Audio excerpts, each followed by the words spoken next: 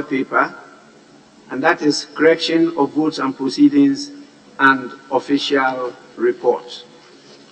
We will start with the correction of votes and proceedings of Friday, 25th November 2022. Page 1, page 2,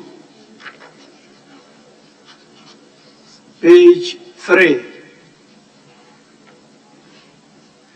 page 4, page 5, page 6, page 7,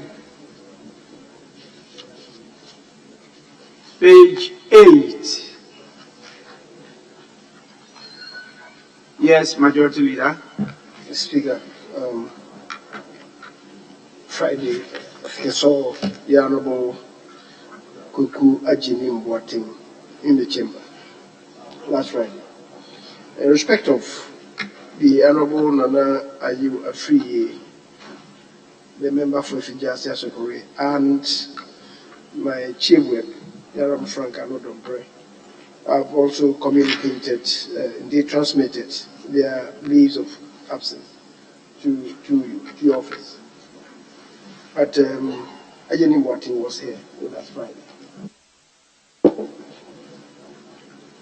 Table office, kindly take note. Page 9. Yes, please. Speaker, thank you for the opportunity. Speaker, on page 9, item number 6, business statement. I was here. I think what happened was that the deputy majority leader was the one who actually presented the statement. But the way it is captured, he said he made a statement on the business arranged for 6 weeks. I stand to be corrected. I think that it doesn't convey. If you read it on the face, it's as if he just commented on it, and so. But I stand to be corrected. No, Honorable Member, you are right. I think the correct rendition should be the fact that he presented the business statement for and on behalf of the chairman of the business committee. We should try and capture that properly. Page 10. Page 11.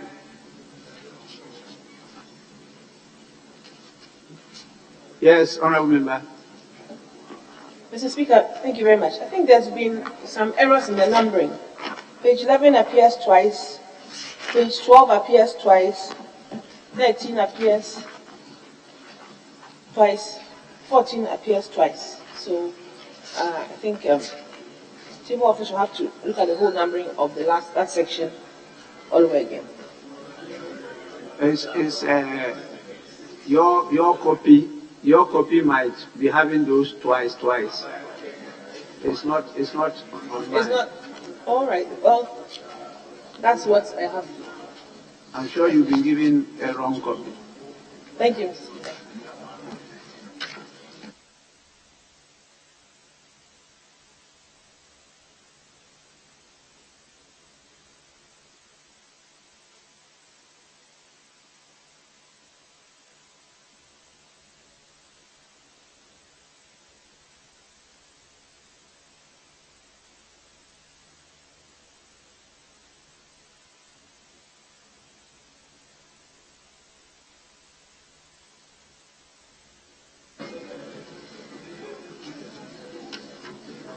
Honorable Members, page 11, page 12, page 13, page 14, page 15, page 16, Page 17. Page 18. Yes, Honorable Member. Honorable Speaker, on page 17, item I, opening. The committee met on Tuesday, 15 November 2022 at 11:25 a.m. and heard evidence from the proponents of the motion, Mr. Haruna Jusu, Honorable Minority Leader, and Dr. Fiscal Atobarafo, Honorable Member for Adumako Enya Siam. I need to organize on this. In relation to Honorable Minority Leader, his position in the House was indicated and not the constituency. But when it came to Honorable Atufosin, even though he is also a ranking member for finance, it was not captured by the constituency. I'm just asking this for consistency basis. Are we going for the constituency or we are going for the position? So I need your calculation on that, Mr. Speaker. Well, the standing orders are clear on that, as to how we refer to each other. And so I'll draw the attention of the table office to do exactly that. We refer to the constituencies when you're dealing with members of parliament. When you're dealing with ministers, you refer to the ministry. But we know our system is a duality. And so in a situation like this, there will be nothing wrong in referring to both the position of the minority leader and also his constituency. The same for the ranking member on finance and his constituency. That will be the totality of what they represent here on the floor. And so I think that they should be referred to. He's a ranking member for the Committee on Finance and also the member of Parliament for Adumako Enyam Esiam constituency. So you are right. I think they should capture both. Please, can we move on to page 18? Page 19. Page 20. Page 21. Page 20. Yes.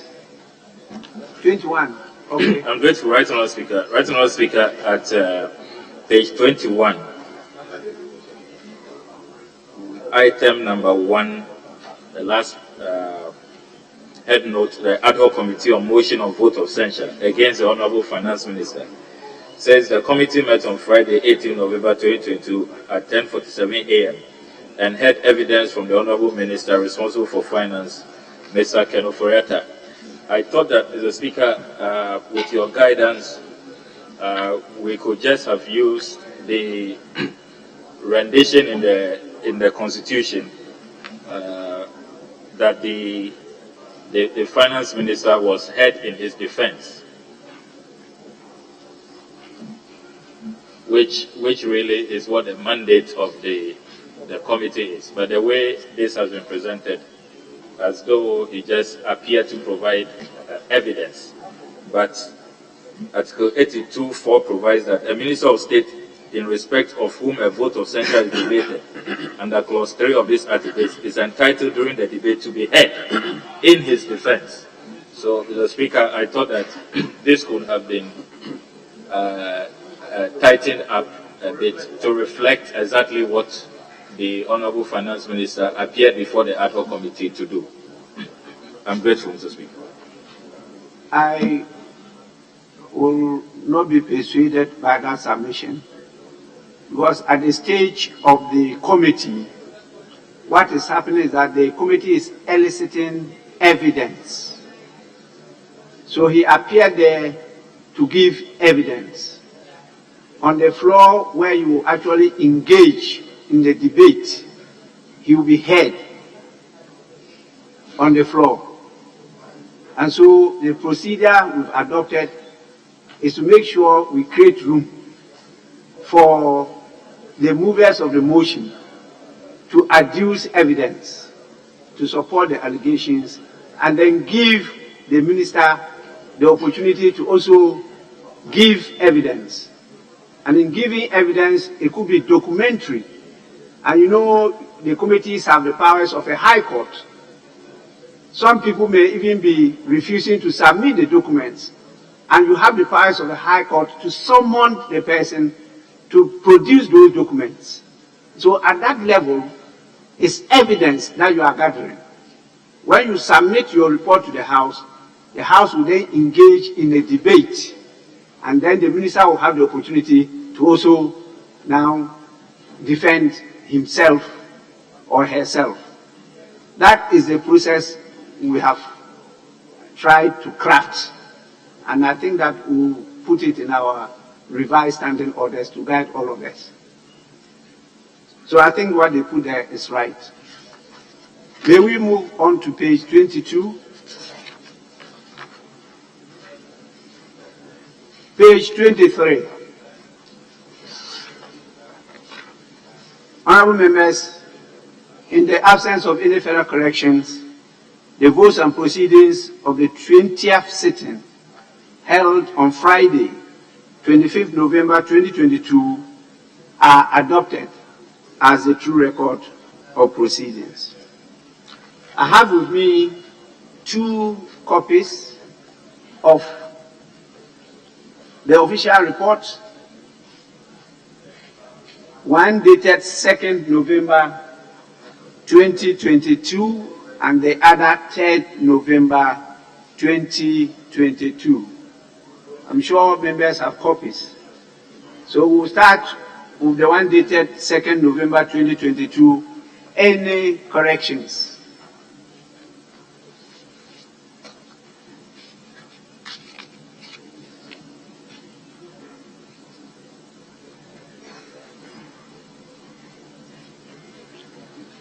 Honorable members, in the absence of any corrections to the official report of 2nd November 2022, the official report of 2nd November 2022 are definitely hereby adopted as the true records of proceedings.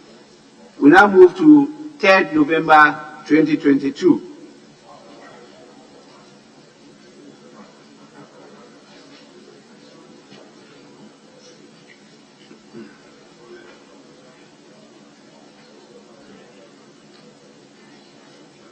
Honorable members, in the absence of any corrections, the official report of 3rd November 2022 is hereby adopted as a true record of proceedings.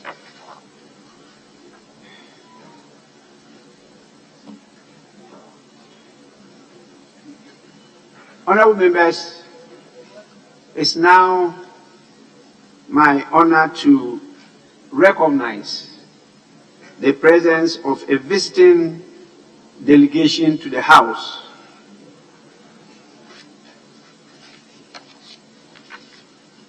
The delegation is coming from the National Assembly of Namibia, mainly members of the Select Committee on Budget.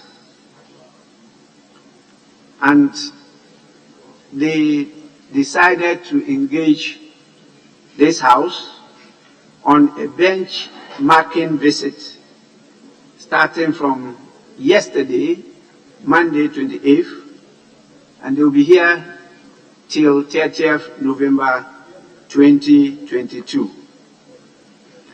I have the pleasure to introduce to you members of the delegation.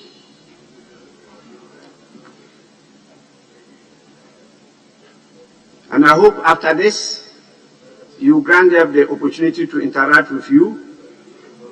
You share your knowledge and experience with them on the workings of the special budget committee, the finance committee, and then exchange ideas and learn best practices for the benefit of the two parliaments and our countries.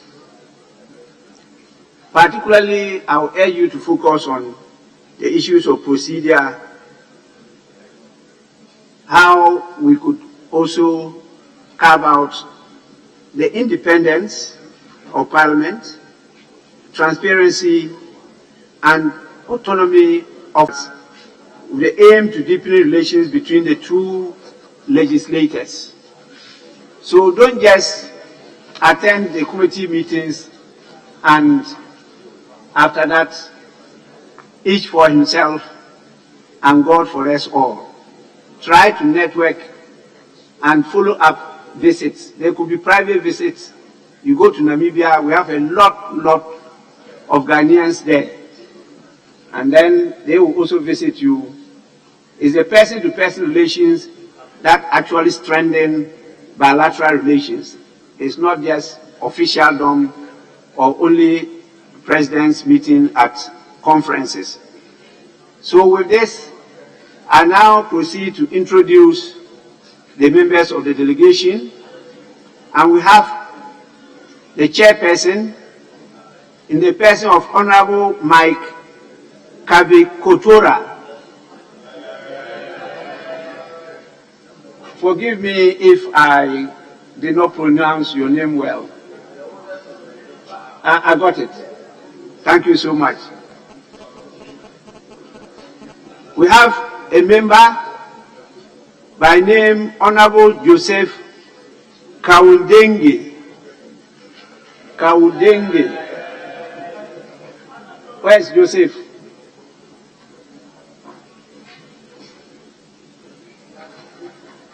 We have the Director for Committee Services in the person of Miss Kathleen Nakuta. We have another Director in charge of General Services in the person of Miss Josephina Shatumbu. We have a financial advisor to the committee.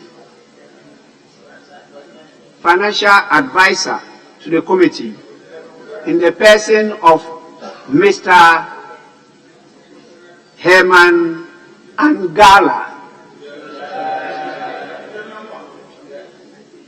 And we have a chief parliamentary clerk in the person of Miss Namasiku Lizazi. Honorable members, on behalf of the House, I welcome the delegation to our Parliament, and I wish them fruitful deliberations with members. I pray they will find some space to also visit our lovely country and see some of our tourist sites.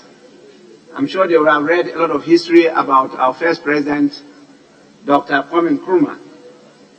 And I'm sure that they know some of the Ghanaians living in Namibia. They may ask to see their families.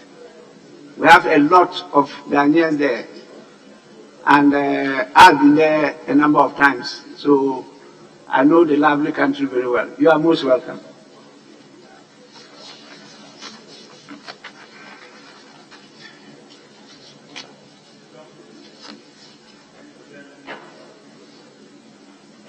Honorable members, the guidance I have from leadership is that we will be taking item 8, particularly 8A,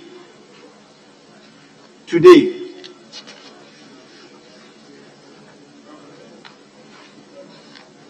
And so we move to public business. At the commencement of public business, item 8A.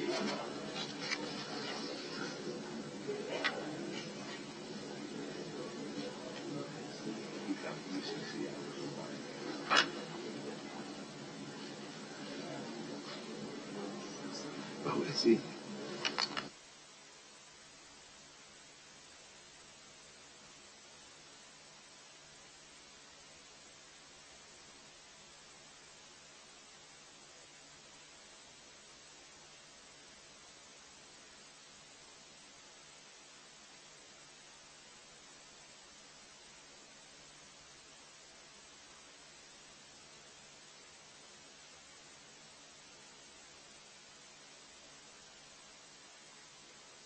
Item 8A. Actually, at page 5, it's just captured item 8. Motion. This motion was moved by the Honorable Minister for Finance on Thursday, 24th November 2022. So, debate to commence.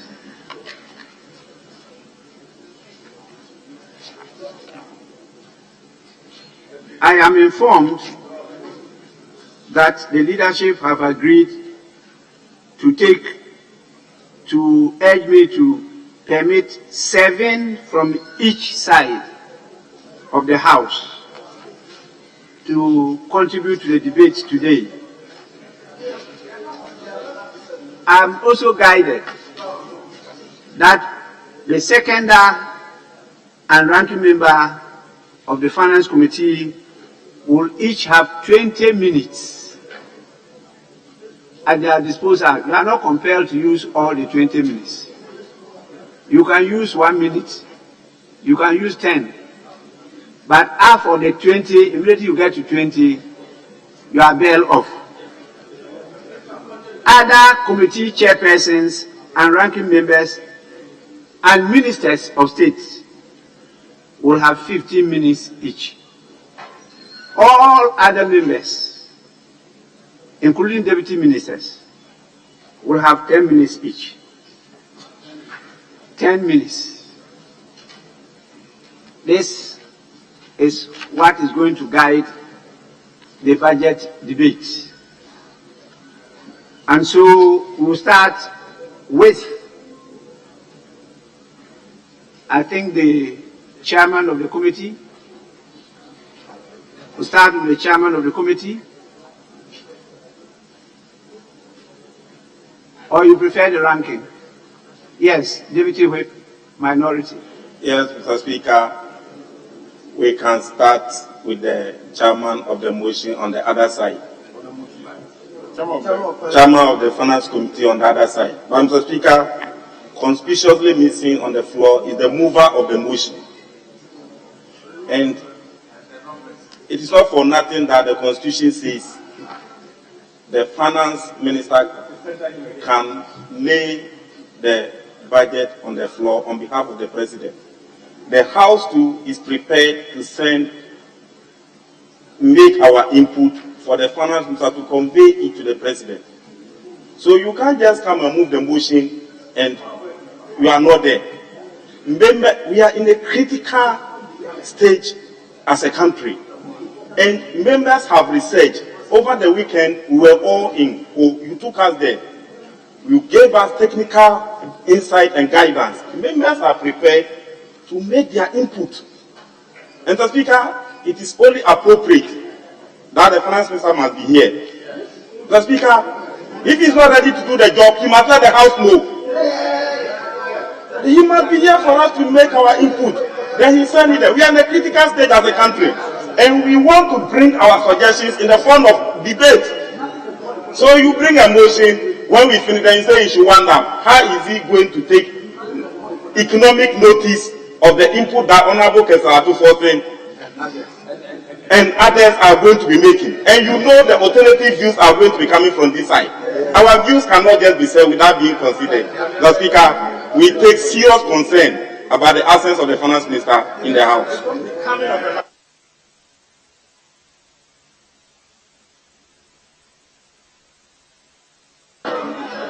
Honorable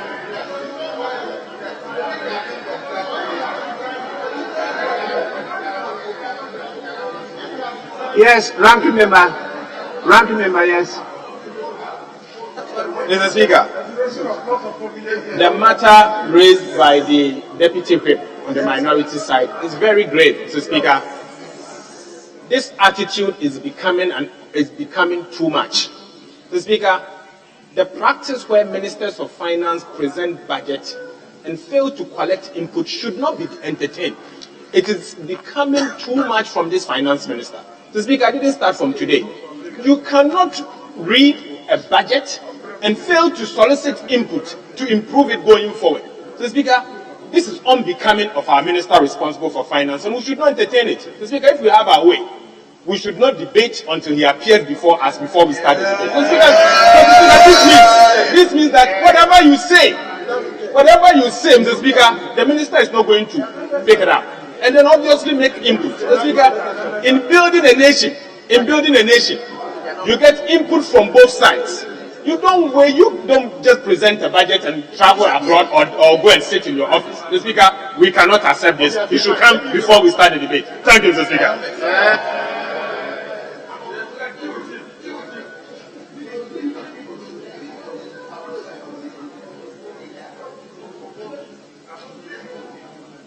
Are you going to say something different? It's the same thing. Mr. Speaker, Yes. in addition to the absence of the finance minister, it's also the absence of the majority members. Mr. Speaker, there are only 21. Meanwhile, the title of the budget is in Kaboom. How can we do in Kaboom debate when we are more than the people who are supposed to in Kaboom? Mr. Speaker, they are not ready to in Kaboom. So they should come to the floor so we debate the budget in an in Kaboom manner. Thank you. Well, the leader of the house is around. I'm sure you heard your colleagues. I will give the opportunity to react to what they have said. Majority Leader. Mr. Speaker, I think it's important to set the record straight. First of all, the Constitution does not provide anywhere that the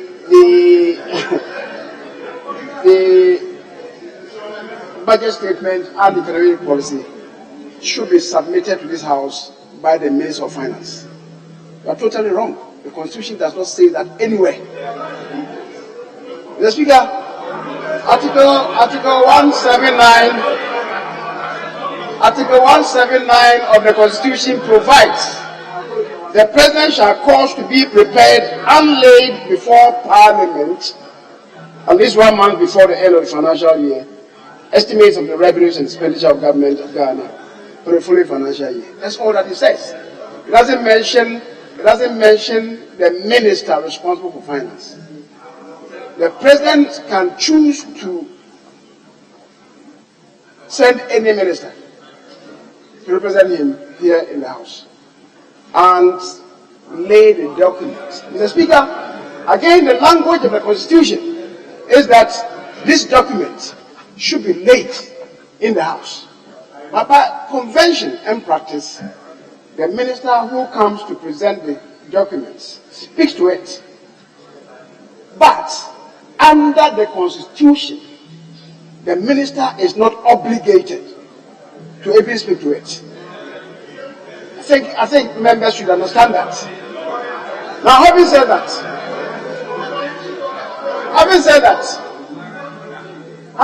Mr. Speaker, Mr. Speaker, you are aware that when we went to Ho, the minister indicated, for good reason, that he was going to be absent from the country. Mr. Speaker, you are aware of the reason that he gave. And so, but fortunately, the two deputy ministers for finance are even here. And any statement that we made here, any suggestion that we made here, especially the good ones, the good suggestions, It's not any suggestion that may be worth ferrying to the president. But the contributions will be sieved, and the good ones certainly will be ferried. They will be heard by the deputy ministers who are here, and including even the leader of government business who is here, who is also a minister. And the useful suggestions will be ferried to the appropriate quarters. But Mr. Speaker, let it not be said that the minister has failed to be here. He's not here. He's not here. It may not necessarily mean that he has failed. Because if you say the minister has failed, it connotes willful intent. And Mr. Speaker, as you do know, and as I've spoken to, unfortunately, the ranking member from finance was not with us at WHO. So he's not privy to the information that was given by the minister to the Speaker of this House. Mr. Speaker, am I out of order? So, Mr. Speaker, the right thing will be done. I think it's important that we begin the debate in earnest, and the appropriate thing will be done, and the conclusions will be ferried to the appropriate quarters. Mr. Speaker, thank you. Yes, Minority Leader. Speaker, I've heard the Majority Leader and Leader of Government business. I do expect him to go on a constitutional legal tangent, because, Mr. Speaker, as leader, his responsibility was just to provide an explanation, which is known to yourself and to the two of us, that in WHO, the Honorable Minister for Finance requested of you and the House that he has to make an urgent trip to Germany. And I'm sure, Mr. Speaker, you indulge him. That should be the explanation. But if he chooses to want to dilute the important point the Honorable Ahmed made, I'm reminding you, go to paragraph 1 of the minister's own statement when he presented the budget. No, I'm coming to the Constitution. Mr. Speaker, paragraph 1, this is what Honorable Kenoforiata said. Right, Honorable Speaker, Honorable Members of Parliament, on the authority of the President of the Republic of Ghana, and in accordance with the requirement under Article 179 of the 1992 Constitution. So the Honorable Ahmed couldn't be wrong. It's your own minister who said, I came here on the President's authority. And Honorable Ahmed is reminding you that having prepared this, let the introduction of it to Parliament, where is he to listen to other members of Parliament? And then, Mr. Speaker, 179. I will come to 179. And Leader, the Constitution has a context, and it has a letter, and it has a spirit. When you take 179 and read, it says, the President shall cause to be prepared and laid before Parliament. Have you seen the President walk to Parliament before? So the context tells you that he will cause. So he calls a Minister for Finance to prepare this and come here. Not the President. He says the President shall cause to be prepared and laid. So the President caused to be prepared this budget, and it was laid by the Minister for Finance on his authority and on his behalf. So get the content right. Yours was just to say that your minister is unavoidably absent, and that we should bear, the Minister for Finance, we should bear with you. But for this year, it's the Minister for Finance who came. So, Mr. Speaker, he shouldn't walk the legal leg at all. 179. Once he came and presented it, our expectation is that he should be here to listen. And I'll remind you, you are, apart from you as Speaker, we have the life of Kolenzade and others. Mr. Speaker, I will even use a minister from the NDC side. The late Bauredu, one of the respected finance ministers, go back to the record. Every budget he prepared, he sat through here. Bauredu, of blessed memory. And even, Mr. Speaker, sometimes he will walk back and forth. Back and forth. I say, I won't use my side. I would have used my friend Setepe, who would also sit in and take notes. But Mr. Speaker, what the leader of government business, he then needs to say that the minister is traveled. At least the deputies are here. Do business with them. Then we proceed. But Mr. Speaker, he shouldn't, the debate we are ready. I keep telling him that a dance that ensues dawn, the tie is not in a haste to start it. We were ready with our ranking member on finance to do justice to the budget. What I do know is that, you see, the stress is giving you cold. Watch your back. Your numbers are not good enough. Be in charge and be in control. Be in control. Thank you, Mr. Speaker.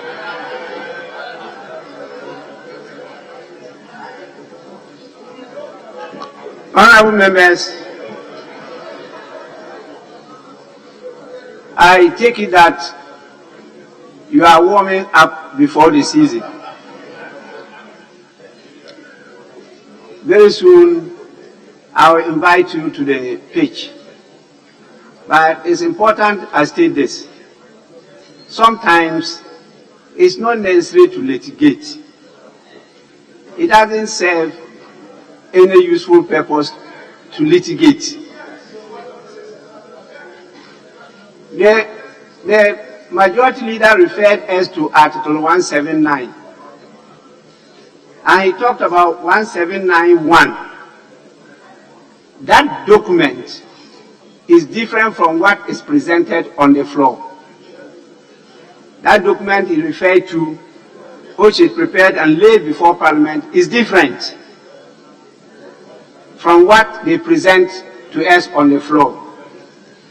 And when you go to Article 1797, states clearly, Parliament shall prescribe the procedure for the presentation of appropriation bills. You go to our standing orders, and Standing Order 140 is clear. The budget shall be presented to the House by the minister responsible for finance. It's clear there. On behalf of and on the authority of the President, and in such form as the House may determine. So it's the Minister for Finance, the Minister responsible for finance, who is by our procedure and rules to present the budget for and on behalf of the President. That is what is guiding us, and that is why when the Minister could not present the budget, I think, is it last year? Yes. My very good friend, the majority leader himself, had to seek our permission to present it for and on behalf of the Minister of Finance. So it is not just the Constitution, but our standing orders are very clear as to who should present the budget before the House. So please, the Minister was right to come and present the budget. It's not any other minister that should present the budget for and on behalf of the President. Our rules say it's the minister responsible for finance. If he is not able to do that, then somebody else will be authorized to come, and the person will have to get the leave of the House before that is done. So I am aware, and I was rightly informed by the minister, that he will not be present today because he had to engage on a trip to represent our country in Germany. And that is a very good cause. It's a national cause. And his absence definitely was granted by my good self. And so I think that we could proceed with the debate. The Deputy Minister for Finance is available to take down the appropriate notes, and the Minister will be with us before we conclude the debate. So please, you have raised a very important matter, but it is all for the good of the country that he is not present here. And we have his deputies who are to assist him present in the House. So we can start the debate today, but it is proper that notice be given to him, because you did not only talk about today, you said that has been his attitude. And I think that should be passed on to him. At any time he presents the budget, he should always be present to listen. I witnessed a number of ministers responsible for finance present budgets and stay with the House, listened and took copious notes, and at the end of the day concluded very well. You have to carry the House along, and with the House, the people, to be able to successfully implement a budget. If you don't carry the people along with you, you cannot implement any policy. You need the buy-in of the people, and you need the buy-in of the House. So the issue raised is important and should not be swept under the carpet. With this, I will grant the opportunity to the chairman of the Finance Committee, the chairman of the Finance Committee,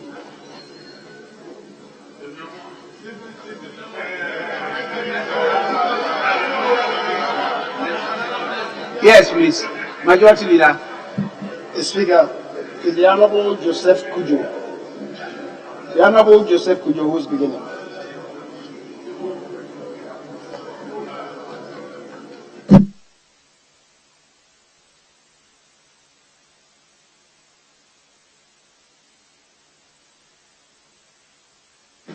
Honorable Joseph Kujo.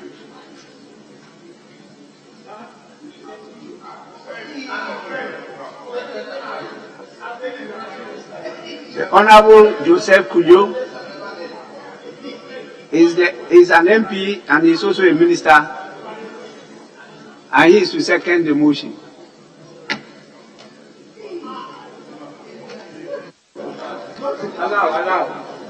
Yes, Mr. Speaker, thank you for the opportunity to second the motion. Mr. Speaker, I rise to second the motion to approve the budget statement and the economic policy of Government of Ghana for 2023, presented to Parliament on Thursday, 24th November, by Ken Oforiatta, Minister for Finance, on the authority of His Excellency Nana Addo Akufo-Addo, President of the Republic of Ghana, under the theme Restoring and Sustaining Macroeconomic Stability and Resilience through Inclusive Growth and Value Addition. Mr. Speaker, for emphasis, the theme of the budget is to restore macroeconomic stability and also assure growth. Mr. Speaker, when we approved the 2022 budget preceding this one and approved the Appropriation Act to enable the government spend to revitalize the economy of the country for the period 2022. Mr. Speaker, little did we know that the macroeconomic environment we had enjoyed, the stable macroeconomic environment we had enjoyed over the period 2017 to 2019, where inflation rate level was very conducive for businesses. Exchange rate levels were very conducive for businesses. And depreciation of Ghana's currency, the cedi, was also very appropriate, and the levels were good for business growth.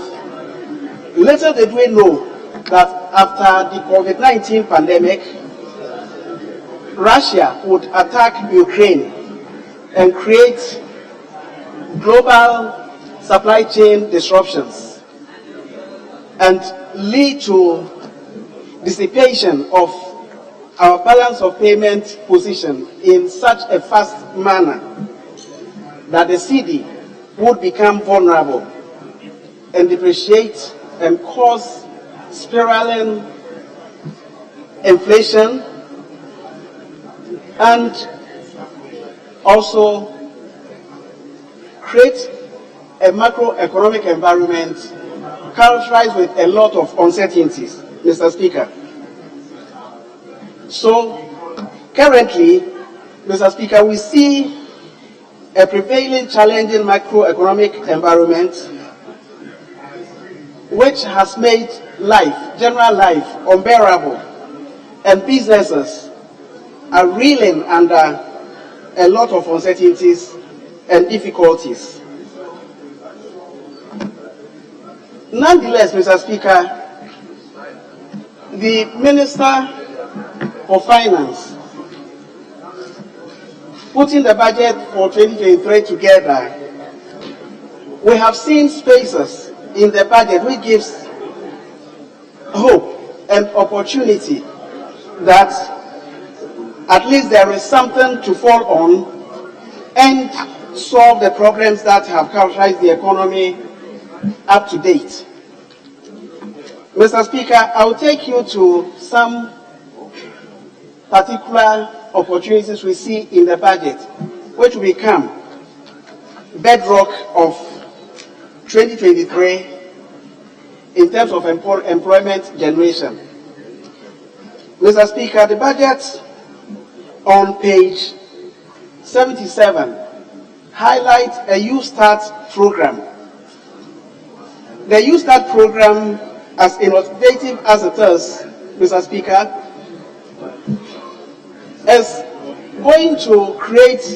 is projected to create 1 million jobs for the youth of this country, Mr. Speaker, over the period 2022 to 2025. And Mr. Speaker, this will be done through provision of soft loans to the youth to set up enterprises. Mr. Speaker, this project has been piloted to 70 beneficiaries with an amount of 1.98 million Ghana cedis, indicating an average of almost 30,000 Ghana cedis per beneficiary. Mr. Speaker, the success chalked from the piloting has given impetus to its implementation, and in the year 2023, a full rollout of the Youth Start will be implemented. And Mr. Speaker, the program comes in 3 categories. First category for youth who have completed school and looking to set up their own businesses. Second category, Mr. Speaker, for commerce. With Mr. Speaker, this is district entrepreneurship program, and under this, small and medium enterprises would be supported with loans up to 100,000 Ghana cedis per enterprise. And Mr. Speaker, the sweetener in this program is the third category, which is called Youth Start Grace, and which is targeted at women, especially in the rural areas, and to be implemented through faith-based organizations. And also the unemployed. Mr. Speaker, these interventions we expect to support the youth of this country. But then, Mr. Speaker, if we would ask the importance, if any of us would question the importance of this intervention, I take the opportunity to draw our attention to the fact that, Mr. Speaker, when Bill Gates started Microsoft, he was just 20 years of age.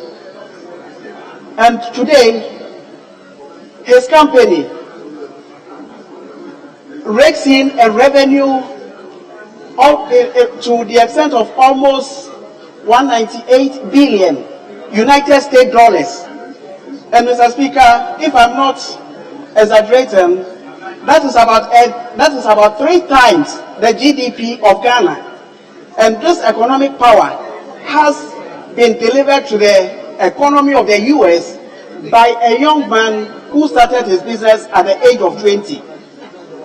And Mr. Speaker, I want to also draw our attention to the fact that Mark Zuckerberg, who owns partly now Facebook, started Facebook when he was just 19.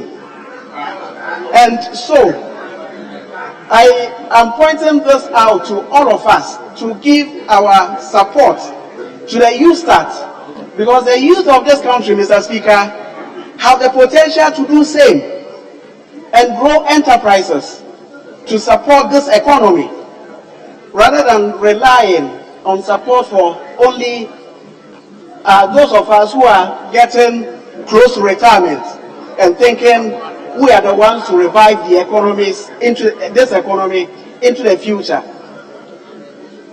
Mr. Speaker, we also have in the budget, Mr. Speaker, on page 82 and 83, a private sector intervention, which is a collaboration between DBG, Development Bank Ghana, and Mr. Speaker, GESA, Ghana Incentive Risk-Based Lending to Agric, as well as Ghana Commodities Exchange. Mr. Speaker, with partnership between these institutions and the private sector, the 2023 budget seeks to, Mr. Speaker, formalize the agribusiness sector of this economy, as well as the agriculture business. But, Mr. Speaker, let me point out that since independence, Ghana has seen agric just as an activity that terminates at the farm gate, and for which reason we've not been able to unearth the potential of the agric industry. Mr. Speaker, agriculture in today's economy, today's modern economy, must be seen in more context of agribusiness, which follows after farm gate activity. Our emphasis has always been just to produce the agri commodity and leave the rest of the value addition, Mr. Speaker, which I call commoditizing agriculture or the agri produce. Mr. Speaker, major activities or economic activities follow the farm gate activity. When you have the maize, you have the rice, you have the sorghum, these primary cereals. When we have them, Mr. Speaker, putting these produce in commodities facilitates bank lending to the agri sector. Mr. Speaker, to date, the average bank lending to the sector has just been around 4% of all bank deposits to the agric industry. To enhance lending to the agric industry, Mr. Speaker, a formal structure which requires intervention as spelled out in pages 82 and 83 is important for us to take note. Mr. Speaker, this intervention would make sure that agric produce is perfected. Perfected will mean that you are given the maize, the rice, and the sorghum produced in Ghana. You are taking it to the level of giving a shelf life certificate and putting them in stocks that can be collateralized to secure loans. And Mr. Speaker, that is why this intervention is so key for us to take note of as we implement 2023 budget. Mr. Speaker, a third opportunity outlined in the budget is also the Girls in ICT initiative, which has been piloted and will be rolled out in 2023 to train 100,000 girls at the SHS level. And Mr. Speaker, I have started imagining the potential that intervention would have for this economy. Mr. Speaker, we note this on the back of the fact that the country has embarked on digitalization to formalize the country's economy, and the skill sets needed to ensure the success. We shouldn't exclude the girl child population in ICT, so that we can have inclusive and holistic development for formalizing this economy. Mr. Speaker,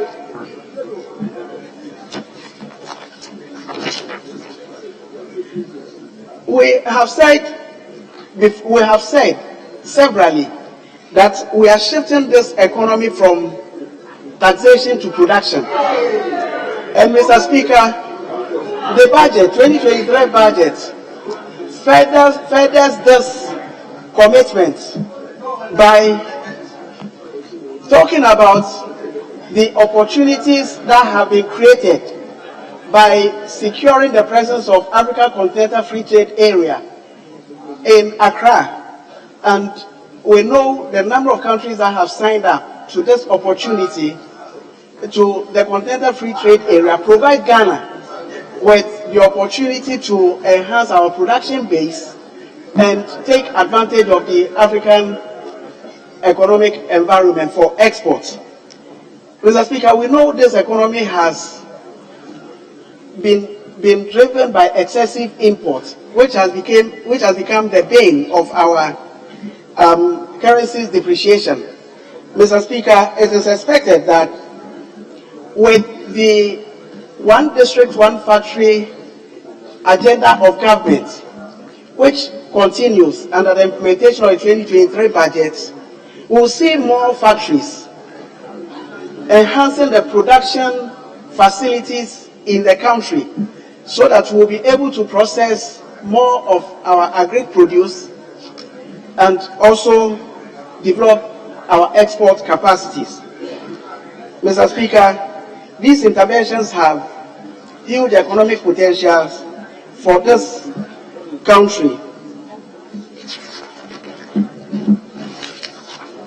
Mr. Speaker,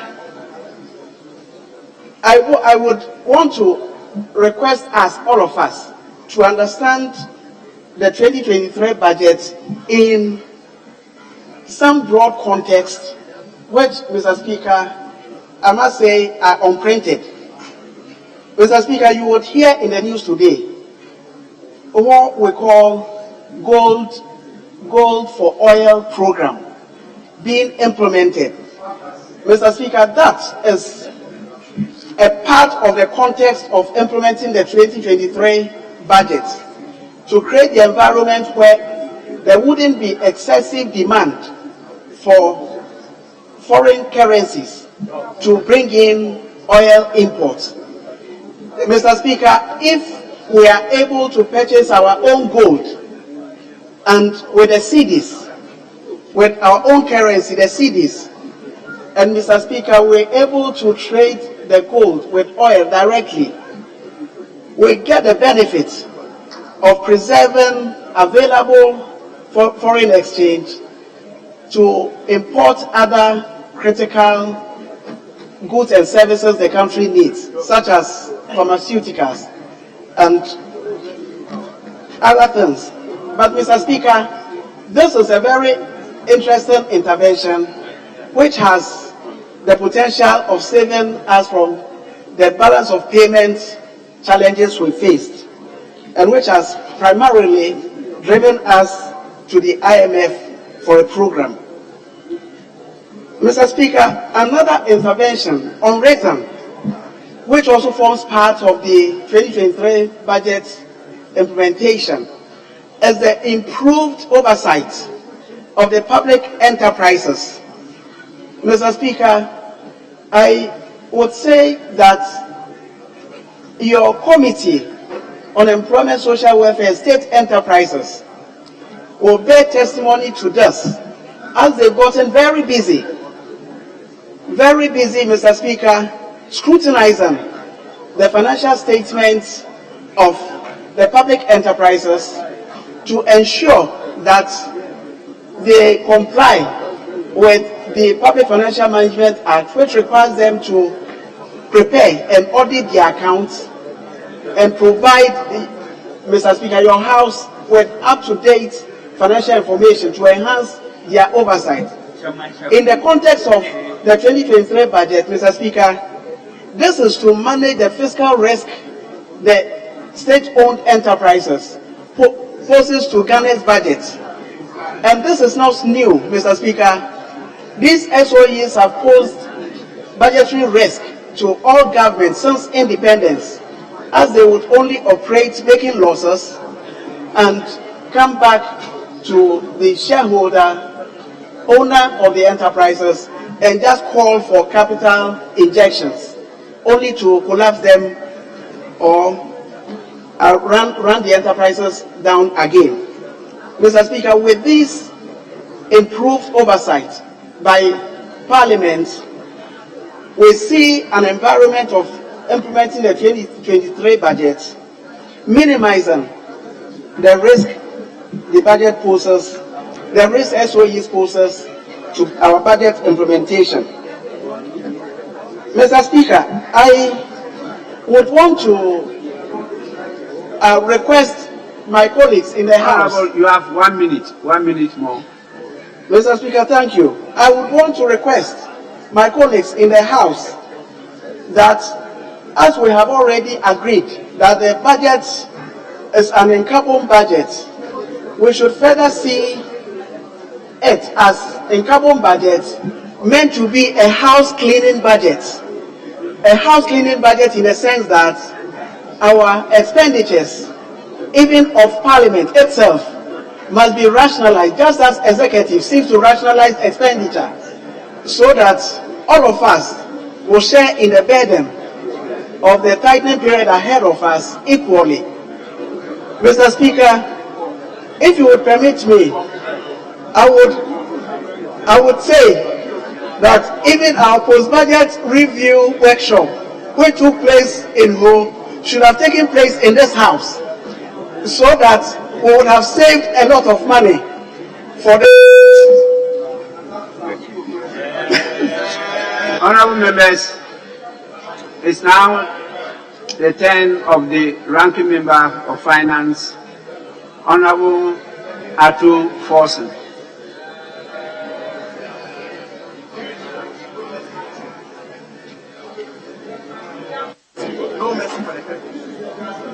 Thank you, Mr. Speaker, for the opportunity to contribute to the motion that was moved by the Minister responsible for Finance and seconded by the Honorable Kudo. Mr. Speaker, in doing so, let me say that until yesterday, the Blast House of Ghana has given some temporal hope to a very hopeless situation. Mr. Speaker, the mood in this House could tell you how hopeless the nation has become. Mr. Speaker, if you go out there, the mood on the street of Ghana will tell you that there's hopelessness in the system. Speaker, no wonder that the majority members of Parliament have abandoned their own budget. No wonder. No wonder. Mr. Speaker, the situation out there calls for urgent action. But unfortunately, Mr. Speaker, we are not seeing that. Mr. Speaker, I will list some of the hopelessness that we confront ourselves in. Mr. Speaker, in the budget. Mr. Speaker, first of all, inflation that started in the course of the year at 13% is currently at 44%. Mr. Speaker, this simply means that within 10 months, inflation, prices of goods and services has increased by 295 times. Rate of change 13 to 44%. The Speaker, 295 times. No wonder that prices of goods and services, if you go out there to buy things, it has increased by almost 300%. Mr. Speaker, again, Mr. Speaker, the cedi in the course of the year, you could buy Ghana cedi, $1 US with 6.5 cedis in the course of the year, beginning of the year. Mr. Speaker, today, you will struggle to use $1 to buy $1, you need 15 cedis to buy $1. Mr. Speaker, this represents 60% increase in 1 year. Mr. Speaker, this is the worst in the Fourth Republic. The worst in the Fourth Republic. Mr. Speaker, the Bank of Ghana monetary policy rate, yesterday they announced it at 27%. 27% as at yesterday. Mr. Speaker, again, interest rate, government of Ghana is borrowing at T-bill rate at 35%. Short end, 35%. Mr. Speaker, it will surprise you to note that if you go to some banks to borrow today, I had an offer from a bank, 47.7% before you can get a loan from a bank. Mr. Speaker, 47.7%. Mr. Speaker, that is how bad the current economic situation is. Mr. Speaker, if government decide to go out there to borrow from the international bond market, the Euro bond market, we will borrow dollar at 38% today. 38% dollar. Mr. Speaker, obviously because our current economic situation is so bad that everyone, creditors out there, are so skeptical that government cannot repay its debt. So they are running away from the Republic of Ghana. So, Speaker, unemployment, particularly youth employment, is inching close to 50%. Almost 50%. So, Speaker, yet this budget fails to address the concerns that we have. So, Speaker, unemployment is now becoming a national security crisis.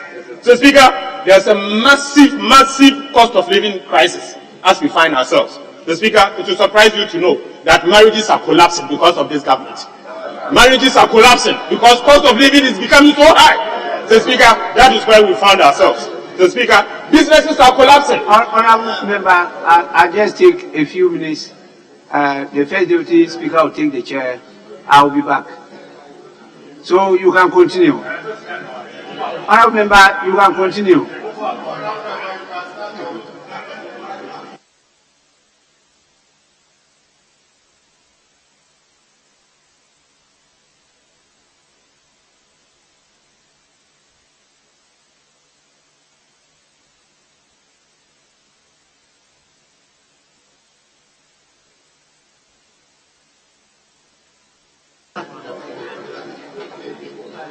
Yes, Honourable Member, you may continue. Thank you, Mr. Speaker. Mr. Speaker, companies are shutting down.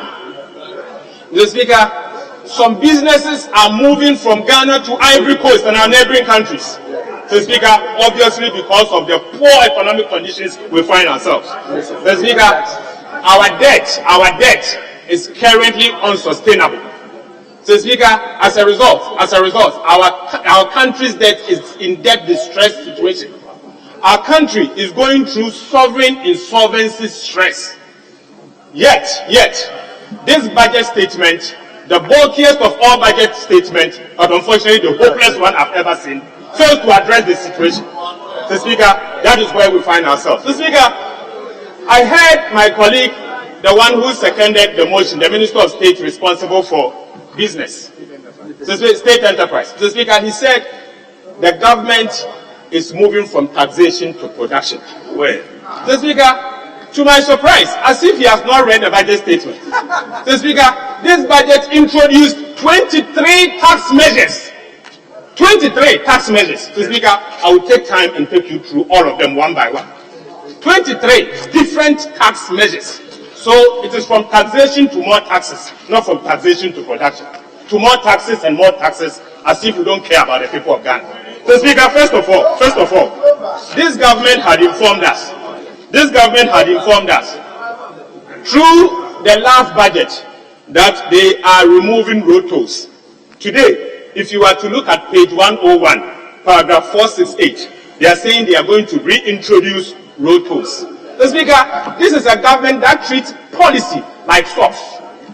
policy is not socks for you to put it on and take it out when you want. Mr. Speaker, you are treating policy as football socks. That should not be entertained. Mr. Speaker, I'm begging you that when you want to introduce tax policy, you think about it. You do proper analysis before you make a position. You don't introduce tax policy and 12 months down the line, you bring it back. Mr. Speaker, that is really something that we should question the competence of the people that are making this decision. The mismanagement is so clear. Mr. Speaker, again, this government through this budget has introduced a new tax. They are increasing the value-added tax by 2.5%. 2.5% VAT increase. Mr. Speaker, you agree with me that 2.5% VAT means that our VAT rate will be 21%. Simple put, Mr. Speaker, we already have 5% made of VAT, made up of debt fund and national health insurance. Mr. Speaker, we have 1% VAT on COVID levy already. If you are to add all of them, Ghana's VAT will be 21% statutory rate. But Mr. Speaker, this is different from the effective rate. The effective rate will be about 22%. Mr. Speaker, it will surprise you to note that this VAT rate is the worst in Africa. It's the worst in Africa. No country in entire Africa has VAT rate in excess of 20%. President Nana Addo Dankwa Akufo-Addo's government has introduced VAT at 22%, the highest in the whole of Africa. Mr. Speaker, this should not be entertained. Mr. Speaker, you are introducing VAT at the time that inflation has gone up percentages almost 300%. At the time your inflation has moved from 13% to 44% and still climbing up. Mr. Speaker, by the end of the year, we'll be getting into the hyperinflation season. Yet you think the best way to get out of this economic mess is to tax and tax until everybody is dead. Mr. Speaker, we should not countenance this. This tax policy must be thoroughly debated, scrutinized before a decision will be made on. Mr. Speaker, we in the minority will make a position on this tax policy in due course. We'll make a position on this tax policy in due course because, Mr. Speaker, we believe that this is not the time to heap more taxes on the ordinary Ghanaian at the time that prices of goods and services has gone up by 300%. It should not be allowed. Mr. Speaker, again, let us be mindful that this same administration during the e-levy debate had informed us that no one, particularly poor people, will be taxed when they are transferring money to another person. And as a result, the e-levy, they are going to introduce a threshold to exempt small payments of 100 cedis. Today they are telling us again in the budget that the 100 cedis that the poor people apparently engage in the transfer, Mr. Speaker, they are going to bring it back on. Mr. Speaker, this is a tax for the poor person. Why should we, in this house, in these difficult economic conditions, still tax the person who your policies have made him poorer? Mr. Speaker, this again, I can confirm to you that we in the minority have made a position that on this matter we'll reject it with all our might and all our strength for this Republic of Ghana. Mr. Speaker, that is the position of this minority. Mr. Speaker, we believe that we should not accept this policy. Mr. Speaker, this government has also informed us that they are going to increase the upper limit of personal income tax to 35%. Mr. Speaker, when this tax goes through, your income tax is going to go up. Mr. Speaker, you recall that this same government brought these policies some years ago. 8 months down the line, they removed it and they brought it back. That is why, Mr. Speaker, I'm saying that this government treats tax policies and public policy as if it's a disposable kit. Anytime they want, they bring it. When they want, they take it out. Mr. Speaker, this again brings to the question of the competence of the people taking those decisions. Mr. Speaker, I believe this is a case of another censorship motion. Mr. Speaker, what is going on in this economy needs to be questioned. Because, Mr. Speaker, the way we introduce tax policy, Mr. Speaker, that is not the way to go. Mr. Speaker, they also informed us that they are going to introduce additional withholding tax on gains from realization of assets and liabilities. Mr. Speaker, taxes has galloped. I have counted 23 different taxes. 23 different taxes, including reversal of benchmark values. Mr. Speaker, 23 different taxes.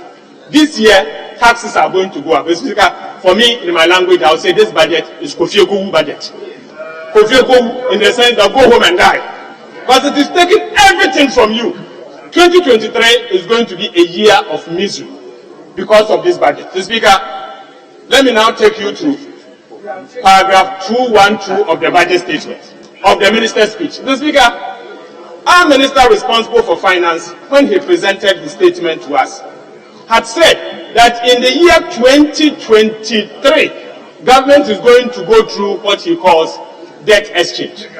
Again, debt restructuring. Mr. Speaker, at that point, he created the impression that he is going to engage stakeholders, particularly international bondholders, domestic bondholders, and the Ghanaian public on the matter. Mr. Speaker, right after that, I personally had an engagement with the Deputy Minister of Finance, the Honorable John Kuma. Mr. Speaker, in the minister's statement, Mr. Speaker, I call it a mini budget that he read out there. I call it a mini budget.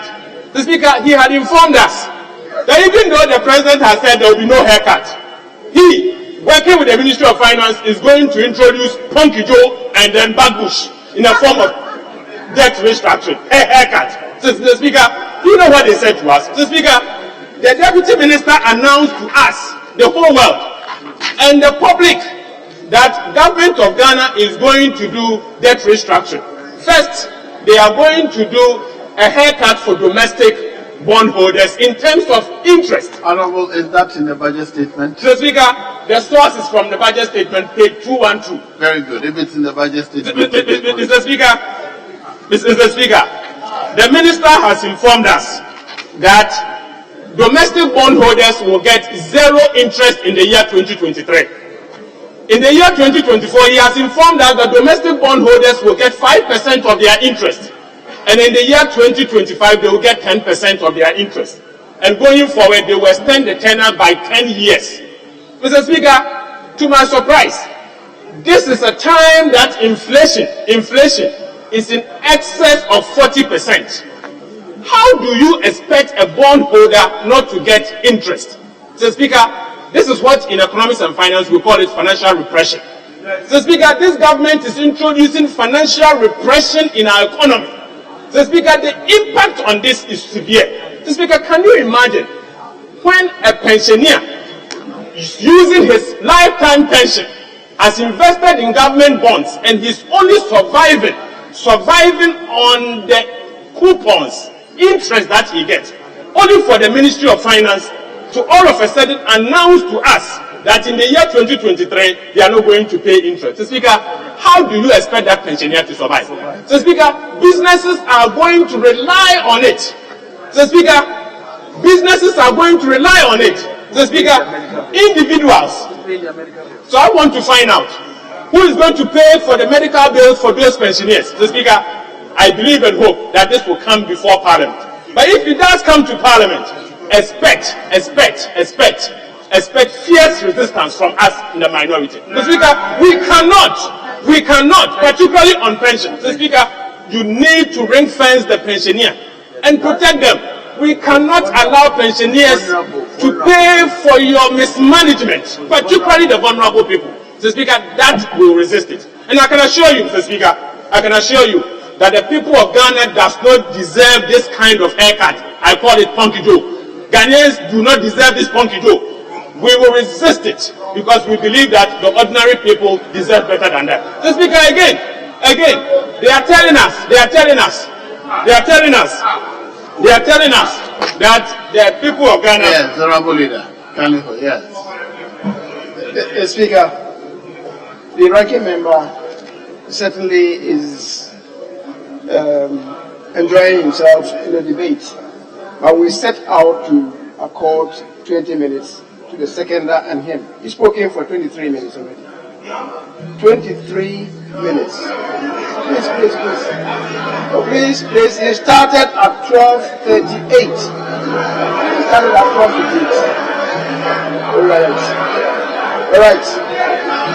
All right.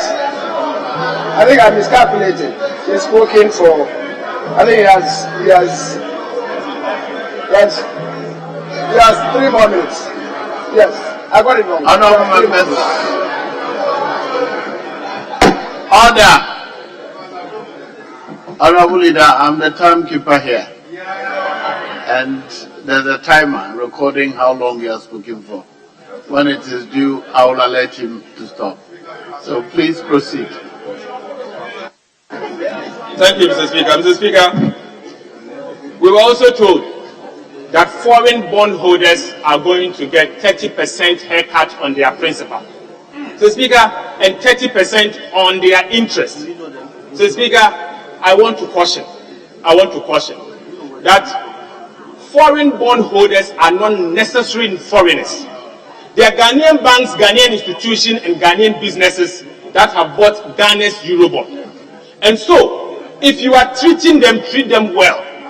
And be mindful that whatever happens in terms of the haircut you want to give to them is going to affect the economy also going forward. So, Speaker, banks will struggle under this arrangement. Businesses are going to go down. So, Speaker, and the repercussion, if care is not taken, is going to affect all of us. So, Speaker, I can see an economic tsunami. Coming.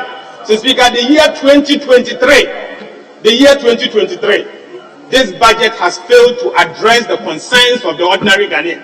So, Speaker, 2023 will be disastrous. So, Speaker, what surprises me is that the government seems to put the burden sharing largely on the creditor and again on the taxpayer. But I want to find out, this government that is asking everyone to contribute, including the pension fund, including the credit unions, the rural banks, to get haircut on their interest. So, Speaker, this government is increasing expenditure by 82 billion cedis. 82. So, Speaker, from last year. So, Speaker, I want to find out what is occasioning this increase in this expenditure. So, Speaker, last year's budget, this government informed us that the total appropriation that we passed as a house was 145 billion. So, Speaker, without supplementary estimate, the minister again has said that he is going to exceed appropriations to 153 billion by the end of the year. So, Speaker, you can find this in page 187 of the budget. So, Speaker, who authorized the minister to spend in excess of appropriations? So, Speaker, this is a case of another censorship motion. Who authorized the minister? So, Speaker, we approved for you to spend 145 billion. You are saying you are going to spend in excess of that to 153 billion, your own budget statement. So, Speaker, the minister again informed us that the arrest amount he owes to contractors was 8 billion Ghana cedis in the last budget. Again, in this year's budget, he said the arrest paid 187. He is saying the arrest that is going to clear in the next 4 years is 37 billion Ghana cedis, Mr. Speaker, and not 8 billion. So are you telling us that within 1 year, you have accumulated almost 30 billion in arrests? So, Speaker, I can assure you that when it comes to appropriations, all these arrest details, we will request for the details. So, Speaker, this budget is nothing to write home about. This is Kofi Okowu budget. This is a budget that is asking you to go home and die. This is a bad budget, Mr. Speaker. I believe that as a house, we should have critical look at this budget. Mr. Speaker, the budget is not inspirational. The budget is not inspirational. It is dead on arrival. It is dead on arrival. It is going to impose additional taxes on the people. Mr. Speaker, in the end, remember that His Excellency the President has said to the people of Ghana and to the investor community that there will be no haircut. Not knowing, he announced that there will be no haircut at the time that he was preparing to give domestic bondholders Sapora. At the time that he was preparing to give foreign bondholders Ponkijo. This should be rejected. Thank you very much, Mr. Speaker. Mr. Speaker, to conclude on this matter, to conclude on this matter, let us be minded that this country is going through hardships already. The people of Ghana are already tired of the mismanagement of our economic circumstances. Unemployment is going high. Yet, Mr. Speaker, this budget fails to resolve our concerns. My worry is we should all pray for the Republic of Ghana. Because the way this country is going, until this administration, particularly the economic management team, including the Vice President, leave their job, Mr. Speaker, this country has no future. This country has no future. Thank you very much, Mr. Speaker. Yeah.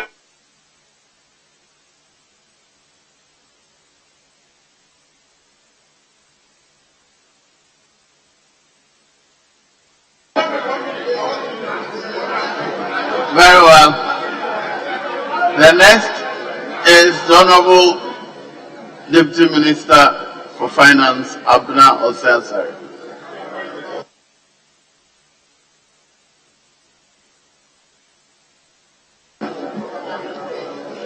Thank you very much, Mr. Speaker, for giving me the opportunity to contribute to the debate on the floor.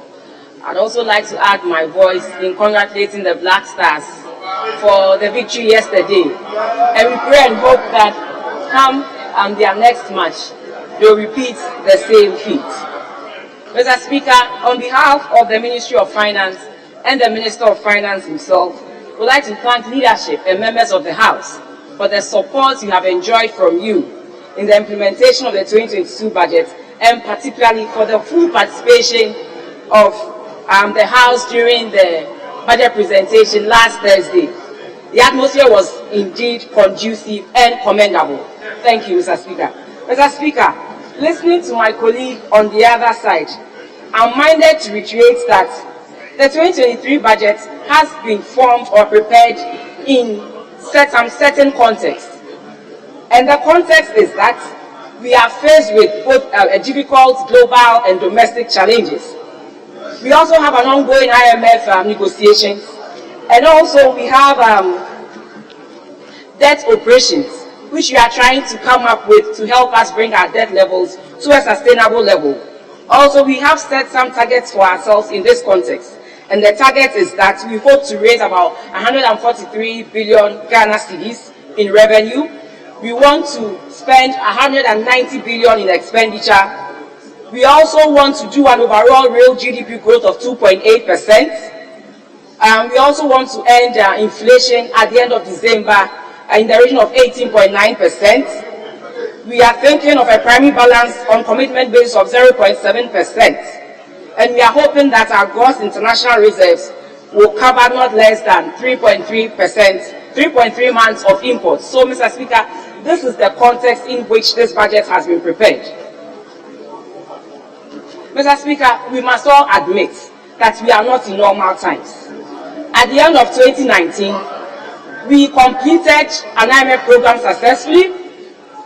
We saw our growth rate moving around 7% from 2017 to 2019. Our currency was strong, and inflation had been reduced to a single digit.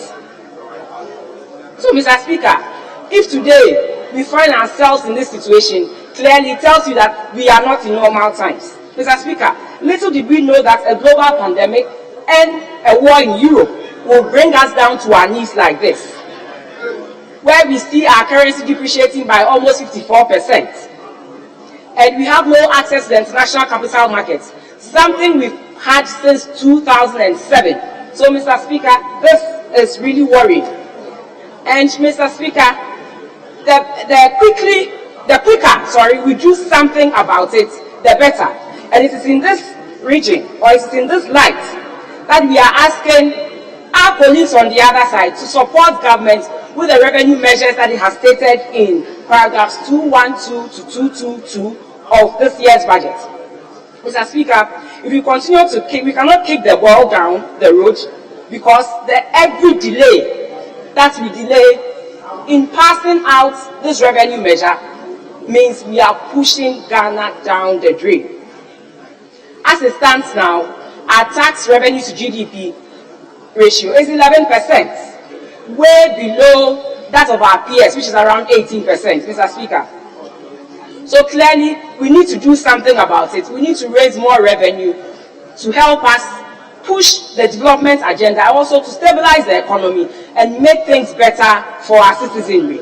So when you check paragraph 223 to 224 of the budget, Mr. Speaker, GRA has put out some reform measures, both administrative and some in technology driven. We are hoping that that will help us increase our tax to GDP ratio to about 18% in the medium term, and also improve on the way we collect our taxes.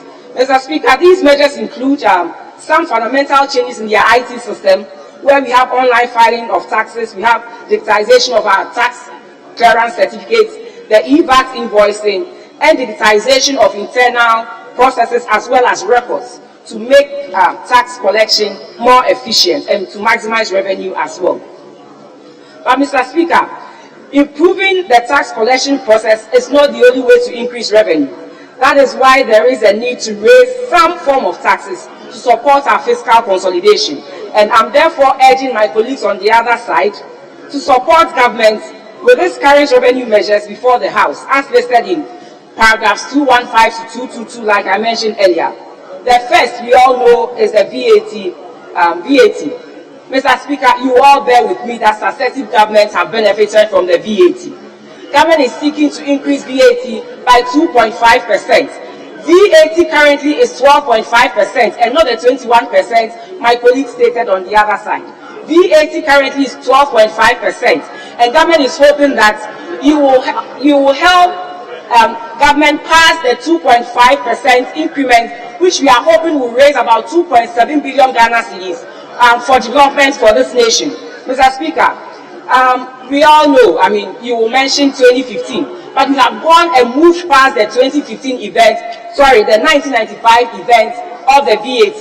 And currently, successive governments, including the previous government, benefited from the use of VAT because VAT is a more sustained way of collecting revenue. And we need this revenue to push the development agenda and stabilize our country. So, Mr. Speaker, regardless of what the politics is on the VAT side, the time is now for us to move together to make sure we raise more revenue for our nation. Mr. Speaker, I heard my colleagues say that they will resist every attempt to reduce the e-levy to 1%. The e-levy currently is 1.5%, but he said that he will resist every attempt to reduce the e-levy because that is the measure we have brought to this country. Yes, Mr. Speaker, the measure we have brought to this revenue measure is to decrease it from 1.5% to 1%. So if you say that you resist every attempt in passing this revenue measure, then you are telling the people of Ghana that you are insensitive to their plight. We are reducing it from 1.5% to 1%. And I hope you support us in this regard. Hold on. Yes, ranking member. Mr. Speaker, my honorable colleague, the Honorable Abina Oseasari, had said that we in the minority had said that we will resist the e-levy and attempt to reduce the rate to 1%. So, Speaker, she's misrepresenting the fact. So, Speaker, my point, I spoke, and so she's making reference to it. Speaker, my point was that they had said that the e-levy is not going to affect the poor. Mr. Speaker, to the extent that the poor that engage in 100 city transfer, they are exempting the poor. Mr. Speaker, and I had said that what has all of a sudden happened for the government to re-levy the 100 cities. And we have said that we'll resist that attempt forcefully. Any attempt to add the poor to the e-levy bracket. Because the Speaker, currently, by their own agreement, they are not part. We never mentioned the rate. The Speaker, I did not talk about one. Very well. Yes, I will continue. Thank you very much, Mr. Speaker. Mr. Speaker, thank you very much. We are coming with a measure to reduce e-levy from 1.5 to 1%. And if you say that you resist the passage of this measure, then you are telling the people of Ghanaians that you resist the passage from the reduction from 1.5% to 1%. Mr. Speaker, I want to move on that. But Mr. Speaker, this 1%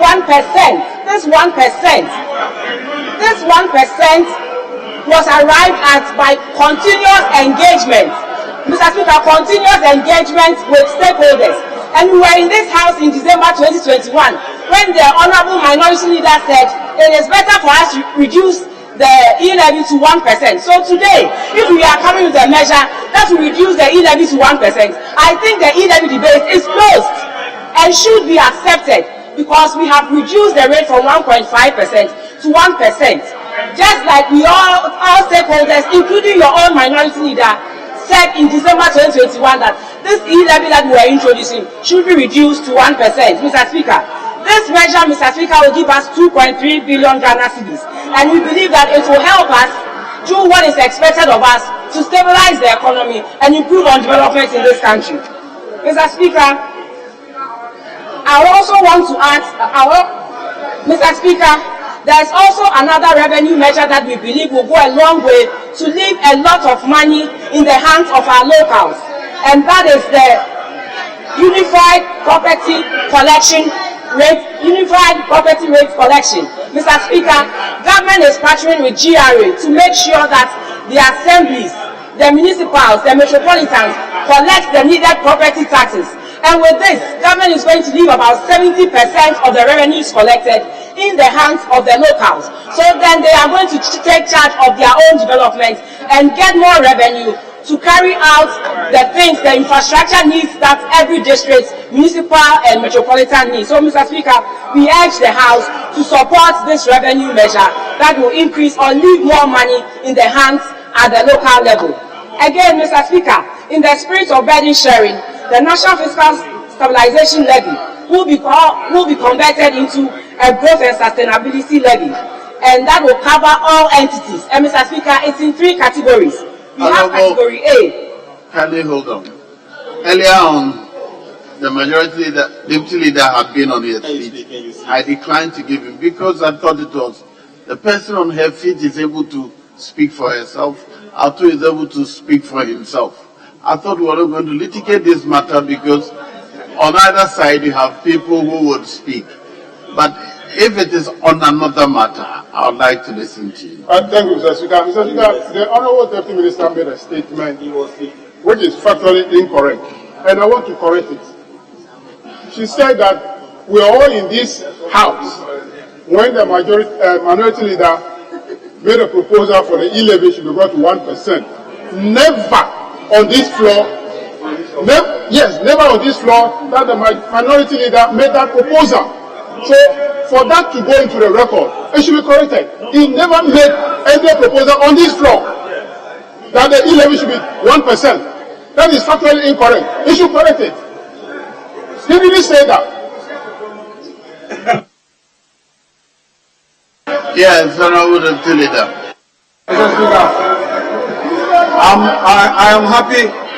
am happy my respected colleague Honorable Aviji wants certain supposed inaccuracies corrected.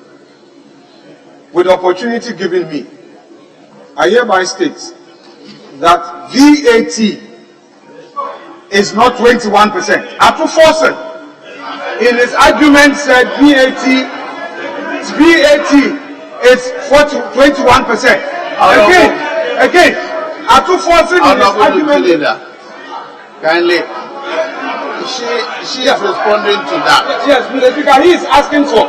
She is responding to that. Mr. Speaker, he is saying that Abina should withdraw.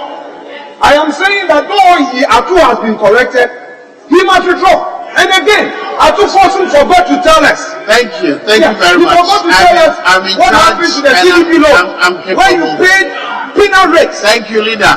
Thank you. Mr. Speaker, Honorable Deputy Minister, please continue, please. Honorable Deputy Minister, please continue. Thank you very much, Mr. Speaker. Mr. Speaker, I mentioned that even when we went to go, the Honorable Minority Leader said it again, that this was a levy that he asked that we reduce it to 1%, and we refused, and now we are now bringing it to 1%. I never said he said it in this house, but I said as members of parliament, yes, members of parliament, you are not in home. Mr. Speaker, as I said, in the spirit of burden sharing, the National Fiscal Stability Levy will be converted into a growth and sustainability levy to cover all entities. And in this vein, we have categorized them into 3 different groups. The first group is the existing group, the group that currently pays the 5%, and we are adding on 6 more sectors to help us raise some revenue, and this is 5% on your profits before tax. And then the second group, that's the category B, are all other entities, and this group is expected to pay 2.5% on your profit before tax. And the third group is the extractive industry, and this group, they are expected to pay about up to 1% of this levy. Mr. Speaker, all this will also raise an additional 1.4 billion to help us generate the revenue that we all hope to generate. Mr. Speaker, before I conclude, I just want to correct a few misconceptions that have been put out there. One, this current budget, the 2023 budget, is going to provide lots of jobs. When you look at the Youth Start program, there's about 1 million jobs from 2022 to 2025 that this Youth Start is going to provide. Mr. Speaker, already, Youth Start, we have begun a pilot project with about 70 people where we have spent about 1.98 million Ghana cedis. And Mr. Speaker, again, let me put the road tolls in perspective. In 2022, when we said that we were abolishing road tolls, we said that it will be applied on roads that have only public-private partnership. That was what we said in 2022. So if for some reason we are bringing back the road tolls, then it is for roads that will have public-private partnership. So let's just correct that one. And I think the last has to do with the VAT rate, which I corrected. Effectively, VAT rate is 12.5%. Mr. Speaker, we will bring the amendment to this House, and you will see that it is 12.5%, and government is seeking to increase it by 2.5%, making it 15%. Mr. Speaker, my colleague on the other side spoke a lot about the debt issues. We know it will feature prominently in this debate. Government is working with all stakeholders to make sure that we bring the debt to a sustainable level, and in doing that, we will continue to engage everybody. Mr. Speaker, this is the time that we have to support government. We are in this together, and that is why we theme the budget in carbon budget. Let us work together, devoid of all our politics and everything, because Ghana needs all of us, and that is why we are representing the people of Ghana in this chamber. We plead with you, support us, and let it happen. As we pass, let us pass the budget and economic policies of this government to help us stabilize this economy, and also help the economy to grow and give support to the vulnerable, because it is in raising these monies that we are also able to serve the vulnerable in society. Mr. Speaker, on this note, I'd like to thank you for the opportunity.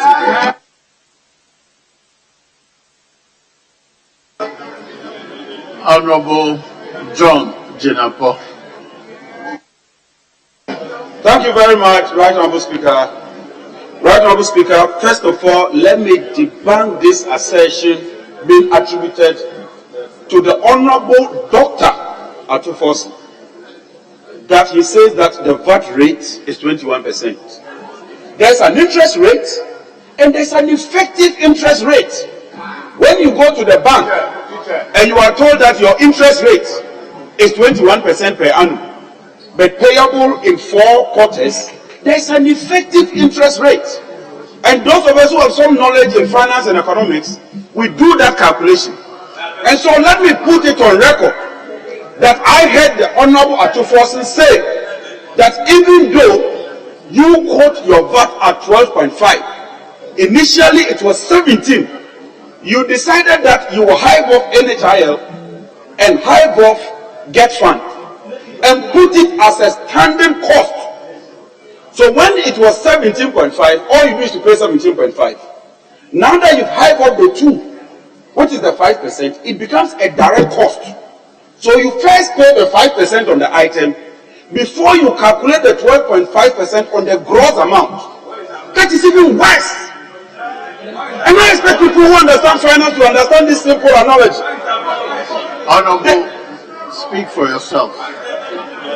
What I heard him say and what is in record is what was repeated by The Honorable Deputy Minister. Your explanation is yours. Yeah, the no record problem. reflects No that. problem. Thank you. Mr. Speaker, that is why you give us the opportunity to rise up, to expatiate, to elucidate, and sometimes to educate those who do not understand this sector. Mr. Speaker, we knew that the state of the economy was in a state of paralysis. We knew that this economy was in a state of comatose. We knew that this economy is nothing to write home about. But at least this budget and the happenings on the day of the budget and today reaffirms our fear. First of all, it has been the tradition that every time the budget is read, in most occasions, His Excellency the Vice President, Dr. Bawumia, sits on that chair. In this budget, he was conspicuously absent. He was conspicuously absent. Where is the Vice President running away from? Where is he going to? Today in this debate, the chamber on the other side is virtually empty.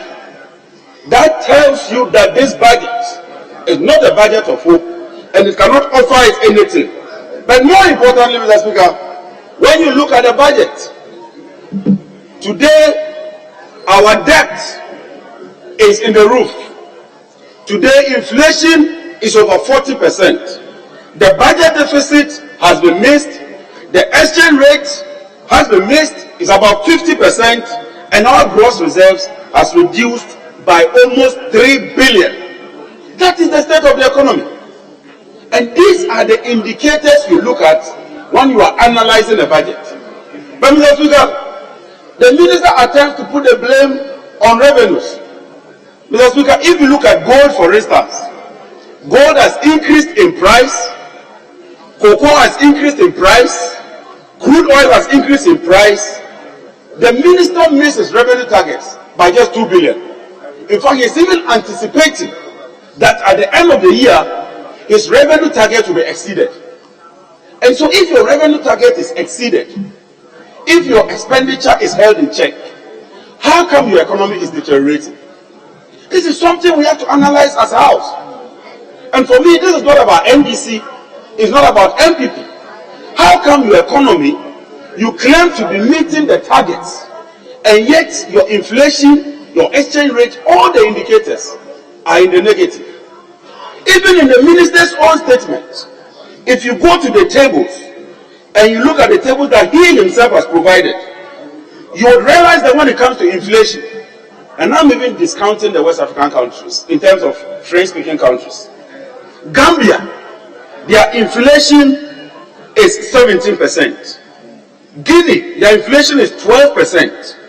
Liberia, their inflation is 6%. Nigeria, 18%.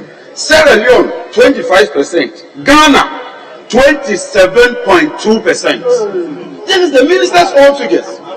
Today we are even at 40-point-something%. So this analogy that the current problem we are facing is a result of so-called external factors is not true.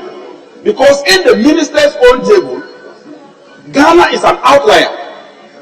The truth is that we have spent more than we earn, we are mismanaging the system, and we are having a difficult moment. Mr. Speaker, every country goes through challenges. But when you go through challenges, what we expect leadership to do is to demonstrate commitment, think outside the box, and get innovative. We expect the president to demonstrate leadership. When the president announced this, the only thing that came out of the president's message, as far as I'm concerned, was that Sikam PDD. Mr. Speaker, Sikam PDD is not a policy option. Sikam PDD cannot be a policy option. Mr. Speaker, breaking the 8 cannot be a policy option. Mr. Speaker, what we need is that government must realign expenditure with your revenues. But even more importantly, what this budget is proposing, like Honorable Atufosun said, is to increase VAT by 2.5%. They are reducing the benchmark values and scrapping it completely. Those who have investments will take a haircut. E-levy, and I want to point out, the minority's position is consistent with that of President Mahama. And that on 7th January, 2025, not if, and I mean not if, when, by the grace of the Almighty God, when President Mahama holds that sword, Mr. Speaker, and swears the oath of allegiance to the Republic of Ghana, within the shortest possible time, this e-levy, this obnoxious levy, whether 1%, 3%, 2%, whatever, it will be scrapped in its entirety. Mr. Speaker, at this stage, it is obvious that the people of Ghana are very disappointed in the finance minister. The minority side has moved a motion to get the Minister of Finance censured. But more importantly, Mr. Speaker, let me doff my hat and salute the 98 MPs on the other side who have called on the Minister of Finance to resign or be booted out. Yes. You are men of integrity. You have demonstrated love to this country. You have shown that when it matters most, you will do what is needful. It is my hope that when we start a debate and it's time for the vote, you will stand firm and trust and show that commitment. Mr. Speaker, on that note, let me say that the resignation or dismissal of the finance minister would be meaningless unless it is extended to Dr. Baumia and the economic management team. Because if you dismiss the finance minister and you leave the head of the economic management team, what would you have achieved, Mr. Speaker? What would you have achieved? It will be meaningless. So let us clean the whole sheet and get the entire incompetent bite out and bring in fresh blood with fresh ideas who can deep the previous budget reading. The Honorable Chairman suppose the majority leader demonstrated competence when it came to the presentation. Thank you. Let anybody debate that, and let anybody contradict my statement. Is it not true that he did well? He did very well. Did he not do well? He did well. One more minute. Mr. Speaker. One more minute. No, Mr. Speaker, I'm a ranking member, and the ranking members are entitled to 15 minutes. That is what was agreed here. 15 minutes, Mr. Speaker, as ranking member. Mr. Speaker, as if that is not enough, my colleague, the Honorable Ajua talks about USTAT. If you look at the 2022 budget, the amount budgeted for USTAT is 1 billion. The Honorable Abuna Ose Asari, Deputy Minister for Finance. Because she's sitting on Ajua Safo's chair, he showed you as Ajua Safo. Mr. Speaker, the amount budgeted for USTAT was 1 billion. Honorable, I've taken note that it was, and I actually called you by name. Yes. Honorable Abna. Oh, I've corrected that. Not Honorable Adjustment, please. Thank you very much. This is my seat. This is no problem. No problem. We're here. That is how come So this is Mr. Speaker. Let me make this quote on your seat. That the USTAT program had a budgeted amount of 1 billion. That is what we approved for you to spend. Today, you've spent 1.9 million, representing 0.1% of the total amount budgeted for. So how can you spend less than 1% and still claim that the USTAT is the solution to our unemployment problem? Clearly, there's mismanagement and there is misalignment. Mr. Speaker, but something is happening in this budget that I think I should draw our attention to. Our total deficit was 44 billion cedi. So the question is, how did the finance minister finance the 44 billion? Mr. Speaker, if you read the budget, the Minister of Finance says that from external sources, he got only 8 billion. What it means is that there's a 32 billion gap to be filled. And yet in page 37, paragraph 142, The minister himself confirms that he was able to raise only 8 billion from domestic financing. So of the 32 billion, he himself confirms that he raised only 8 billion. When you take the 8 billion from the 32 billion, what it means is that about 24 billion could not be financed from domestic financing.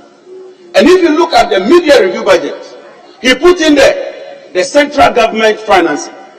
Today he's cleverly taking out central government financing and just put domestic financing. If you do the analysis, what it means is that the Minister of Finance is borrowing 24 billion from the central government against the Public Financial Management Act and against the Bank of Ghana Act, because you can't do more than 5% of previous year's total revenue. Mr. Speaker, this is serious. If the Bank of Ghana is financing us to the tune of 24 billion, there's something called seigniorage in financing. What it means is that you are putting excess liquidity into the system. When you put excess liquidity into the system, it heats up the economy and it causes inflation. I'm therefore not surprised that today's inflation is at a rate of over 40%. Mr. Speaker, this is serious. But finally, Mr. Speaker, I know that time is not on our side. When you find yourself in this hole, what you do is to stop digging. Mr. Speaker, the minister is projecting that our revenues would rise from 96 billion to 143 billion in the 2023 budget. It means that our revenues will go up by 47 billion. One would have expected that he will cut back on expenditure, but our expenditure is increasing by 57 billion. Mr. Speaker, this is clearly unsustainable. And for me, I think that both houses, both majority and minority, let us put our differences aside. Let us scrutinize this budget very well. Do not let us get political, but take concrete steps to reject some of these issues that will bring hardship onto the people of Ghana. Mr. Speaker, tomorrow we will eventually be entering into December, and for the first time, MPs will attest that our famous Christmas jingles, nobody is hearing the Christmas jingles. This Christmas is the most difficult Christmas. This Christmas will be the hardest hit Christmas that we've ever had. But I'm convinced, Mr. Speaker, that come what may, the people of Ghana would know that this budget is not helpful. This budget is inimical. This budget will only cause hardship, and that something ought to be done about that. On that note, Mr. Speaker, let me thank you for the opportunity. Thank you very much, Right Honourable Speaker.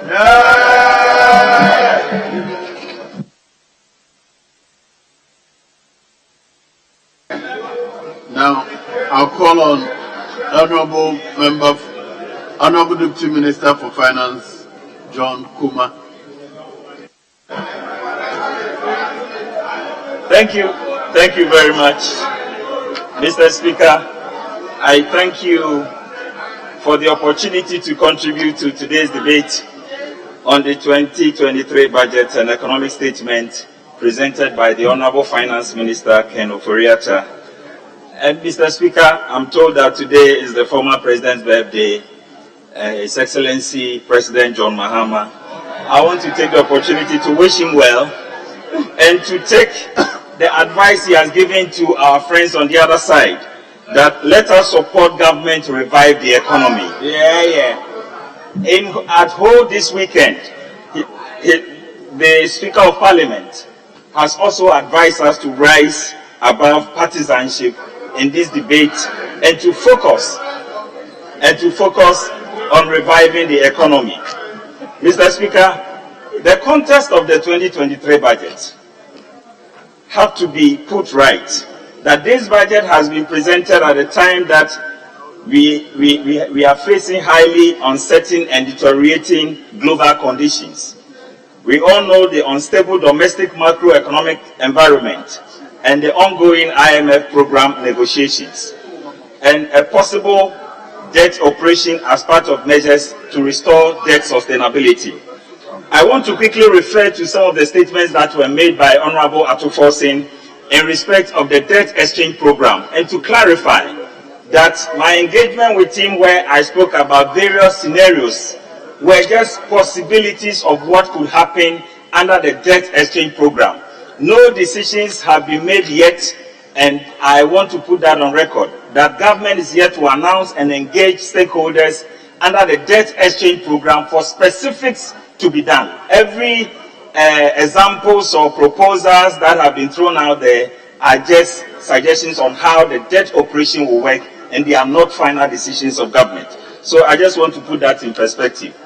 Mr. Speaker, I would focus much more on the expenditures of government as far as my contribution is concerned, since my sister has already spoken to the revenue measures. We are experiencing high levels in global inflation, global interest rates, food prices, crude oil prices, strengthening of the US dollar, and tight financing conditions globally. Mr. Speaker, this is not just a Ghana situation. And when you bring it under the domestic development, I agree when our friends on the other side talks about the difficulty in the economy. High exchange rate depreciation year to year at the moment, we know is at 54.2%. High inflation from last year's 12.6%. Today, at the end of October, we are talking about inflation at 40.4%. We have seen high interest rates. T-bill rate is at the moment 32.5% from the 12.5% as at December 2021. And we have seen the dwindled gross international reserves to 2.9 from 4.4 months. And then we have suffered credit rating downgrades from Fitch to Standard & Poor's and global ratings up to C in August 2022, and Moody's as well. So, Mr. Speaker, we acknowledge that the economy is in difficult times, and it is not only to Ghana, but it's part of the global difficulties that every country is going through. Because of that, we are likely to see slow growth prospects in 2023. And this year, even though we are projecting to do 3.5%, Mr. Speaker, in 2023, we are likely to even further see decline in our growth to 2.8% because of the cuttings and the fiscal consolidation we need to do. There's also significant fiscal stress emanating from high expenditure rigidities in our budget. Mr. Speaker, I heard my colleague, the Honorable John Jinapo spoke about the seemingly high expenditures in our budget, even though we are talking about cutting down on expenses. Mr. Speaker, it is because at the moment we are unable to reflect the outcome of the debt operations that we want to do in the current figures. That is why you see that even though we are trying to cut expenditures, we are still having high expenditure figures in the budget. But finally, when we reflect them, you will see that the expenditures will come down. Mr. Speaker, to take the seat.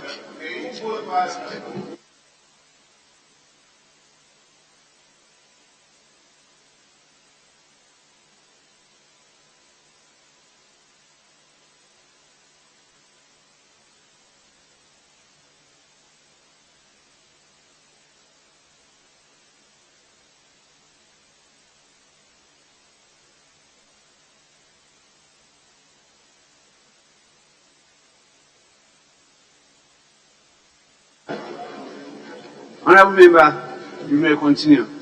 Thank you, Mr. Speaker. Mr. Speaker, the Ghana expenditure portfolio has a special difficulty. There is significant rigidities in our budgeting, and so it becomes very difficult for government to cut on expenditures. Today, as we speak, the debt service plus amortization, when you combine that with compensation, it takes away about 110% of our revenues. And we all know that these are matters that government cannot do much in terms of cutting down on such expenditures. And that is why sometimes, even though it is the objective to cut down on the expenditures, we still see high levels of expenditures in the budget and the high debt burden which has become unsustainable. Mr. Speaker, we announced in the 2022 budget, in the aftermath of the cabinet meeting, to do at least 30% cut on discretionary expenditures. Mr. Speaker, when you look at the figures that have been reported in this budget, indeed, government cut down in various expenditure line items in the budget. For instance, compensation had a reduction in the expenditure rate. Goods and services had yes, please, the figures are here, you can check. Compensation had a reduction, goods and services had reduction, CAPEX had reduction, discretionary expenditures had a reduction. Unfortunately, due to the forex, we had extra payments on our interest rates, which constituted a high component of the debt portfolio. And so we still saw an increment in the overall expenditure of government. But government was really committed to cutting down on expenditures, and all the figures as reported in this budget confirms that indeed government was not just wishing to cut expenditures, but actually cut expenditures. Mr. Speaker, I wish to take us to page 55, page 56, and page 57 of the 2023 budget. And there are about 36 expenditure line items that government has considered as expenditure measures to cut down on expenditures. So in this budget, we are not only seeking to do aggressive revenue measures, we are also seeking to aggressively cut down on a number of expenditures. Mr. Speaker, I will take us through some of the measures. From paragraph 223 to paragraph 225. Mr. Speaker, a number of measures have been announced in this budget. And one of them is to reduce the threshold on earmarked funds from 25% of tax revenue to 17.5% of tax revenue, and ensure the revenue expenditure operations of the earmarked funds are implemented through the GIFMIS platform. Government flagship programs are being reviewed to reflect relevance, promote efficiency, and ensure value for money. We are going to continue with the 30% cut in salaries of President, Vice President, Ministers, Deputy Ministers, MMDAs, MMDCs, SOEs, and office holders, including state-owned enterprises. Mr. Speaker, we are placing a cap on salary adjustment of SOEs to be lower than negotiated base pay increase on single spine salary structures for each year.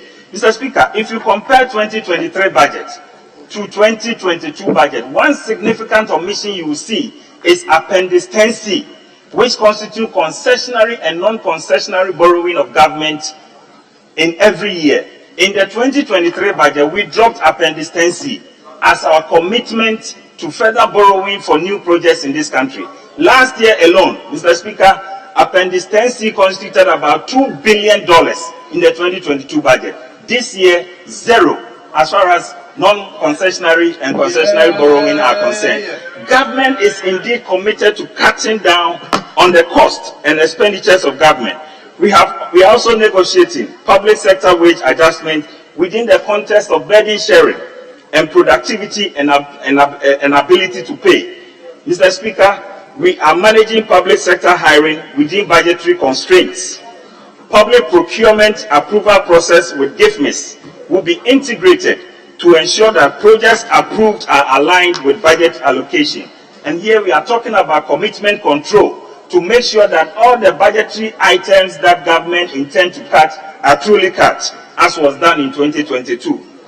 Mr. Speaker, other measures signaling burden sharing on the part of government have also been outlined in the budget.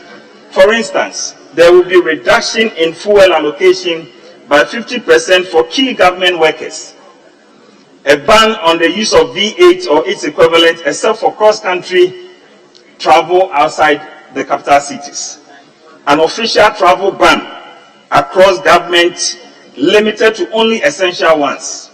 There will be meetings and workshops. There will be no meetings and workshops for SOEs and government institutions outside of this country. Mr. Speaker, the era where board members board planes to go and have meetings outside the country will be a thing of the past. There's also moratorium on government-sponsored external training and staff development for the 2023 financial year. Mr. Speaker, we are also talking about reduction in size of convoys and a freeze. Yes, it's very, very important. Then there will be a freeze on recruitment into the civil and public service except in very critical cases, and a moratorium placed on the creation of new government agencies in 2023. Mr. Speaker, all non-critical projects will be suspended in 2023 as of already referred to in Appendix 10C of the 2023 budget. No public funds should be used to purchase and distribute hampers in 2023 budget, and there shall be no printing of diaries, notepads, calendars, and other promotional merchandise by the MMDAs. Mr. Speaker, despite all these cuttings, government has acknowledged 2022 to be a very difficult year, and we know that the very poor in our society continue to struggle. So government has looked at the social protection policy to increase the payments that is given to LEAP beneficiaries. We are going to double the amount that is paid to them. Currently 45 cedis is going to 90 cedis, and the number of beneficiaries are also going to increase from the 344,000 to about 450,000 households across the country. Mr. Speaker, we are also tackling the school feeding program and increasing the rate that is paid to the caterers so that our children who are in school will continue to be supported. The National Health Insurance Scheme, the authority... Honorable Deputy Minister, your last word. Mr. Speaker, I thank you very much for the opportunity to contribute to this debate, and I wish to reinforce that as we speak, government is in discussion with the fund to have a program that will restore the economy. Mr. Speaker, the key objective... Mr. Speaker, last year there was a big debate in this House where members were rejecting the levy and asking us to go to the IMF. Of course, our position was that we were not going to the IMF as long as we could pass the levy. Mr. Speaker, unfortunately, our friends bastardized the levy to the extent that we did not get the intended results. So we are currently with the fund, and I'm happy to announce that we have put before the fund a post-COVID-19 program for economic growth as blueprint to address the economic crisis and restore macroeconomic stability and debt sustainability onto our country. I thank you very much, Mr. Speaker. Honorable members, let's now listen to Honorable Eric Opoku. Thank you very much, Mr. Speaker, for the opportunity to contribute to the motion on the floor of this House. Mr. Speaker, the World Bank has ranked Ghana first with the highest food price increases between January and October this year. Inflation rate of 122% in sub-Saharan Africa. Mr. Speaker, I was of the view that the budget was going to put in place mechanisms to bring down food prices, to alleviate the plight of Ghanaians. Unfortunately, the introduction of the 23 new taxes will further increase the price of food in our country. And so, Mr. Speaker, reading through the budget for 2023 and comparing the content with that of 2022, I came into a simple conclusion that in 2022, the government and Nana Dankwa Akufo-Addo chastised Ghanaians with whips. But in 2023, he is going to chastise Ghanaians with scorpions. Mr. Speaker, as a citizen of this country, my government is telling me that there is a need for us to raise revenue to develop our country. And therefore, I should pay additional 23 taxes in various forms. And the government is telling me that if you pay all these taxes, this is what I'm going to do. Mr. Speaker, number one, after paying all these taxes and having realized my revenue targets, I am imposing a fees on civil and public service. Nobody will be employed. Pay the taxes, but I won't employ anybody. Then number two, the government says that after paying all the taxes, all critical projects that can wait for 1 year, I'm suspending all of them. All ongoing projects, school building, roads, all of them, I'm suspending them for 1 year. Mr. Speaker, Then he goes ahead. After paying all the taxes, even before your children can go to nursing and teacher training schools, you must come to the finance ministry for clearance before they can go to school. Mr. Speaker, why? This is in paragraph 225, that teacher training and nursing institutions will require financial clearance before they can admit students. Mr. Speaker, are we safe at all? And then the government is telling me that after paying all your taxes, the contractors that have worked for the government, for this nation, having borrowed to invest in the provision of infrastructure, I owe them around 40 billion Ghana cedis. I'm not going to pay. I don't have money. So I'm going to postpone payments. So what is the essence of the tax that I'm paying? These are the issues that we need to interrogate, Mr. Speaker. Mr. Speaker, the budget is telling us that the government ration program of granting for food and jobs has failed. Mr. Speaker, in paragraph 75, we are being told that in spite of all the investment that was made in granting for food and jobs, and for that matter, agriculture, in the first half of 2021, growth in the agricultural sector was 8.9%. Within the same period in 2022, growth declined to 4.9%. Because when you go to paragraph 77, they are looking at the crop subsector, including cocoa. That is where the weight of the impact of planting for food and jobs must be felt.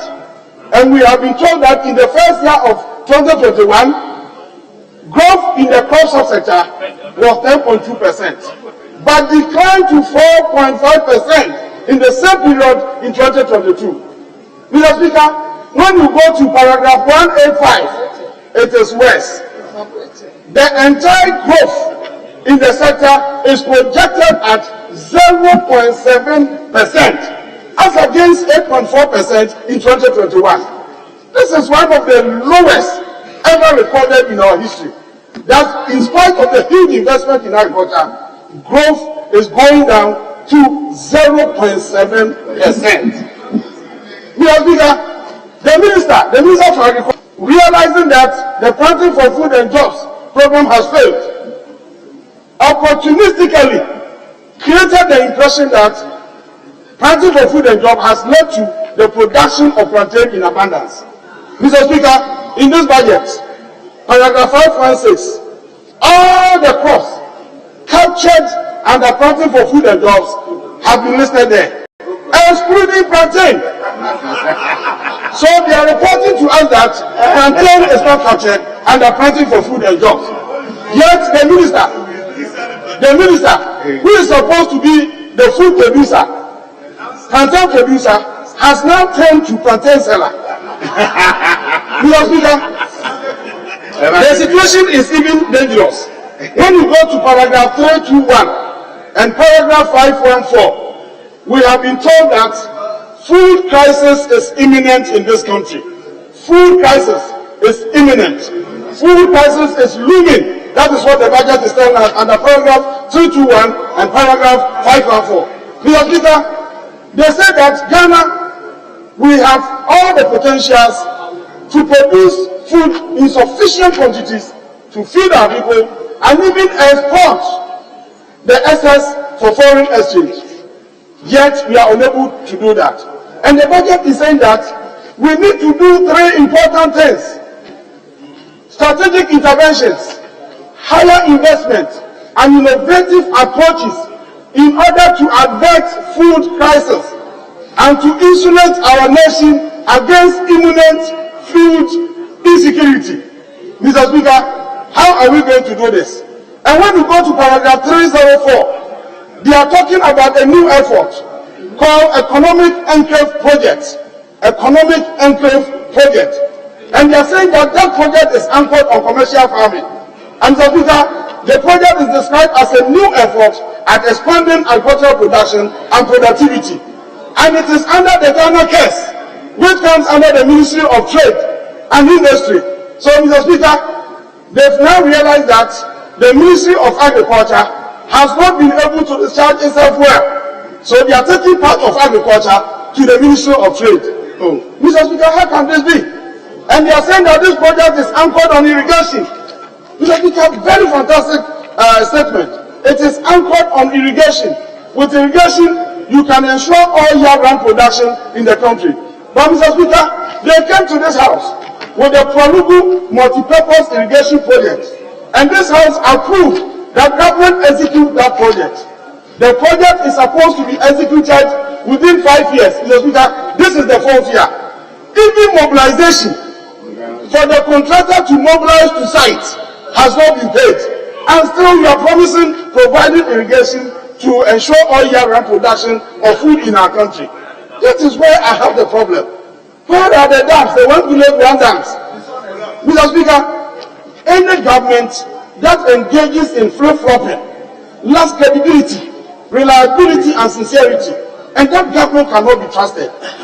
And there shouldn't be any space in our body politics for snollygazzers, unprincipled politicians. They say left and they do right.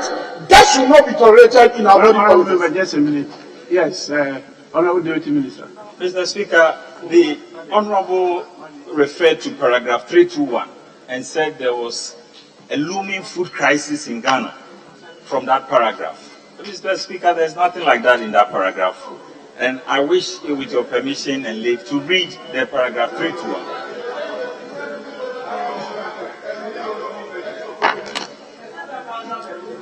Yes, he said, Mr. Speaker, let me get his permission. Mr. Speaker, can I read paragraph 321?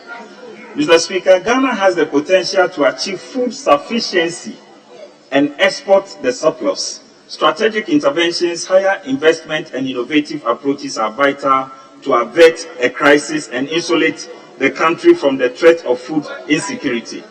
Mr. Speaker, how do you interpret this to say there is a looming food insecurity in Ghana? To this end, mainstream interventions such as Planting for Food and Jobs program will be complemented by the underlisted specialist interventions. Mr. Speaker, clearly misinterpreted. Yes, Honorable Member, is that what you said? Thank you very much, Mr. Speaker. Mr. Speaker, I refer to paragraph 321 and 514. I read the two together. The Minister, you are part of those who prepared this budget. So you ought to have read 514. Is there? Imminent. You use the word imminent. He wants to read it. You should read. Oh, I can read it. Okay. You see the Speaker. 514. You see the Speaker. Is it going to be part of my time, Mr. Speaker? It's not the I want to be Speaker. sure. Go on with you. Should I read? Okay. 514, Mr. Speaker.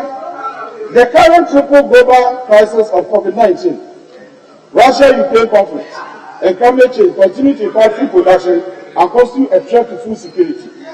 Developing and agricultural dependent economies like ours require urgent and strategic interventions to scale up food production and build resilience of food systems. This is critical to avert possible food crisis in the current global environment. Greater public investment. Please wait. Greater public investment is imperative. Greater public investment is imperative to support sound and strategic interventions such as planting for food and jobs to insulate the country from imminent threat to food security. You see, come. Apologize.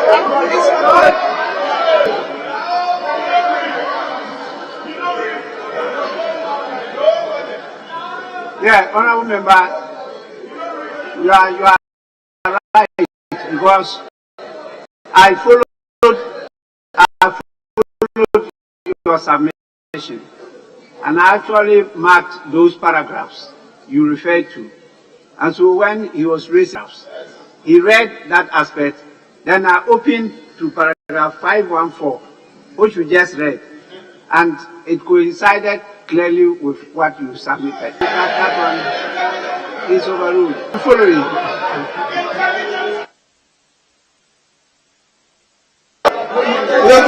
With all respect, Yes, go on. I'll be following. I'll be marking everything, including majority leader submissions. I'll be marking all. You can't hear. Oh, sorry. I said when you make submissions, I mark the areas. Okay. You know, so I mark everything down. So when there's an objection, I go back to see what has been said earlier on. That's all right. Yeah, so I noted that. That's all right. It's not to enable you to participate in the debate, I should No.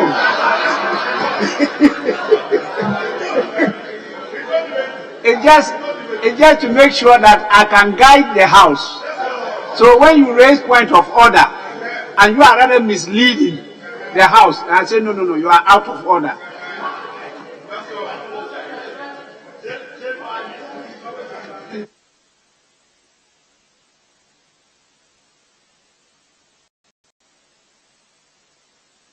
I pray the day I will see you as speaker here and see whether you participate in debate or not.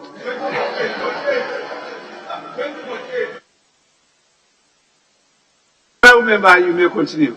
Thank you very much, Mr. Speaker. Mr. Speaker, I now move to cocoa production. In paragraph 545, the budget reports that cocoa production dipped by 34.7%. Mr. Speaker, this is the highest reduction ever recorded in the history of cocoa production in our country. The last year, we had 1,045,000, and this year we are talking about 683,000 tons of cocoa. Mr. Speaker, the danger is that because of the low production, 683,000, Ghana collateralized 640,000 tons to secure the syndicated loan. And so we are left with just 43,000 tons. Out of the 43,000, under the agreement for the Gui Dam, which was approved by this House, we have to service it with 30,000 tons annually.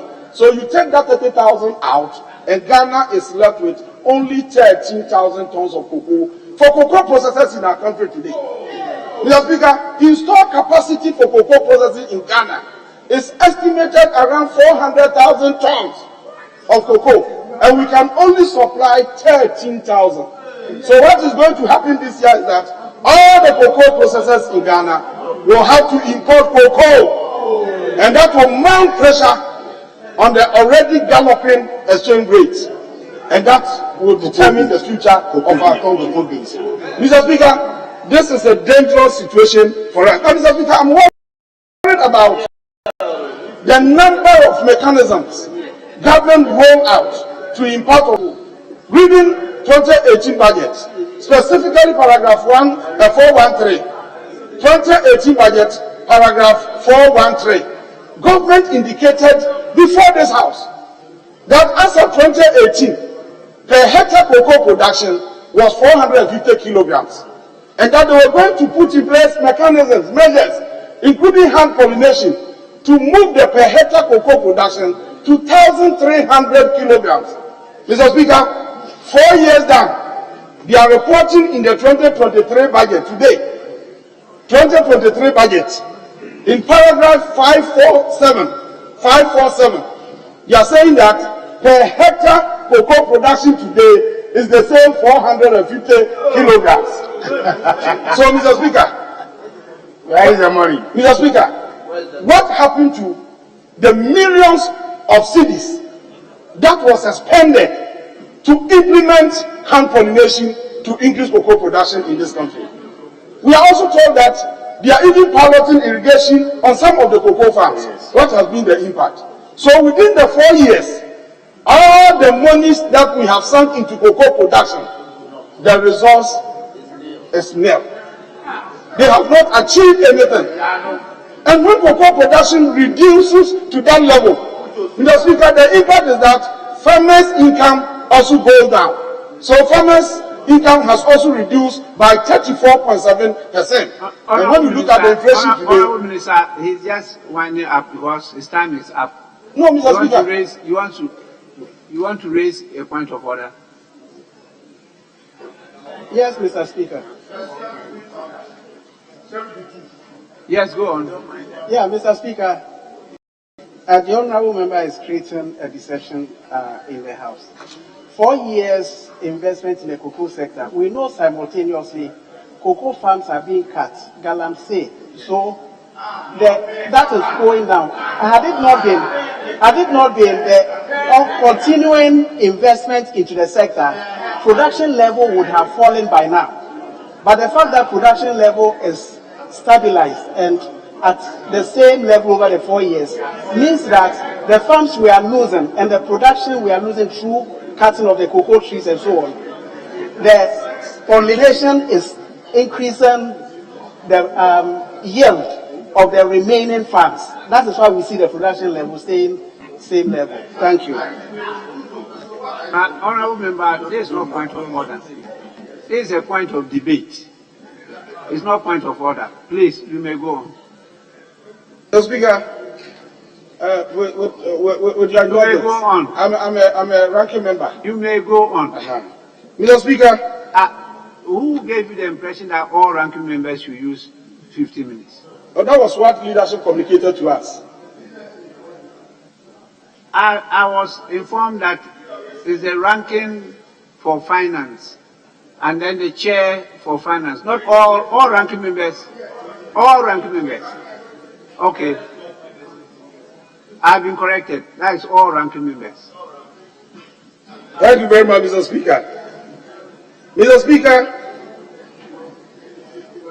another important point worth mentioning here is the cocoa producer price. Mr. Speaker, the budget under paragraph 542 says that the world market price of cocoa is falling. And as a result of that, revenues from cocoa are dwindling. Mr. Speaker, this is inaccurate. It's not true. Yes, world market price in 2016 was $2,950. That is captured in the 2018 budget. Today, it is 2,600. So in terms of world market price, it has reduced from 2,950 to 2,600. But Mr. Speaker, we don't buy cocoa in dollars. We buy the cocoa in cedis. So we have to use the exchange rate to determine cocoa revenues. Now the exchange rate, even if you use the bank rate at the time the fares go down, go to us. If you use an exchange rate of 10 cedis, it means that per every ton of cocoa, government of Ghana is receiving 26,000 Ghana cedis. And in 2016, government of Ghana receiving 11,505. Mr. Speaker, the problem is that government is keeping 825 Ghana cedis per every bag of cocoa and giving the cocoa from a cash payment of 800. Whereas in 2016, under the leadership of John Mahama, government was getting 719 Ghana cedis per every bag of cocoa. And government gave the cocoa farmer 475. And per every bag, government of Ghana kept 244 Ghana cedis. Today, government is keeping 825 Ghana cedis per every bag of cocoa. So instead of giving the resources to the farmers, they are keeping the resources in the offices. And surprisingly, for the 5 years that they have been in office, Mr. Speaker, every year, cocoa board incurs loss. Every year they incur loss. What type of managers are you? Then you buy cocoa and sell and you incur loss every year. In 2016, they incurred a loss of 161 million Ghana cedis. 2017, 2018, they incurred a loss of 84.2 million Ghana cedis. 2019, 320 million Ghana cedis. 2020, 426 million Ghana cedis. And Mr. Speaker, 2021, 1.6 billion Ghana cedis. Hey! Mr. Speaker, now let me move to fisheries. Mr. Speaker, as we speak today, there is shortage of premise fuel in our country. Shortage of premise fuel. Mr. Speaker, the artisanal fishers have stopped work because they are not getting premise. The only reason is that those who blend the premise for us, last year they worked for Ghana government. Government of Ghana did not pay them. So their issue is that until government of Ghana pays them their services for last year, they are not going to blend premise for us. That is why Ghana is in shortage of premise fuel. Mr. Speaker, The danger is that as we speak, the budget provides under paragraph 326 that our fish import has increased to 730,800 tons. That is the quantity of fish that we import into our country today. And the total consumption is estimated around 1.2 million. So we are only producing 38% of our total fish demand, and we are importing 62%. Now, with the shortage of premise, what it means is that fish is going to be in short supply, and the price of fish will increase, especially towards the Xmas. So, Mr. Speaker, everything is wrong everywhere. And that is the reason why we are saying that this budget is going to inflict on the people hardships that cannot be controlled. Mr. Speaker, another important point has to do with the cocoa rows. If I don't mention cocoa rows, I will not have completed the impression I wanted to create, Mr. Speaker. Honorable Member, that's your last point. Mr. Speaker, my last point is that the government has awarded contracts amounting to 13.6 billion under cocoa rows. And in the budget, under paragraph 459, they are reporting to us that every year they will pay 500 million. And the project is for 5 years. So if you are paying 500 million every year, then at the end of the 5-year period, you would have paid 2.5 billion. Meanwhile, you have awarded contracts to the tune of 13.6 billion. And some of the contracts were even awarded in dollars. So, Mr. Speaker, how are you going to pay? How are you going to pay? Mr. Speaker, these are the challenges, these are the problems. And that's why we are saying that this budget is not going to alleviate, it's not going to redeem our people from abject poverty, but it is going to push us further into the poverty hole. Mr. Speaker, on this note, I thank you. Yeah.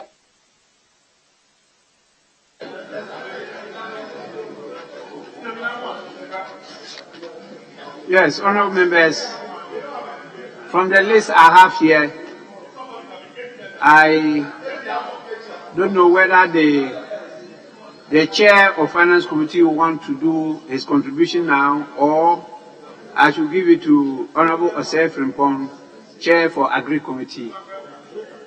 Chair for Agri Committee. I don't have his name. I don't have his name here.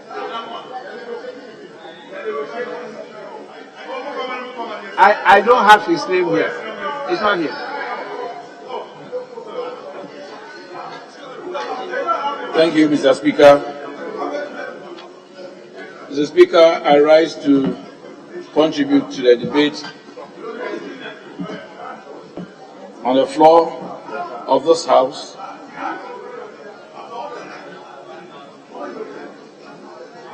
which was presented by the Honorable Ken Ofori-Atta, the Finance Minister of the Republic, on behalf of His Excellency the President of Ghana. The theme, Mr. Speaker, is restoring and sustaining macroeconomic stability and resilience through inclusive growth and value addition. Mr. Speaker, we all know that our agri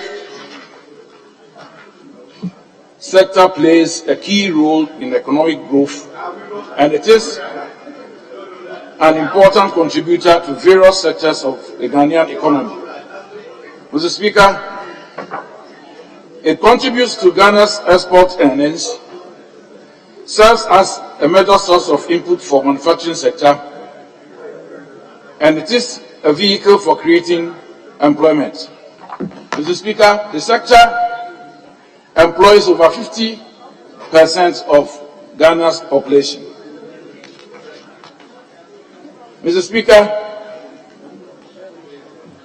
my colleague, Honorable Eric Opoku, during his debate, indicated that the growth of agri sector is deepening. Mr. Speaker, is true. But, Mr. Speaker, we all know the situation in which we find ourselves. Mr. Speaker, even in this time of hard conditions, the agri sector was able to grow. By the second half of this year, by 4.9%. Mr. Speaker, global economic crisis has not spared Ghana's developing an agriculture-dependent economy. In view of this, Mr. Speaker, urgent and pragmatic solutions in the form of interventions are required to shore up food production and build resilient food system to achieve food security in Ghana. Mr. Speaker, key amongst the strategic public intervention captured under the government flagship program is the Planting for Food and Jobs, which has entered its sixth year. Mr. Speaker, I was surprised when my colleague, Honorable Eric Opoku, said the Planting for Food and Jobs has failed. Mr. Speaker, that is a palpable false. It hasn't failed, Mr. Speaker. We all know food is available in the system. We get whatever we want. The only difficulty is the inflation rate that is making the prices high for Ghanaians to acquire. Mr. Speaker, if you go to the paragraph 321, which my colleague, Honorable Deputy Minister John Kuma, drew Honorable Eric Opoku's attention to, Mr. Speaker, permit me to quote. Mr. Speaker, Ghana has the potential to achieve food self-sufficiency and export surplus. Strategic interventions, higher investment, and innovative approaches are vital to avert a crisis and insulate the economy from the threat of food security. Mr. Speaker, if you look at the measures prescribed beneath that particular paragraph, the paragraph 322 captures promotion of organic fertilizer. Mr. Speaker, the previous year, fertilizer imports had difficulties, challenges. Mr. Speaker, the Ukraine-Russian war affected the supplies of fertilizer. Mr. Speaker, the exchange rate also affected the supply of fertilizers. And we all know fertilizer is a key component of inputs required in the agri sector. Mr. Speaker, even in the midst of these challenges, Ghana has been able to provide or produce enough food for the consumption of the people. If we cast our minds back to the early part of this year, when Ghanaians started complaining about food prices, Mr. Speaker, one of the issues that was identified, was the export of grains from Ghana to the neighboring countries. So, Speaker, we all know the environmental conditions in the Sahel region. Speaker, if you come down to Mali and other areas, they find it difficult to cultivate enough to feed themselves. Mr. Speaker, their animals, the cattle, come down here to graze. And we noticed that part of the grains produced in the northern part of Ghana were being exported to the neighboring countries. Mr. Speaker, even beyond this, Ghana still has enough food. That was what challenged the Minister for Agric to prove to Ghanaians that the difficulty we are facing is not food availability. And that is the more reason why there is a lot of staples at the doorsteps of every Ghanaian as we speak. Mr. Speaker, nobody can doubt this because we all know is that the money to acquire or to procure these food items, that is the problem, but not the availability of food. Mr. Speaker,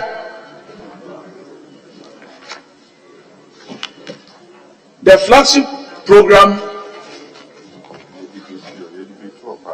for this government captures rearing for food and jobs, planting for food and jobs, planting for export and rural development, greenhouse technology, villages, agricultural mechanization services.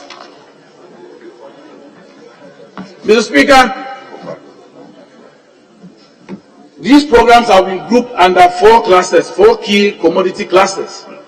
We have the cereal, which comprises maize, rice, and sorghum. we have the legumes, soybean, cowpea, and groundnuts. Mr. Speaker, we have the vegetables, tomato, onion, pepper, and cabbage.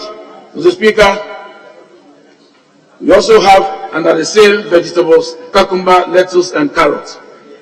We also have roots and tubers, cassava, and sweet potato.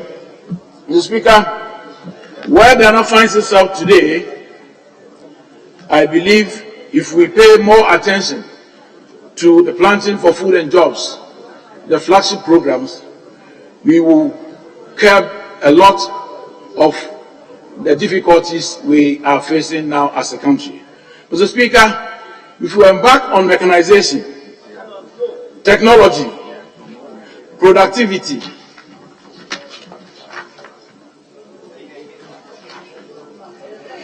creation of jobs, diversification of the economy through exports, improve export drive, reduce importation of food items, thereby reducing the import bill, enhancing food security, providing raw materials to feed or to support the industrialization drive under the 1D, 1F, Mr. Speaker, Ghana will be a safe haven for us to come for their food supplies. Mr. Speaker, if you look at the effort government has put in place to augment what is being done under planting for food and jobs, Mr. Speaker, in 2022, about 19,380 metric tons of improved seeds were distributed. This year, Mr. Speaker, in the budget, government plans to distribute 36,360. Mr. Speaker, this is even more than twice what was done last year. Mr. Speaker, if you come to the organic and inorganic fertilizer, last year, 2022, the ministry procured and distributed 151,861 metric tons. Mr. Speaker, this year, we are doing a whooping 366,435 metric tons. Mr. Speaker, if this is distributed according to plan, it will help improve the food production in Ghana. And this is going to about 1.5 million farmers in this country. Mr. Speaker, what is important now is the diversification of our exports. Mr. Speaker, that is the more reason why the government in its wisdom created the Tree Crop Development Authority. So one key agenda to promote and diversify export through the establishment of the authority, Mr. Speaker. The authority will facilitate the production and distribution of 5.65 million quality planting materials of cashew, shea, coconut, oil palm, mango, and rubber to about 1,750,000 tree crop farmers. This is an improvement over the 2022 figure of 2.7. Mr. Speaker, agric mechanization is also receiving its fair share of the national cake. And it's only by mechanization that we can produce food items on large scale. Mr. Speaker, under the third and final tranche of Brazilian More Food Program, machinery and equipment valued at US $29.9 million have been procured for distribution. Mr. Speaker, a total of 150 tractors, tractor operators, extension agents, technicians, and engineers have been trained at Adidomi Mechanization Training Center and Otreko Irrigation Scheme to ensure that these equipment are managed properly. Mr. Speaker, to exhibit government's resolve to support mechanization and local fabrication,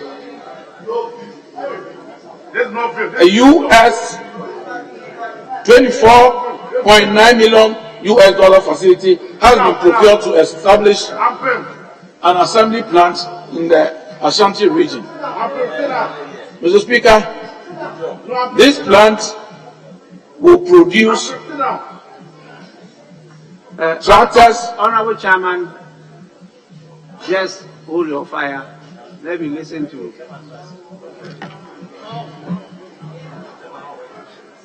Thank you, Mr. Speaker. Mr. Speaker, I refer the honourable member to Order 89, and I read, and it's under rules of debate. A member shall not read his speech, but may read extracts. The member is reading copiously. He doesn't even take his eyes off the verbatim reading. It is against our orders. So, Mr. Speaker, I humbly request that you get the honourable member to debate and not to read copiously from his book. Thank you, Mr. Speaker. Honourable member, are you reading your speech? No, Mr. Chairman. Then carry on. Mr. Speaker, no, Mr. Speaker, I'm sorry. Mr. Speaker, I'm not reading my notes. It's a speaking note that I'm referring to, Mr. Speaker, and that is permitted by the regulation he's talking about. Mr. Speaker, without taking much time on the agri sector, I want to move to the cocoa sector, which is also under agri. Mr. Speaker, my colleague Honorable Eric Opoku said the cocoa board is owing about 16 billion as we speak. Mr. Speaker, Mr. Speaker, Mr. Speaker, Honorable Eric Opoku should know that the debt at cocoa board did not start from 2017. Mr. Speaker, cocoa board during this period was able to pay back the syndicated loan within the stipulated time from February to August. Honorable Chairman, you mentioned and tried to paraphrase something he said, and he immediately stood up. Maybe he has some objection to what you said. You will get back your minutes, don't worry. Yes, please. Thank you, Mr. Speaker. Mr. Speaker, the honourable colleague is attributing to me something I never said.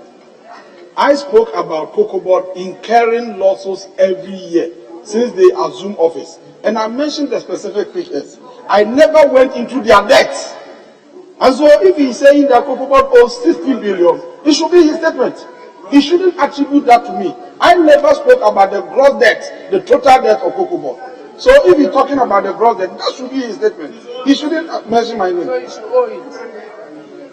No, apart from that, apart from the losses they have incurred, they have also borrowed.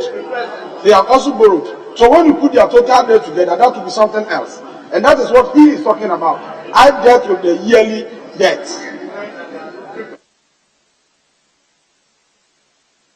Yes, thank you, Mr. Speaker. Mr. Speaker, if Mr. Honorable Eric Opoku is denying that, then of course there's no debt at cocoa board. Is that what you're saying? Mr. Speaker, the debt at cocoa board is an accumulated one. And even in the midst of this difficulty, cocoa board has been punctual in repayment of its debt. The 2021-2022 year, cocoa board was able to repay the loan fully between February and August that year. This year, cocoa board has assured us that they can pay back the monies they took from the syndication for the activities at cocoa board. Mr. Speaker, the cocoa board, Mr. Speaker, the producer price per ton was increased by 21.21%. And Mr. Speaker, if you look at the conditions as we see, the environmental conditions in terms of rainfall has been perfect. And cocoa board is assuring us, based on this, that the production target of 850 can be attained. Mr. Speaker, Application of fertilizers is also on course. Mr. Speaker, effective implementation of the production or productivity enhancement program is also on course. Mr. Speaker, Honorable Eric Opoku said in the statement that the figure, it is true, in the budget. But Mr. Speaker, my checks also tells me that for the 4 years, it is not possible Cocoa Board will still produce, or cocoa farmers will produce 450 metric tons per hectare. Mr. Speaker, as we speak, they are doing 600 metric tons per hectare. And Mr. Speaker, it may, Mr. Speaker, cocoa processing, he said the beans were not even available. Mr. Speaker, a lot of the countries which import cocoa from Ghana processed in total, together with what we do locally, 64% of cocoa this year, Mr. Speaker.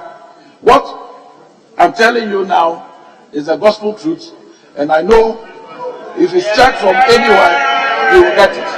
Mr. Speaker.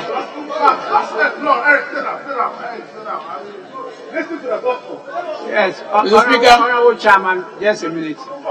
Yes, what did you actually say? Honorable Eric Opoku. In my submission, I alluded to the fact that the budget is reporting that today, the per hectare production of cocoa is still 450 kilograms. And my colleague is saying that that is not true, and that they are doing 600 kilograms per hectare.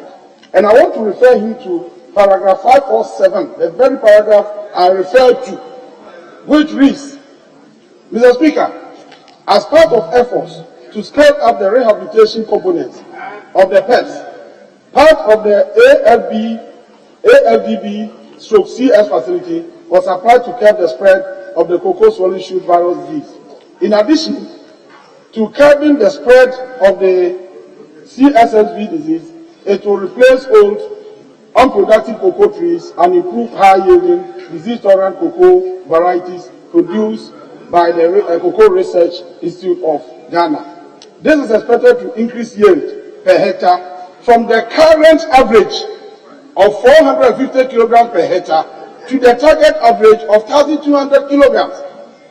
Your budget is reporting that currently it is 450 kilograms per hectare.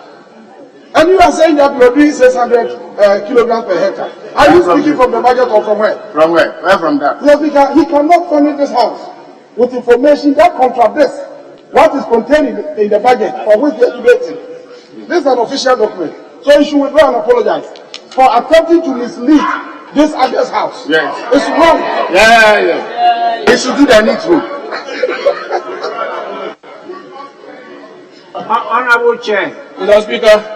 Yes, could you tell us the source of the 600? Yes, Mr. Speaker, this is from the research department of Kokuma. Mr. Speaker, the figure there was the baseline figure when the program started. And Mr. Speaker, agronomically, Mr. Speaker, this cannot be true. So, Mr. Speaker, you will revisit this particular aspect. And during Honorable Chair, just go on. Thank you, Mr. Speaker. Yes. Mr. Speaker.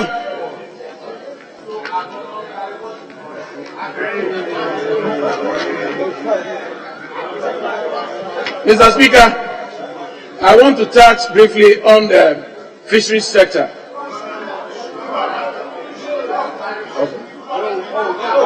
Mr. Speaker, the fisheries and aquaculture sector has the potential to contribute significantly to national development if given the needed support. Mr. Speaker, if you look at the quantum of or the number of people employed under the fisheries sector, about 3 million Ghanaians, it is an area that we have to pay attention to. And I'm not surprised, Mr. Speaker, this budget has stipulated a lot of programs that will help enhance the activities of the sector. Mr. Speaker, fisheries provide about 60%. Honorable Member, you have 1 minute. 1 minute. Mr. Speaker, Actually, I'm giving him 4 additional minutes. So the shout of "Oh" is completely out. Thank you, Mr. Speaker. Mr. Speaker, the sector provides about 60% of our fish need. Mr. Speaker, a lot of our protein needs. Mr. Speaker, a lot of programs have been earmarked or lined up for the implementation of activities under the sector. Mr. Speaker, the major problem that the fishing sector faces is the IUU, the illegal, unregulated, and unreported activities of fishermen. Mr. Speaker, the fisheries resource stocks are dwindling, and if we want to make sure the protein need of the people is enhanced, Mr. Speaker, we have to shift our attention to the aquaculture. That is where a lot of opportunities have been opened for the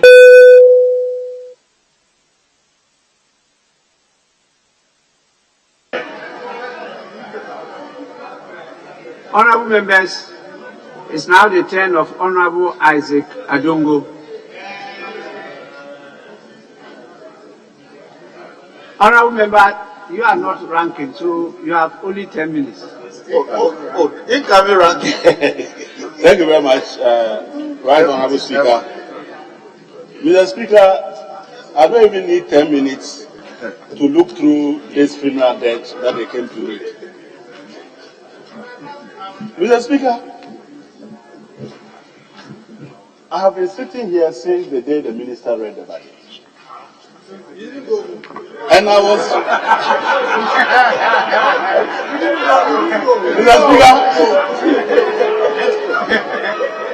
Mr. Speaker, I was very surprised that the minister and members of government are seeking to take away monies that investors gave them when they needed most to fund the economy.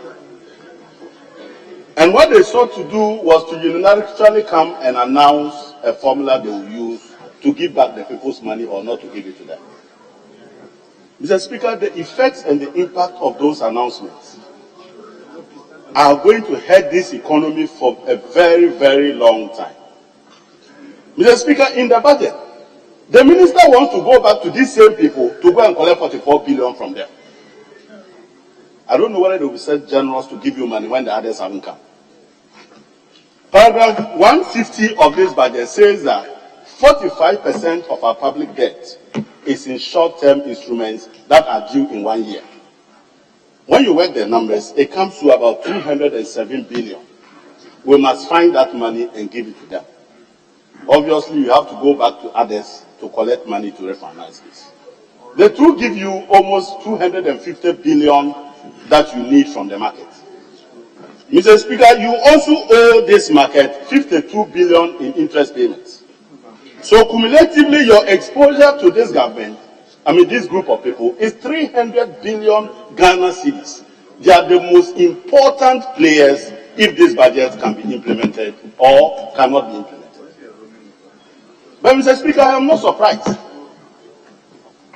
If you are a fan of football, and I'm happy to see you the other day jubilating when Ghana won. But there was a player in the United Kingdom, in England, called Maguire, who was playing for Manchester United. Harry Maguire. He's a defender. He was tackling everybody and throwing his bodies everywhere, that he was seen as the best defender in the world. Manchester United went and bought him.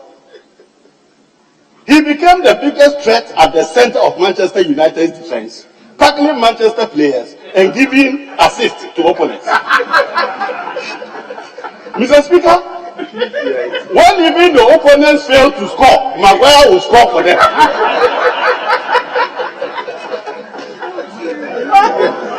Mr. Speaker, you remember in this country we also had an economic Maguire. This economic Maguire went to Malata market and were clapping, saying that this man is the best in managing foreign currency. The same economic Maguire was roaming at Central University, delivering lectures on how to restore the value of the city. Mr. Speaker, when we gave this Maguire the opportunity to be at the center of our defense, he became the risk of our own boat. Dr. Momia, our economic Maguire, is now tackling all the fundamentals of our economy and destroying all of them. When he said that he was the best in calculating inflation, he moved us to 40.4. When he said that he was the best in managing depreciation, that was 9% at the Bahamas, he moved it to 54%. Mr. Speaker, this man was crying everywhere that businesses are collapsing because of interest rate. Today, Koku Mensa Enterprise will have to borrow about the 36% government is borrowing, somewhere around 45 to 50%. Mr. Speaker, the biggest fear now is that we may be paying appearance fee for this Maguire to now score downgrade against the other.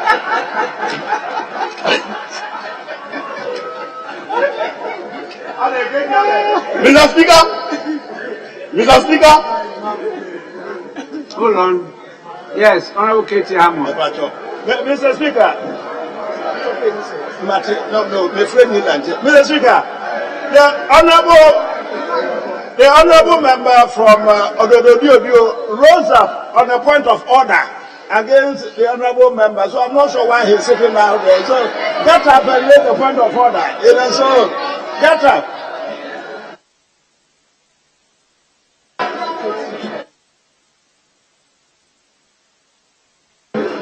Mr. Speaker,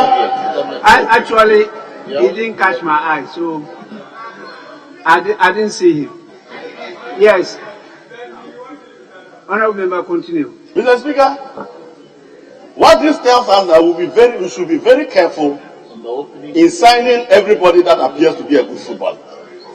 Because in some instances, like in the case of our own economic Maguire, we signed an opponent who ended up tackling all our economic indicators and destroying them the way Maguire is tackling Manchester United defenders.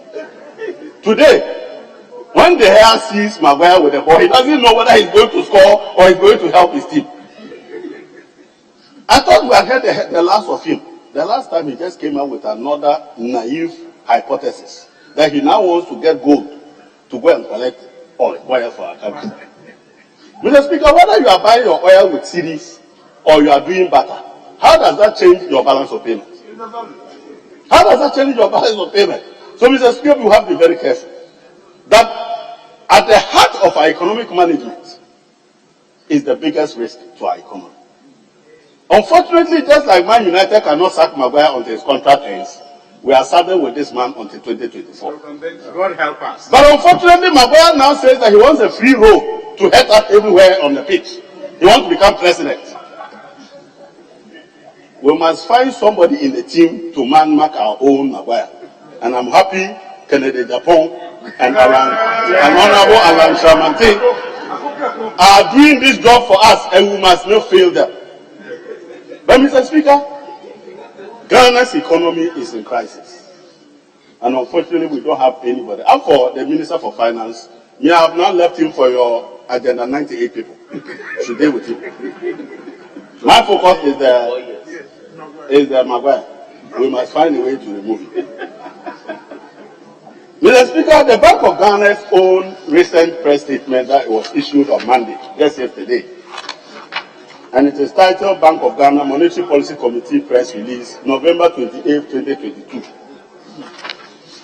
Mr. Speaker, the governor was at pains to explain that, and Mr. Speaker, with your permission, I would like to read. He said the Bank of Ghana's survey and consumer confidence conducted in October 2022 continue to point to softening economic sentiment. Consumer confidence dipped on account of rising inflation and uncertainty about the future of our economic conditions. Business sentiments also deteriorated on concerns about rising operational costs, sharp currency depreciation, and weak consumer demand. Both the consumer and the businessman have no confidence in our economy. This is the Bank of Ghana governor speaking. Mr. Speaker, the governor even explains why economic activities contracted in the third quarter and said the reasons why our economic activities contracted was because we could not generate much from VAT. Port activities have declined and it is the reason we're not doing well. It means our port is now empty. Meanwhile, the minister is imposing taxes to go and stand at the port and collect money when the people have stopped bringing the goods. Mr. Speaker, this budget is in serious crisis even before it starts. You need 300 billion from the investor community that you are chasing their money and speaking as if their money is your money. Mr. Speaker, how did we get to a point where 45% of our public debt is in short-term instruments, giving us a big risk of refinancing? Which economic manager does that? But these are the people, and that's what they have delivered to our economy.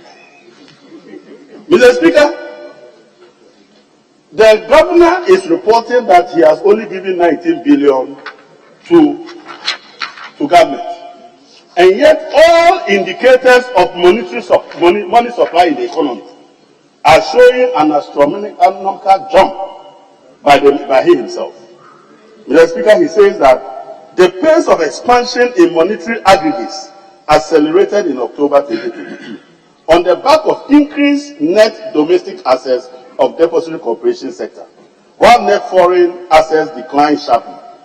Broad money supply, including foreign currency deposit, grew by 45% year-on-year in October 2022, compared with 14% in the same period of 2021. Reserve money recorded an annual growth of 62.7% in October 2022, compared with 25%. Mr. Speaker, what all this is saying is that some strange money has suddenly found its way into the Ghanaian economy. And the governor is the only one who can pump money into our economy. So why is the governor pumping so much money? Which money is now chasing the foreign currency? Which money is now chasing inflation? Which money he's trying to recall with increases in policy rates? And that is why I keep saying that, Mr. Speaker, if we remove Ken Ofori-Atta and leave the governor of the central bank, what we have done is to live and come and fight another day. Both of them must live. But, Mr. Speaker, the banking sector is already suffering the impact of our financial crisis. Mr. Speaker, the governor is reporting that financial soundness indicators, which shows how resilient our banking sector is, showed strong asset growth, he said, showed broadly positive. The industry capital adequacy was 14.2% as at the end of October, above the prudential minimum of 13%, but shows a sharp decline from 19.8%. Mr. Speaker, what this is simply telling us is that because of this financial crisis, the governor is explaining that because of asset losses of loans that they gave to government, which had to be marked to market, with banks now taking on the losses on their balance sheet, their capital base deteriorated from 19.5 to 14%. Mr. Speaker, the rule by Basel II and 3 is that you must have a capital of about 13%. We are only 1 point above the Basel II. And yet we are talking about financial restructuring without knowing that these are the people who will suffer the consequences, and eventually they will be eroded and they will be out of the market. Mr. Speaker, I want to advise the government to be circumspect in its pronouncements and be very decisive in dealing with the debt question. Otherwise, we will end up wiping out our financial sector, and you and I will not have any place to hide.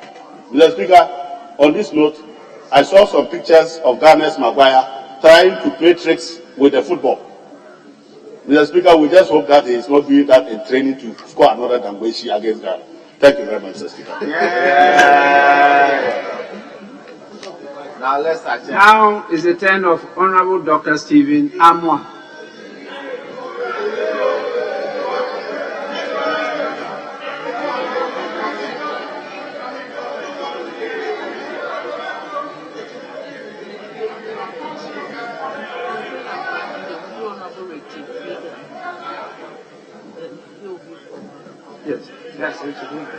Mr. Speaker,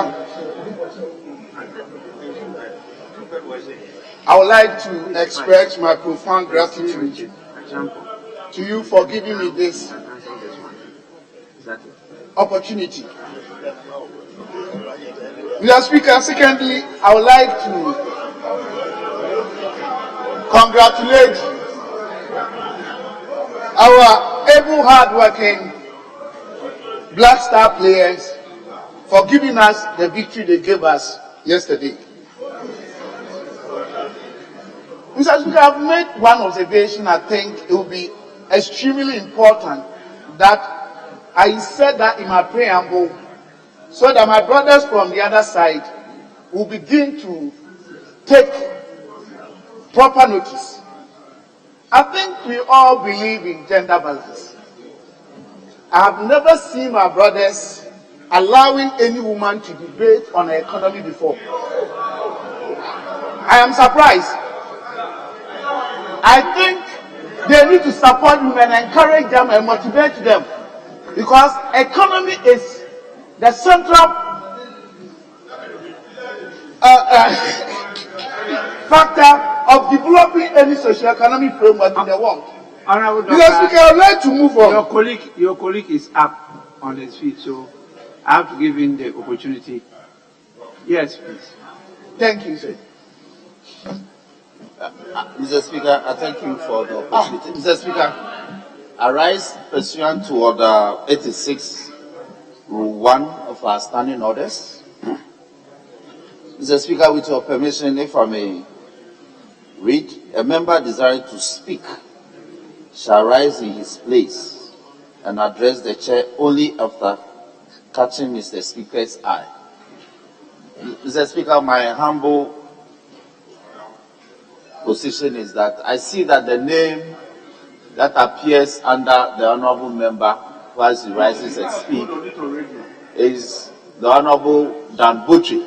So he's not rising. And so, Mr. Speaker, the honorable member breaches Order 86, sub 1. By not rising. And so, if you may do the appropriate thing, Mr. Speaker, I thank you. Yes, I thank you.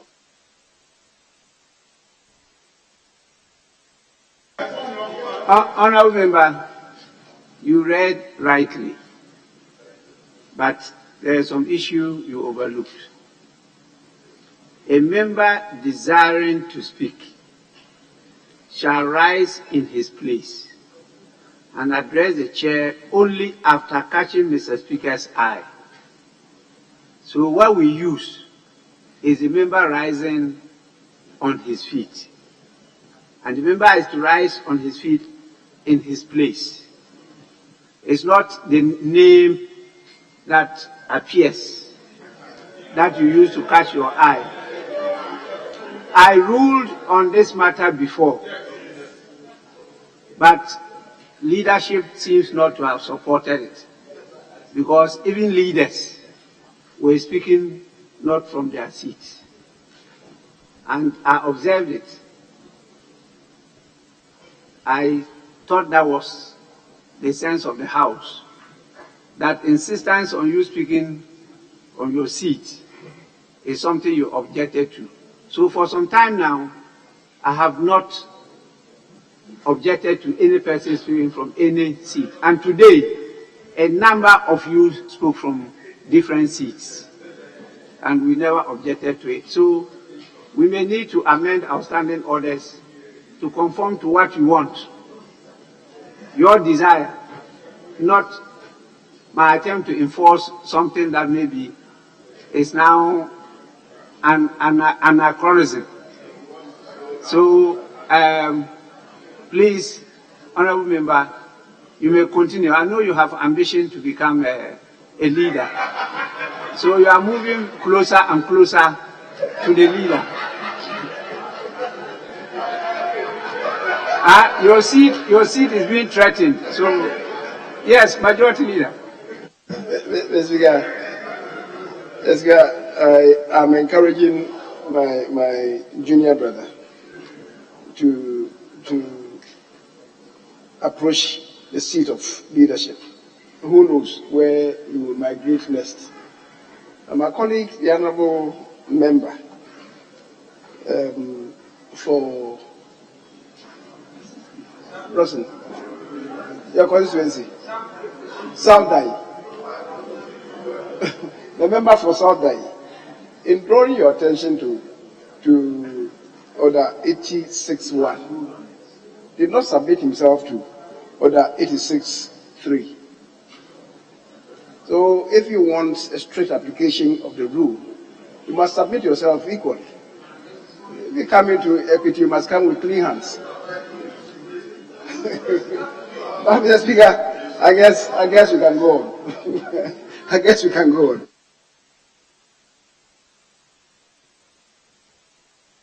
Honorable Dr. Steve Amwa, please go on.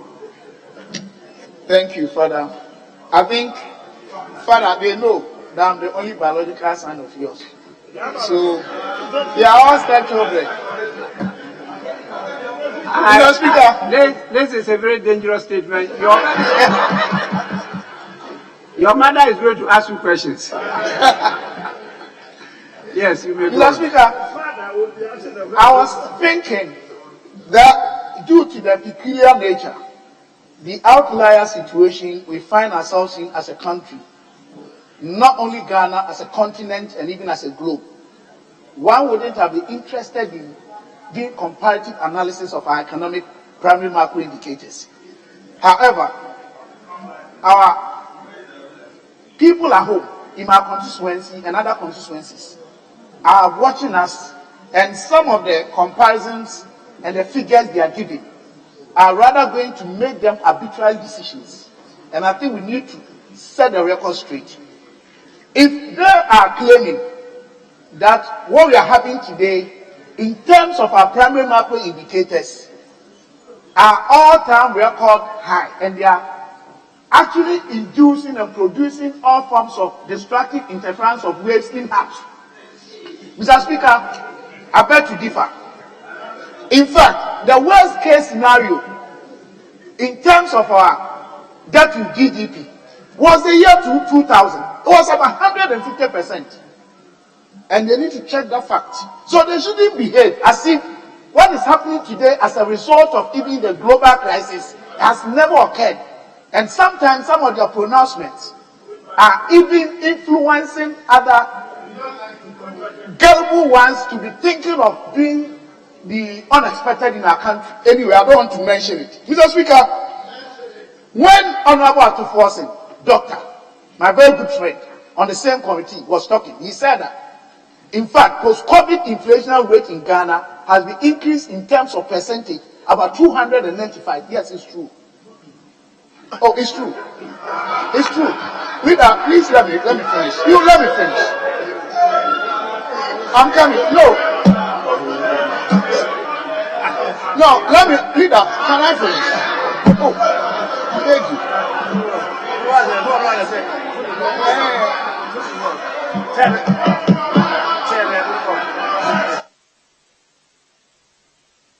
Honorable Majority Leader. Mr. Speaker, really, it has nothing to do with what the honorable member on his feet is talking about. It's rather the percentages that were given by the honorable Atuforsen. They are incorrect. The Speaker, if 100 increases to 200, the percentage increase is just 100%. If it goes to 300, the percentage increase is 200. So one is 13, and then he mentioned 44, and he says that it is over 360%. The Speaker, that is totally wrong. What he was saying, his percentages were totally wrong. I decided not to talk to it. But my colleague is repeating it. I'm saying to him that the figures given by the honorable Atuforsen was totally incorrect.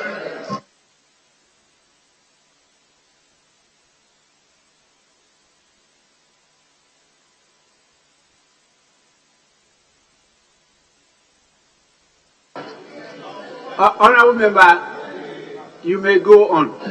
Thank you. The calculations are different, so you are allowed. Thank you, Mr. Speaker.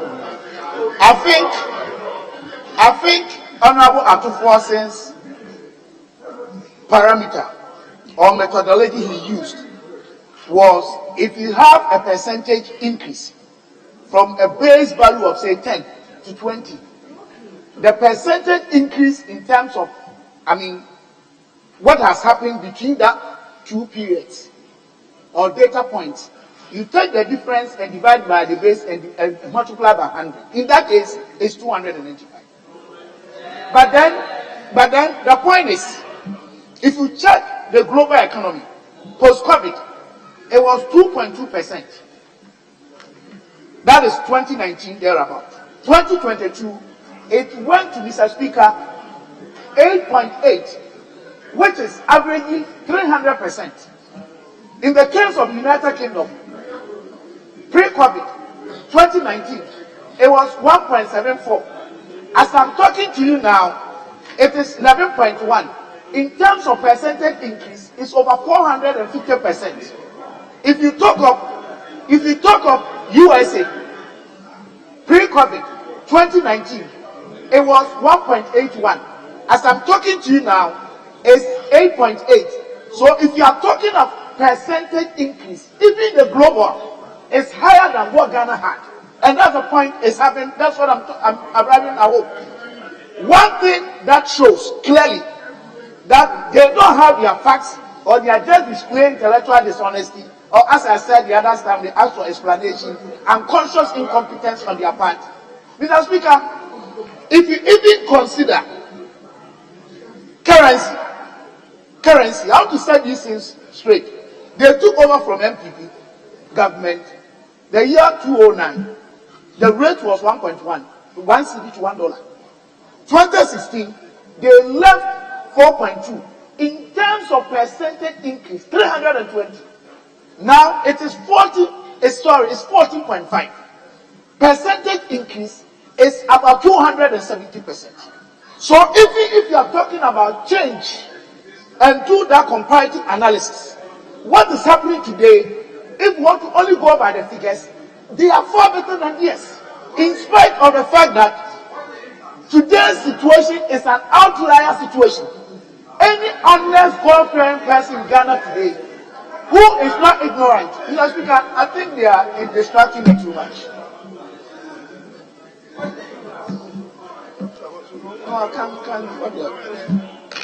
Mr. Speaker, I think they'll do me a favor by avoiding these distractions because it's not fair. It's not fair. Honorable member, I'm in charge. Mr. Speaker, if you talk about taxes, it is very interesting. Within 2-year period, from 2014 to 2016, the NDC government, without all these hullabaloo problems, difficult situations we are going in, they either introduced or imposed either new tax items or completely new ones, 26 taxes, including condom taxes. They did that. And even taxed the Kayari, the current child, a social democratic party of government that is taxing Kayari. And they want to even use that money to do one of their best policies. That is it Okada policy? How? How can the NDC, with all the noise you've been making for about 30 years, if you are PNDC, the only flagship pro-poor policy you have been going around saying every day is Okada. Okada policy. And you want us to give Ghana to you to come and implement Okada's policy. And you are laughing, but this is very serious. Let me ask you, NDC government has not, and the Appalachians, they have not been able to give Ghanaians one pro-poor policy of national character and international tenacity. Mr. Speaker, one important thing that we all have to understand is that apart from managing your primary macro indicators framework well, it should be able to be translated in the form that will benefit the poor. That's the essence of it. Create balance when it comes to utility access between the poor and the rich. Ghana is a developing economy. And this is economic policy. Mainly, it's adoption of contractual fiscal policies where they take a lot of taxes, do pro-poor policies. Tell me one. Free school, NDC. FKIP, they could not implement. Free feeding, they could not. Free SHS, they could not. So what do? They themselves And do you know why, Mr. Speaker? When it comes to roads and schools and hospitals, mostly NPP and this, we borrow. But when it comes to poor, you should be able to manage the internal economy well so that excesses of it will benefit the poor.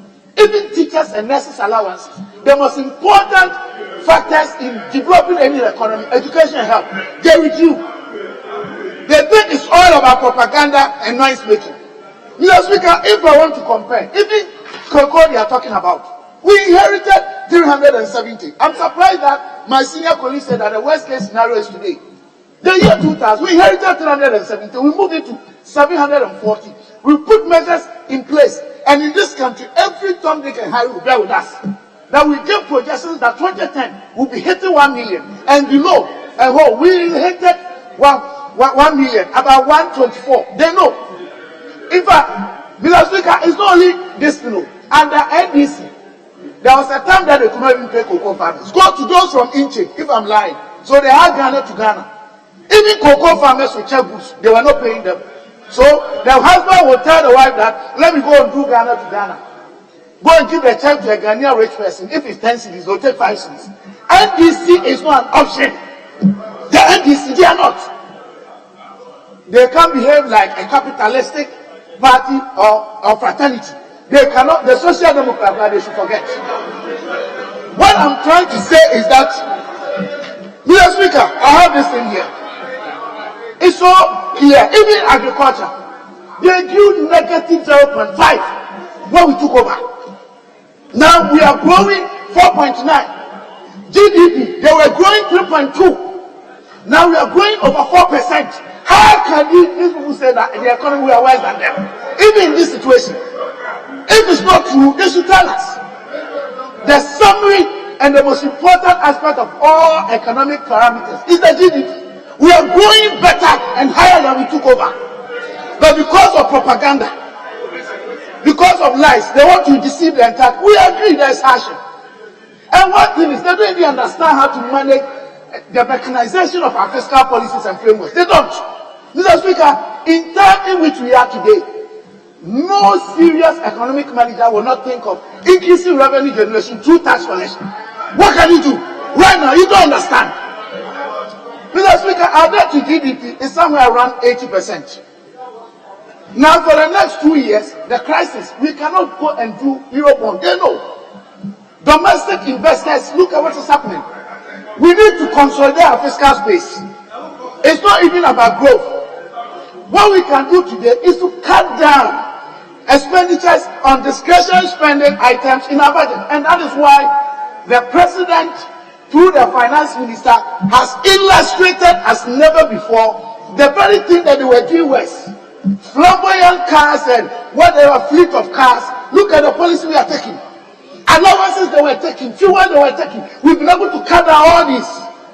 And they are saying that we are not doing well. Which of the governments in our history has been confronted with a situation where we have to impair productivity for about 24 months? We have to stay home, not going to work, but being paid. Government workers were staying home, running shift for almost 2 years. Which of them?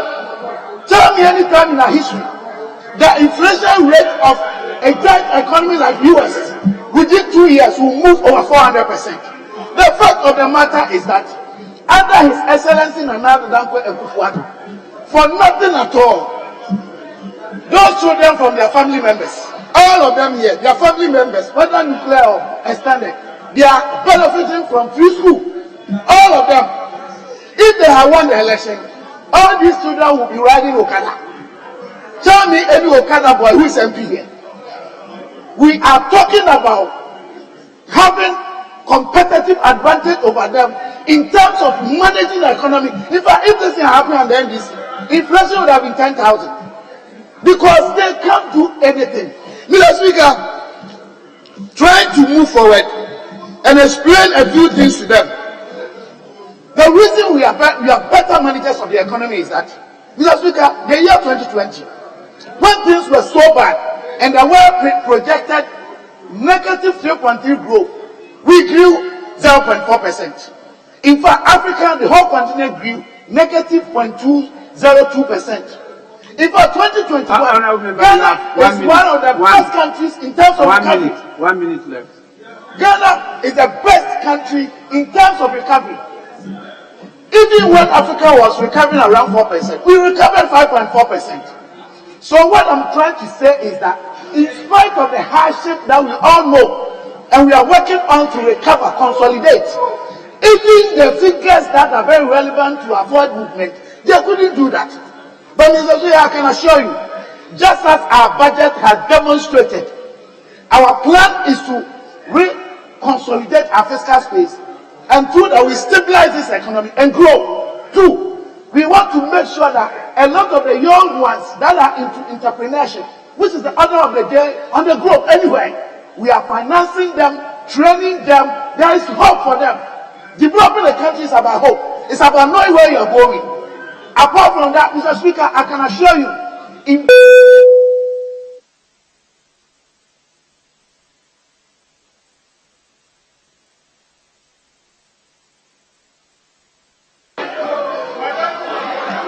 Mr. Speaker, in spite of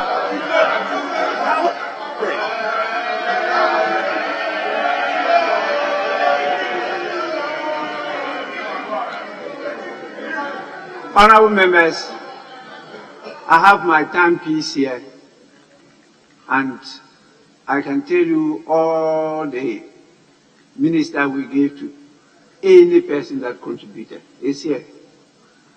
And I have good reasons why sometimes you allow the person beyond the 10 minutes or the 15 minutes. And it's not on one side, it's on both sides. I can read them for you. So please don't think that any of us is being biased or giving favors to any side. I heard the whispers. So I want to allay your fears. Now is the turn of Honorable Ricketts Higgin.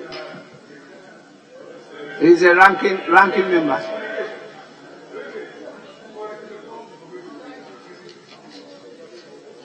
We are doing 6-6 today. That's what leadership has told me, not the 7-7, but 6-6. So we have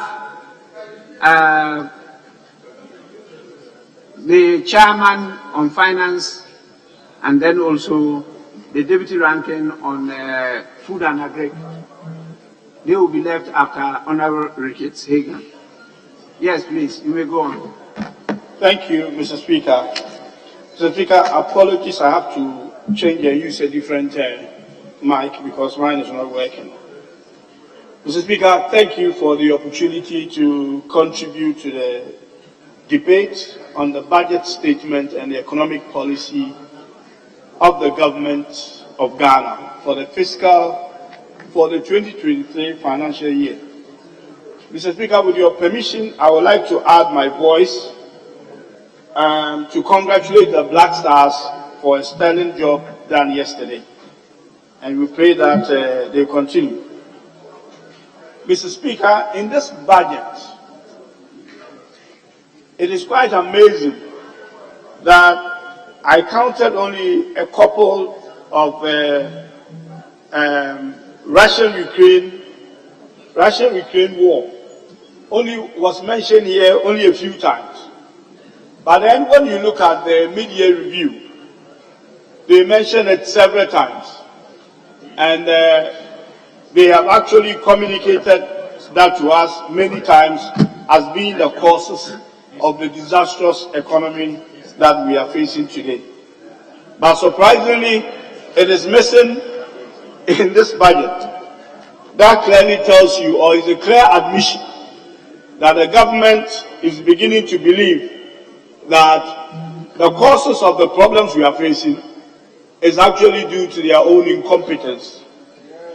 And they are beginning to give up the ghost on the Russian-Ukraine war as the cause of Ghana's difficulties. Mr. Speaker, they have finally come home to realize they are disastrous, incompetent economic policies presided over by the finance minister. Honourable Member, the second deputy speaker to take the chair. Yes, go on. Thank you, Mr. Speaker. Mr. Speaker, it has come home to them that the disastrous and incompetent economic policies presided by the finance minister and the nowhere to be found chairman of the economic management team and the jet-setting, private jet-happy president. Mr.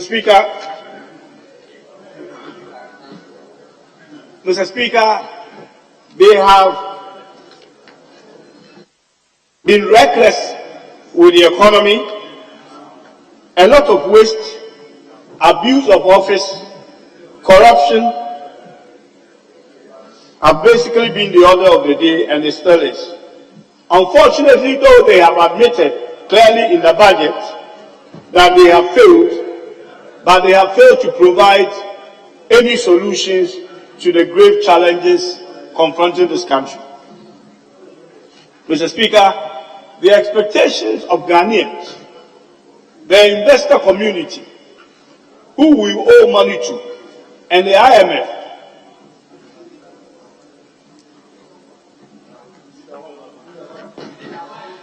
Yes.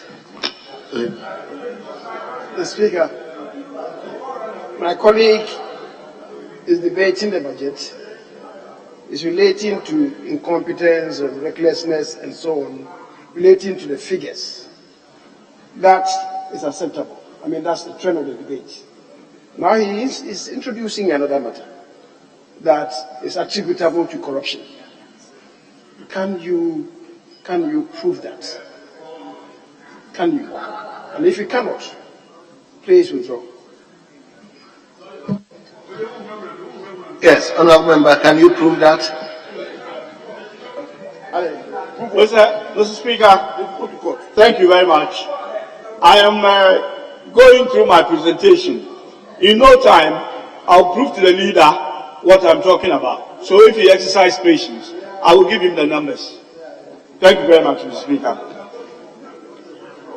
I will give you the numbers. Mr. Speaker, Honourable Member, hold on. Yes. Mr. Speaker, the greatest respect. My colleague should not be allowed to change course. You are saying that what is happening is attributable to corruption. The figures you are talking about, you relate to incompetence or recklessness. That's not the issue. You are saying that what is happening is attributable to corruption. And I'm asking you, can you prove? That's the issue.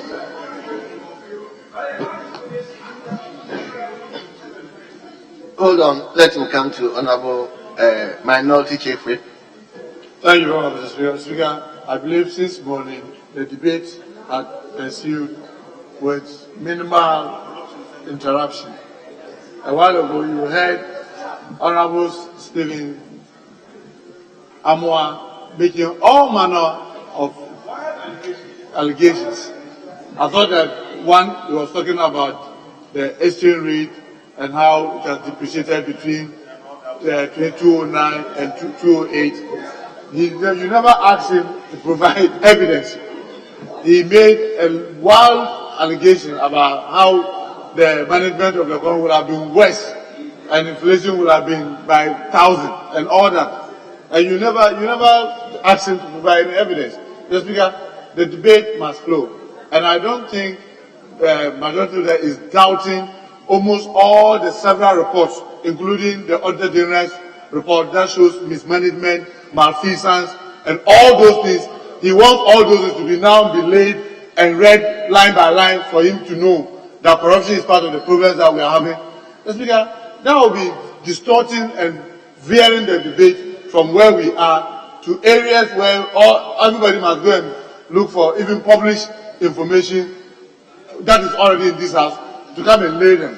And he knows the standing orders are very clear that when things are in official documentations, when you make reference to them, you don't need to mention or you don't need to provide those evidence. And I'm making reference to the several Auditor General's report that has been laid to this house that have stated severally the malfeasance, the corruption, the misappropriation, and all that. He cannot be now asking that he should go and provide those things and come and lead them. The Speaker will hope that you guide the debate so that the debate will continue to flow just as has been happening before. Thank you, Mr. Speaker.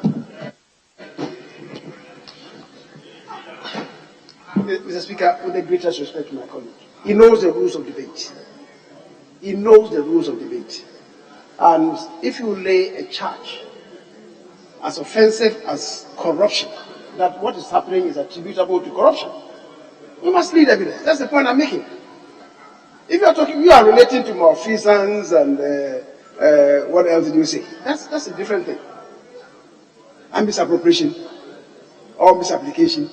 The Speaker, what is corruption? You are saying that what is happening here is attributable to corruption. And you know the rules of debate. And Mr. Speaker, the Order 93-2 is clear on this. So, with the greatest respect. Yes, Honourable Member for Keku South. Please, if you don't have actual proofs, then don't veer into that angle. So let's do the debate in such a way that you will not invoke anything you are not sure of. So please just focus on your debate. If you are not sure of any specific corruption that you yourself cannot cite yourself on, then please do away with that and let's get a clean debate. So let's hear you. Thank you, Mr. Speaker. I'll take guidance from you. I will continue, but we'll get to the meat soon. Mr. Speaker, the expectations of Ghanaians, the investor community that we owe money to, and the IMF we are trying to get a program with, are basically not impressed with the budget that has been presented. Mr. Speaker, the budget we were expecting was going to provide us with a clear path as to how we get out of the economic mess that we are in.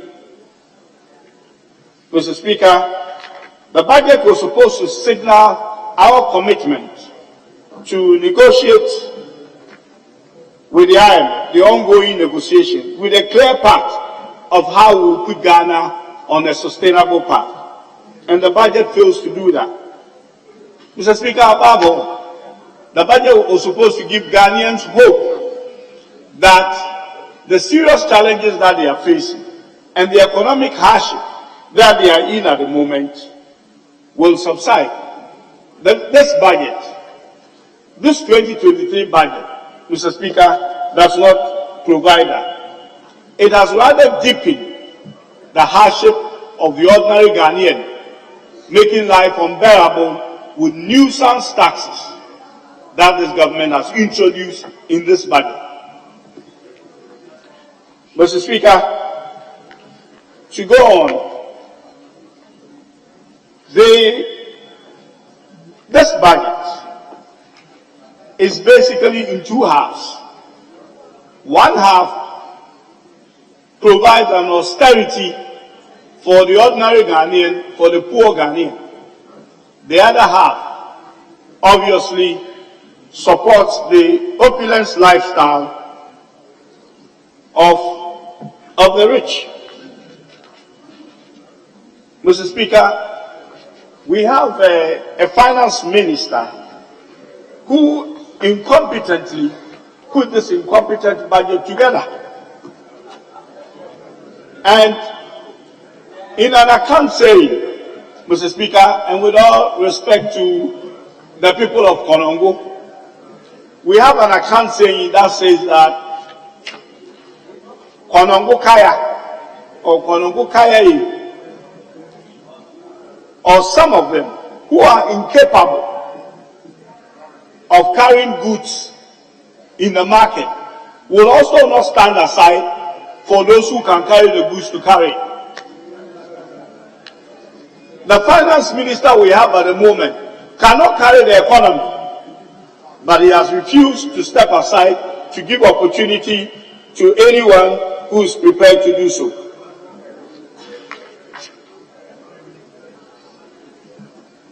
Including perhaps the leader of the House.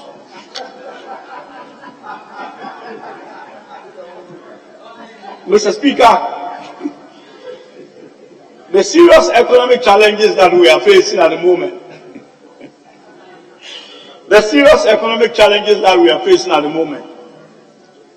and the solutions that are provided in this budget is woefully inadequate.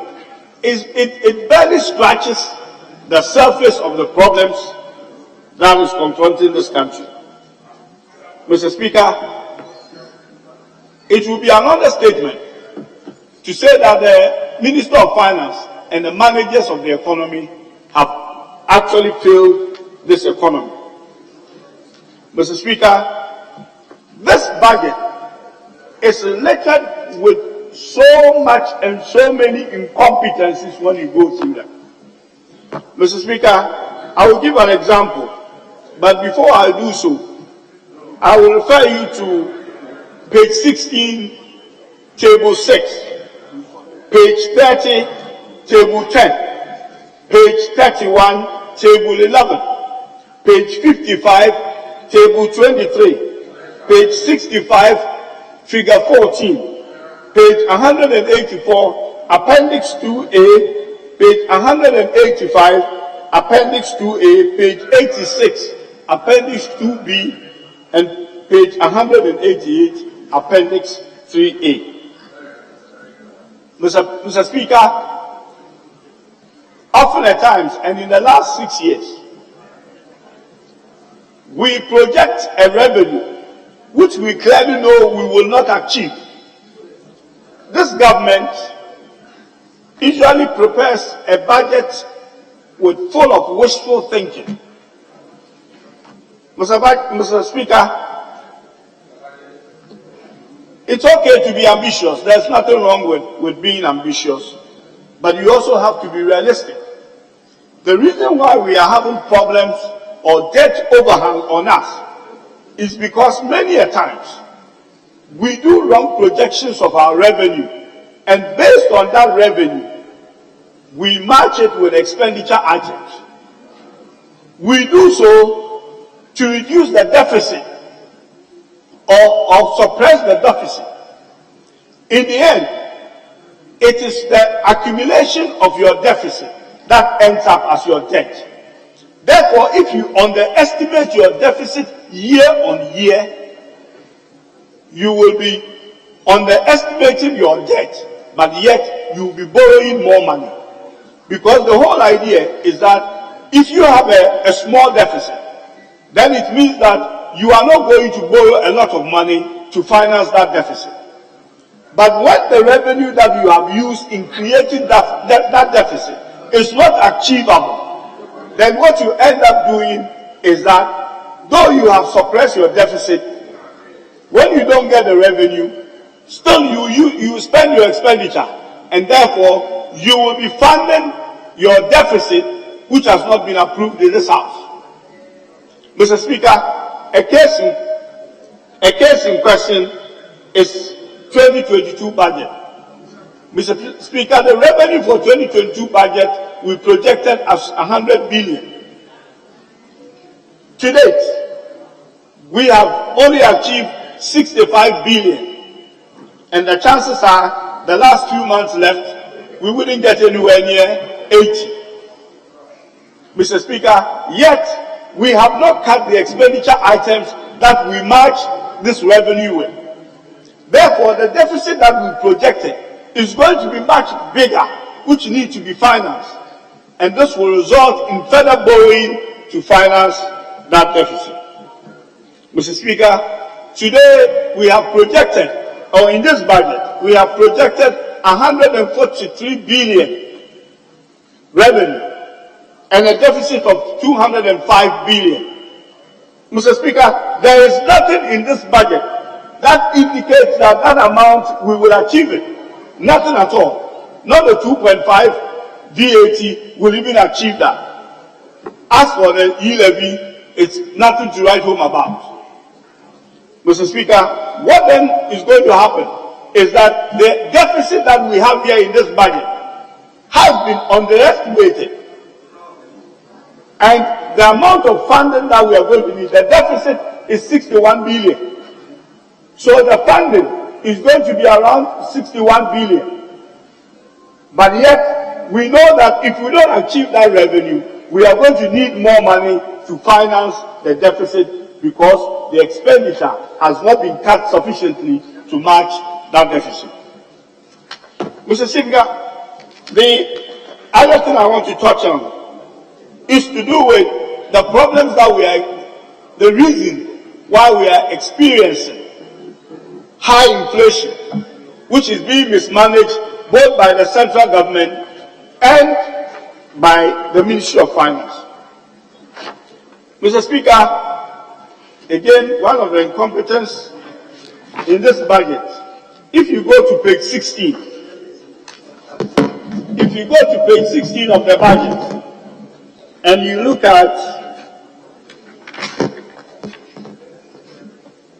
page 16 of the budget, and you look at paragraph 52, table 6, the ECOWAS rationalized convergence criteria as of June 2022 says that, and number 3, it says central bank budget deficit financing is supposed to be 10%. That is the ECOWAS target. And Ghana, as of June 2022, has done zero finance. Mr. Speaker, this is not true. It is not true because when you look in the same budget, you look at last year's budget, there was and I think Honorable Jinapo referred to that. The budget was financed in excess of 20 billion coming from the central bank. They say some of it was to do with IMF, special drawings rights and other things. But part of it was also to do with an overdrawn balance. Mr. Speaker, if you look at the revised figures that they put in this budget for central bank financing, it means that we did 11% of central bank financing. The figure here is 8.3 billion and 5.56 billion in this budget. Honourable Member, your time is up. You should begin to land. Mr. Speaker, if you look at the financing that the central bank has done, Mr. Speaker, in 2019, the government got from the central bank 12%. It should have been 5%. In 2020, they got 19%, obviously explained by the COVID. In 2021, central bank financing is 15%. And in 2022, it is now revised to 11%. Mr. Speaker, what that does is that it increases inflation. And that same inflation that is increased by the central bank financing is also then being dealt with by the central bank by increasing interest rate. So they are causing a problem with the central government.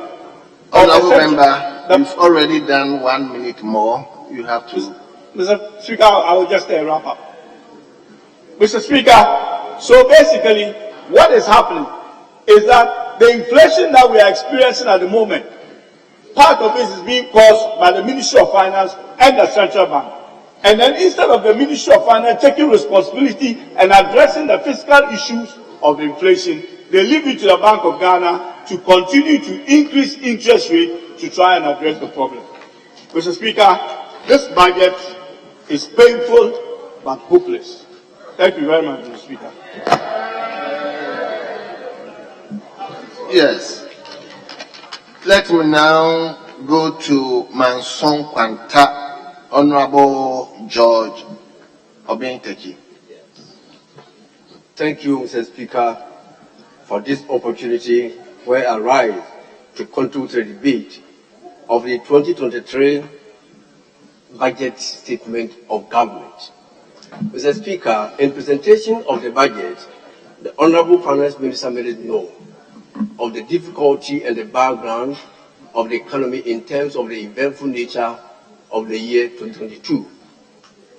In the process, we had a challenge where we lost horns politically on measures that was taken to ensure that we raise enough revenues, particularly through the e-levy.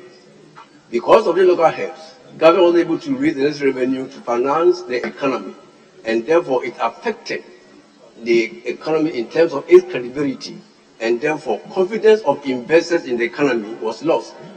This led to a point where our access to capital market was jeopardized, and on that basis, cost of capital was also very high, affecting our position in terms of cost of borrowing. At the same time, our import was very high, and therefore the cedi was depreciating at a very high rate, with exchange rate also going up. This informed the theme of this year's budget, which says that restoring and sustaining macroeconomic stability and reliance and resilience through inclusive growth and value addition. Mr. Speaker, this is also informing the 7-point position of government to ensure that we achieve this. And I may refer to paragraph 19, which is talking about the government position in trying to rebound this economy.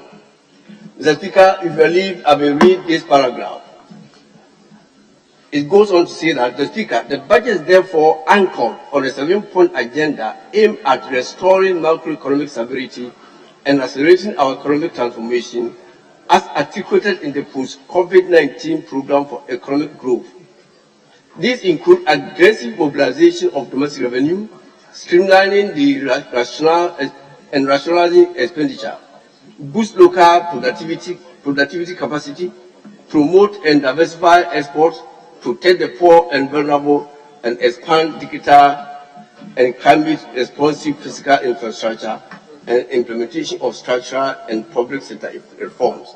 Mr. Speaker, with this background, I may ask, what role is the agri-sector going to play to ensure the attainment of this objective and theme? 4 aspects of this theme or this position of government will help the agri-sector to contribute towards the achievement of this year's theme of the budget.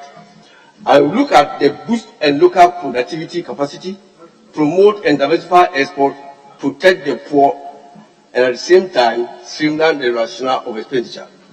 Mr. Speaker, in line with government attempt to ensure private mobilization, curtail expenditure, ensure capacity building, and alleviate the poor from burden, I must say that the agri sector is going to contribute towards mechanization, technology, diversification of production or local produce, ensure export drive, ensure that we are able to provide enough in terms of foreign exchange, and therefore reduce our burden on imports. In this line, the budget is trying to give us some point in terms of the boosting of local productivity and capacity.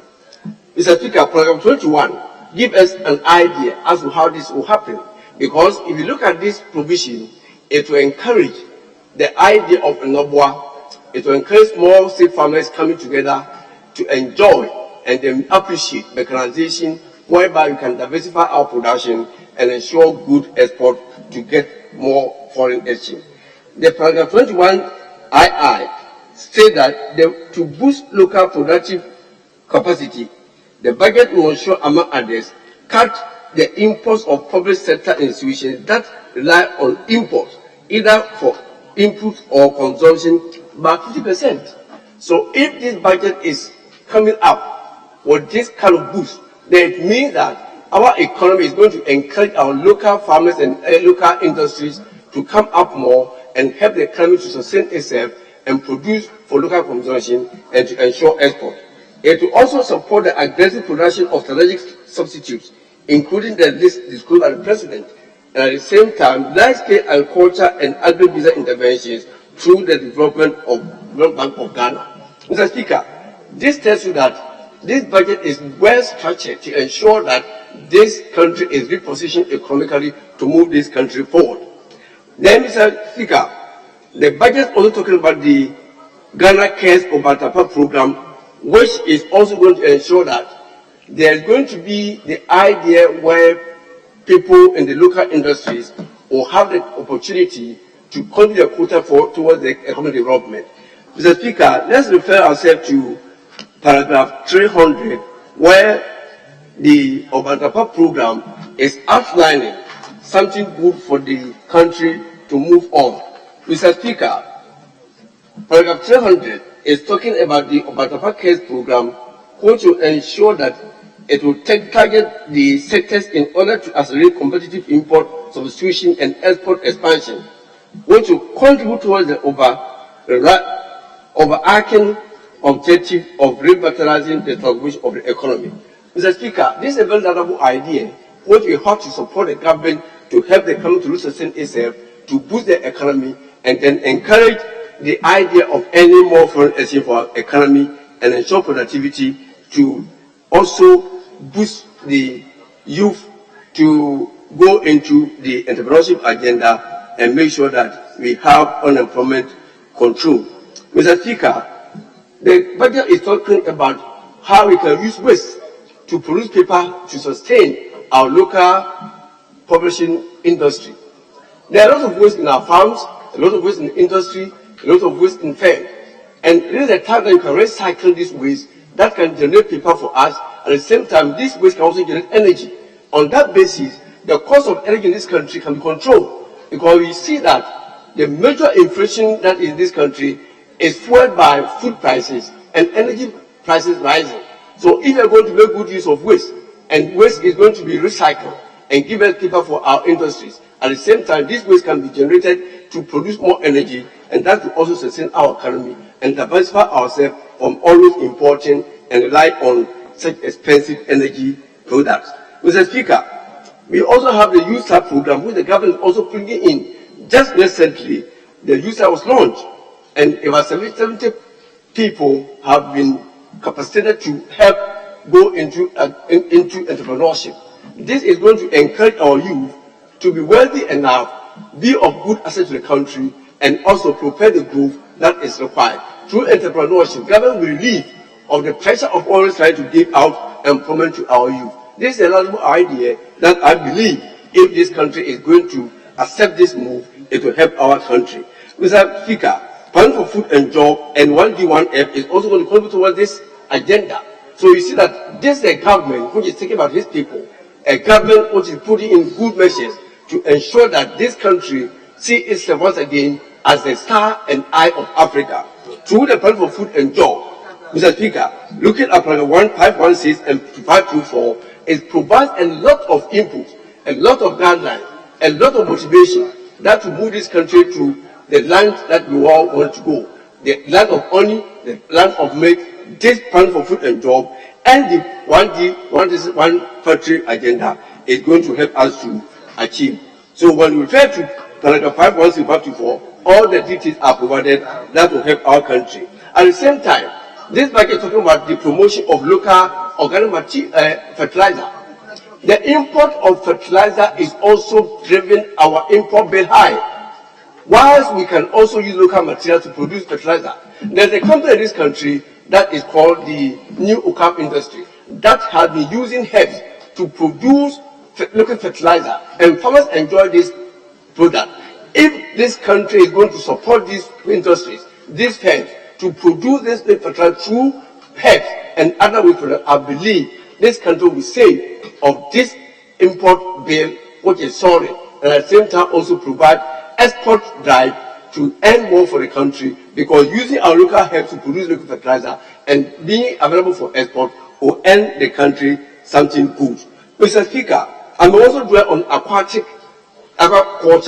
which is also going to boost our country fishery industry. Mr. Speaker, now Ghana is relying on a lot of imports in the area of importing fish to substitute what we have in this country.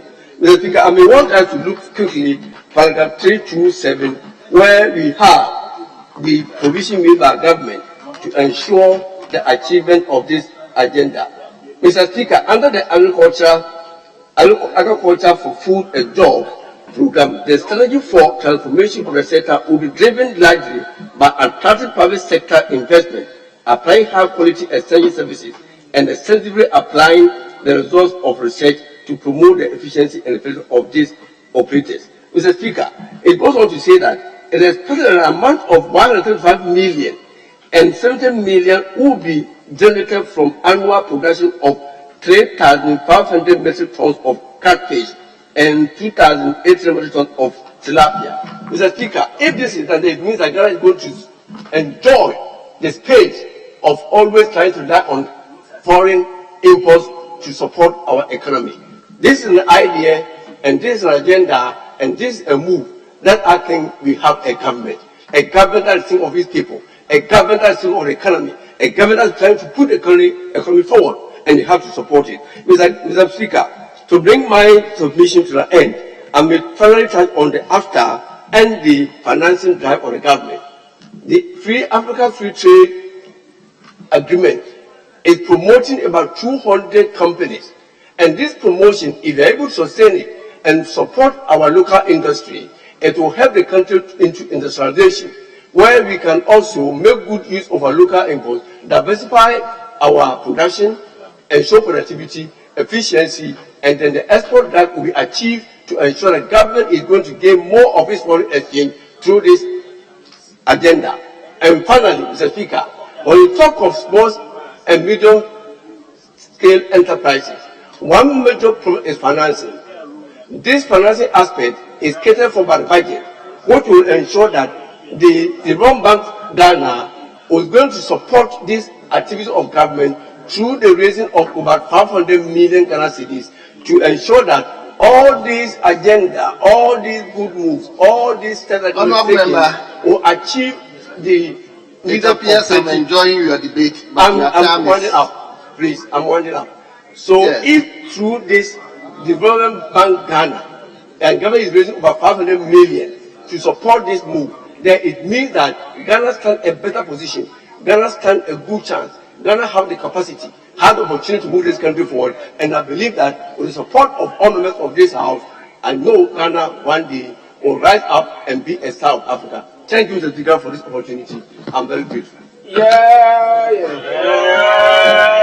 Thank you very much. You take the last one from Honorable Seydu. Yes, Honorable, let's hear you. Thank you very much, Mr. Speaker, for the opportunity to contribute to the debate on the approval of the budget statement and economic policy of government for the year ending 31st December 2023. Mr. Speaker, I can count just 15 or so members on the other side out of 137, and that tells you that the budget we are here to debate, that's a tacit admission that they agree is an empty budget, so there's no point participating to look at it. I'll give you evidence that it's an empty budget, Mr. Speaker. If you go to page 113, paragraph 539, with your permission, Mr. Speaker, if I may read. Under agroforestry, the ministry collaborated with CICOT and Peasant Farmers Association to organize a national policy dialogue on agroecology. A total of 51 participants, and you go on till the last sentence. Policy Link Ghana, farmer groups, and private organizations attended the meeting. Mr. Speaker, we are in a crisis situation, and these are reports of meeting proceedings are what is being communicated to us in the national economic policy. Come on, Mr. Speaker. What is the problem? There's a big problem, Mr. Speaker. We are in a crisis situation, and we expect to come here and debate economic policy statements, not proceedings of meetings or workshops. That tells you how empty this is. Mr. Speaker, that said, considering the fact that we are in crisis, Mr. Speaker, one was hoping that we'll get key provisions in this budget that will drive an agricultural transformation. Particularly that under the 7-point agenda, the third one says we should promote local capacity. Now, that local capacity will presuppose that we'll give some emphasis to production, particularly in the agricultural sector. The fact that Ghana is an agricultural country. Mr. Speaker, you will notice also that on page 23, the statistics are spelled out there. With your permission, Mr. Speaker, table 7. You will see the agricultural contribution, the growth in agricultural subsector. And you'll realize that even in the COVID year, we recorded 7.3. 2021, the year after COVID has always been blamed for everything. The year after COVID, we recorded 8.4. And 2022, mid-year report was 4.9. Now, if you read that together with page 181, Mr. Speaker, you will see the agricultural contribution to GDP, and it starts from 2016, 2.7, all the way to 2020, 7.3, 2021, 8.4, and this year, Mr. Speaker, 0.7.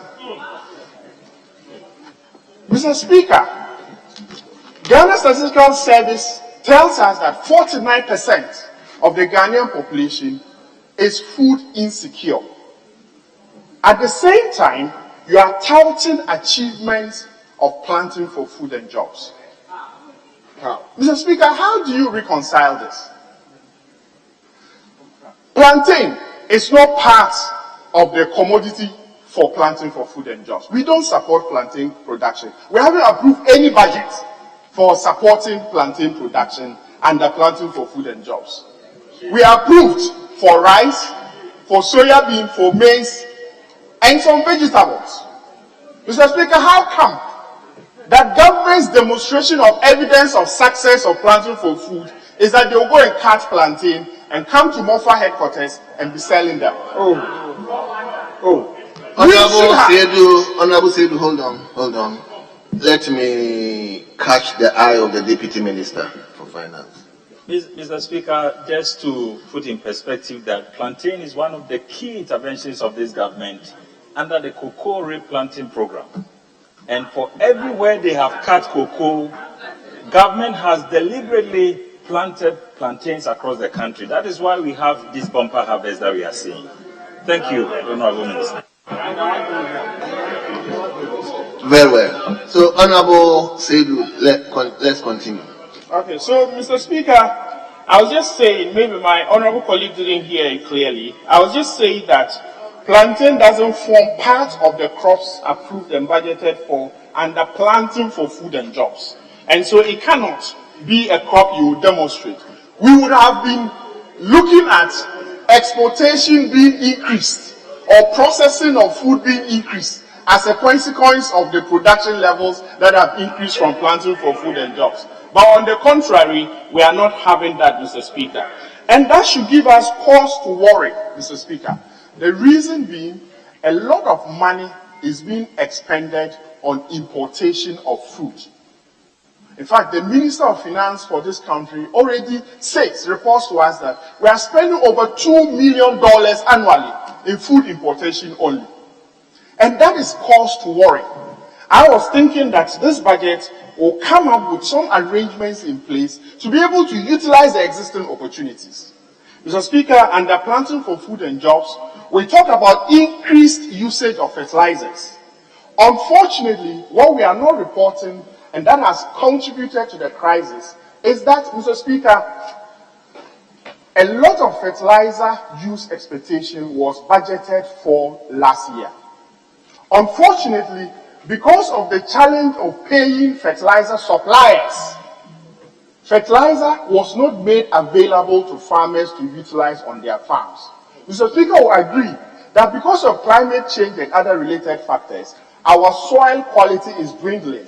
And so it necessarily becomes useful for us to consciously make sure that fertilizers are applied to our crops to enable us to get the production levels we are looking for. Unfortunately, because of that lapse in paying fertilizer suppliers, they could not supply them on time. And so production levels have gone down, Mr. Speaker.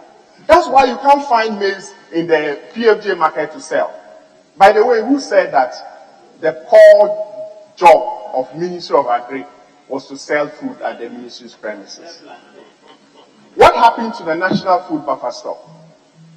Mr. Speaker, these are hard questions that we should be answering. At the moment, Mr. Speaker, I was hoping that government will come and tell us clear policy arrangements that budget lines have been provided for to make sure that emergency food stocks are put in place, so that when there's no food in the country, buffer stock with the 80 warehouses that the president reported to us in Sona can be able to release these foods to be able to drive down prices. Nothing of that sort is being presented to us, Mr. Speaker.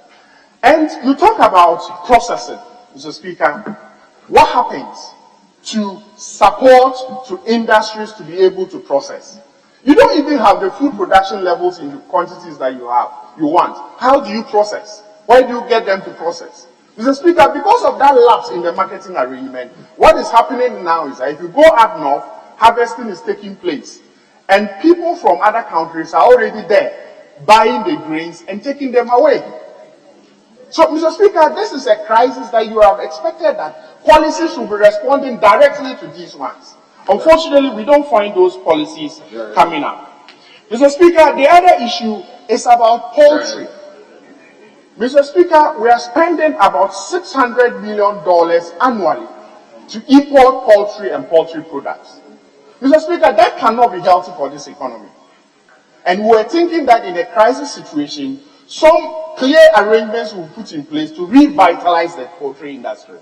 Mr. Speaker, in 2024 up to 2016, we had the poultry broiler revitalization program. Mr. Speaker, this was expected to produce 15 million birds daily for this country. We are thinking that Daco farms, Boris B farms, etc., would be people that can anchor this process and make sure that the poultry protein needs of this country can sufficiently be provided from within country. For political expediency, we jettisoned that program. And since then, the poultry industry has been on a negative downward spiral. We have collapsed the poultry industry.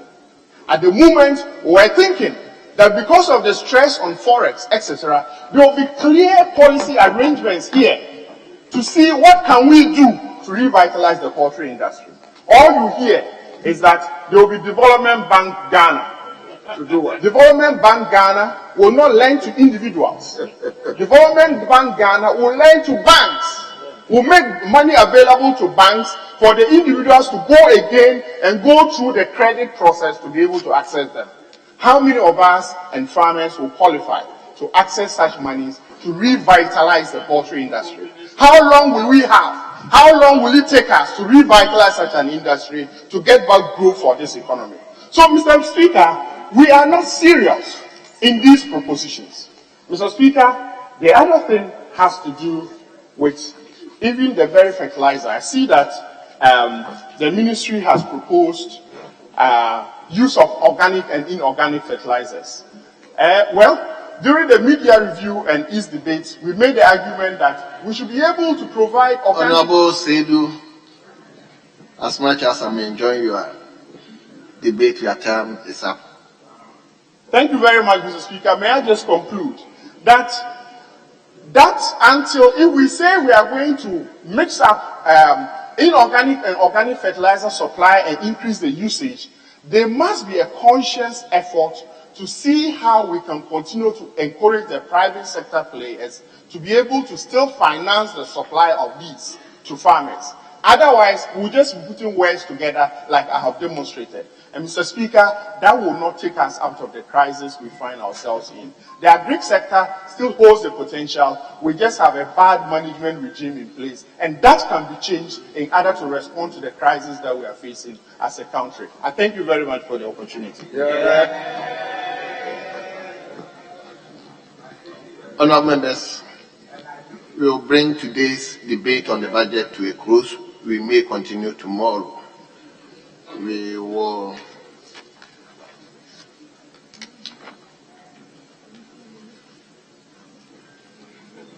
Leader, are you going to item number 6?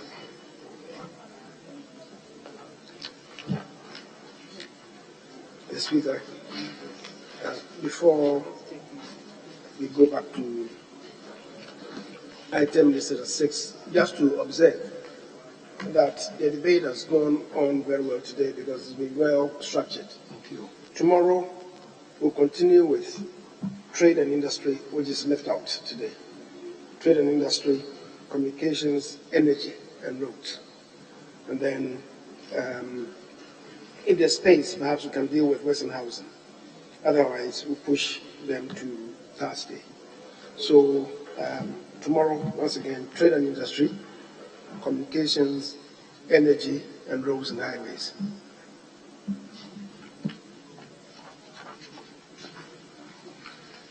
Very well. Mr. Speaker, so if you could go to 6A, and after we come to.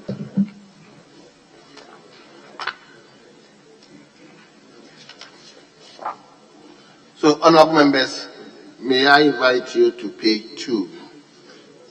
Page 2, item 6, presentation of papers. 6A. 6A. By the Minister for National Security. Mr. Speaker, if I could seek indulgence to present the paper on behalf of the Minister for National Security. Budget performance report in respect of the Table. I've not granted a leave and you are reading. Anyway, Leader, leave granted. budget performance report in respect of the Ministry of National Security for the period January to December 2021. Honorable members, the report has been duly presented. It is referred to the Committee on Defense and Interior for consideration and report. Honorable BT Baba, is there any issue?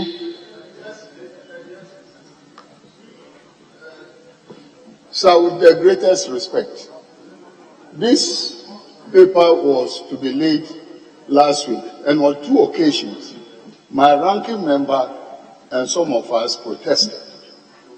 We have not met the minister, so I don't know which report is going to be presented. At least, the minister could have come even during the week to discuss the report with us so that the report can be presented. Yes, Leader. Mr. Speaker, I don't know where my colleague is deriving his strength from. The performance report from a ministry to be discussed with committee members before. I don't know where I'm deriving your strength from. That is not it. That's not the procedure. My attention was drawn to the fact that this one had been laid earlier. I think that was the indication that was given me. And when I doubly checked, I was told that it's not been laid. So I was a bit confused. And I thought that was the reason why it's been brought back. That's why I said, for the avoidance of doubt, let's resubmit it. So that is it. But it doesn't require the input of committee members.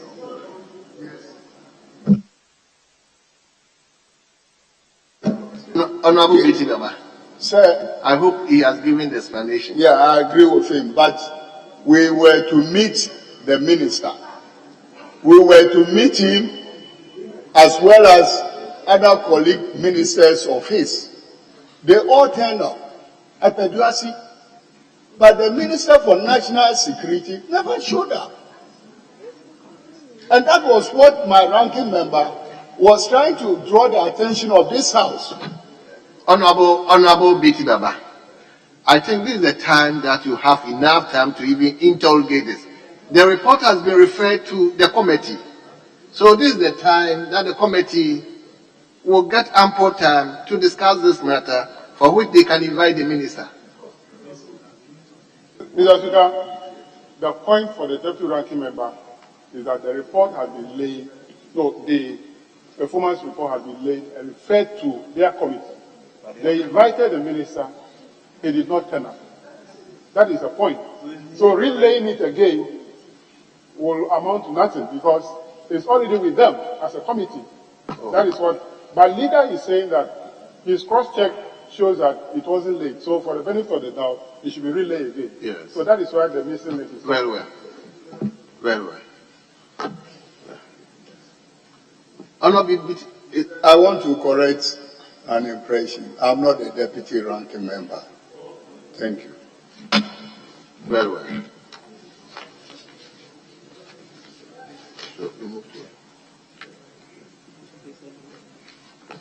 Leader, may I come to you for indication? Speaker, I believe we can go to item listed as 11. Item 11. Let me invite you to page 6. Page 6, item listed 11 on today's order paper. Motion by the chairman of the committee. Thank you, Mr. Speaker.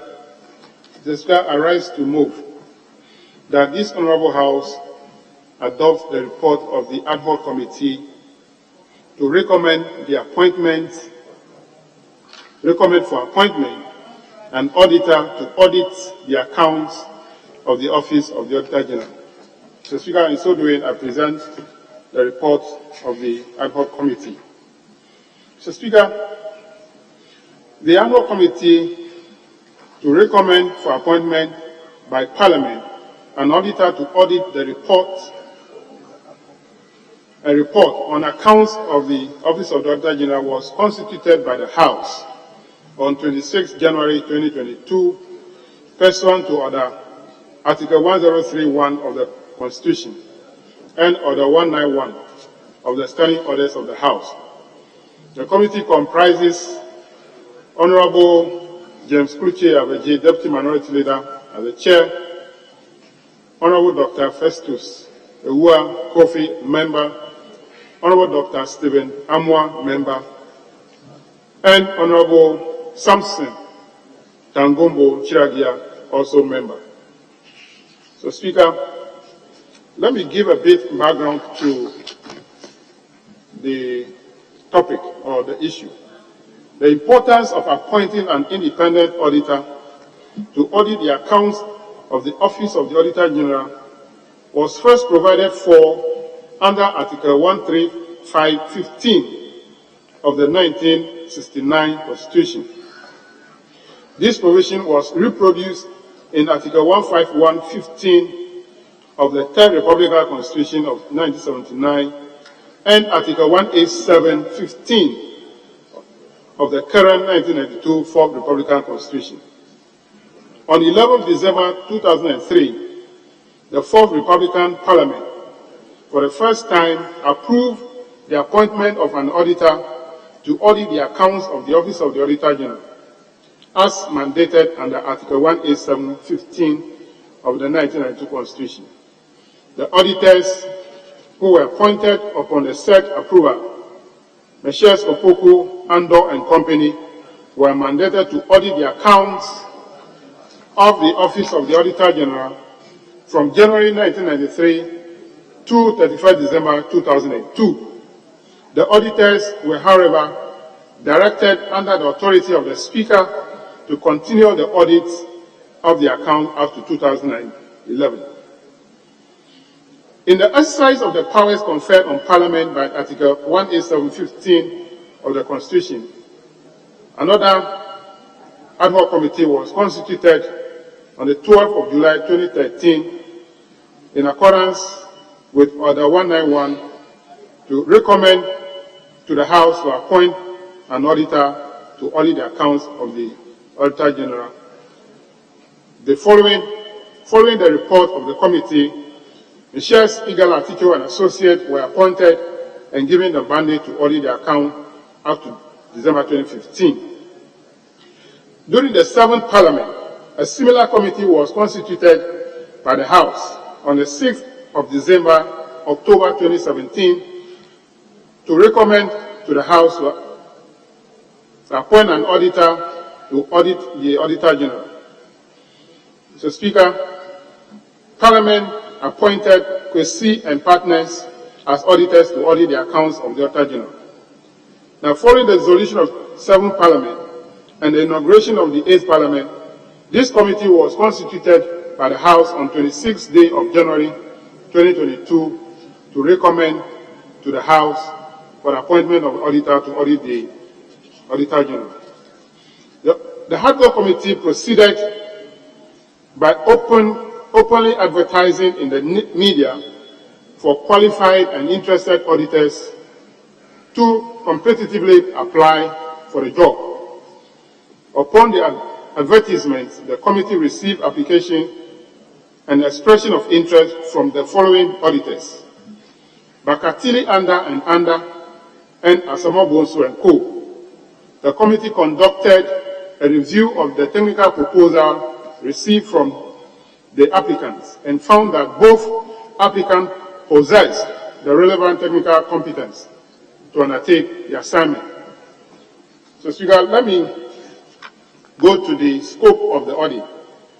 The committee determined that the functions and responsibility of the successful auditor or the applicant shall include but not limited to the following: to examine in detail whether the Office of the Auditor General has kept proper books of accounts and whether the financial statements are in agreement with the books.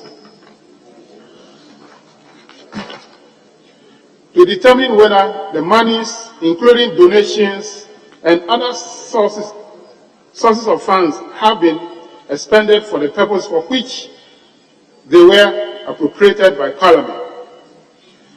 3, to ascertain whether financial transactions, especially expenditure in respect of the procurement, were properly undertaken and that the necessary receipts and other supporting documents were properly received and kept.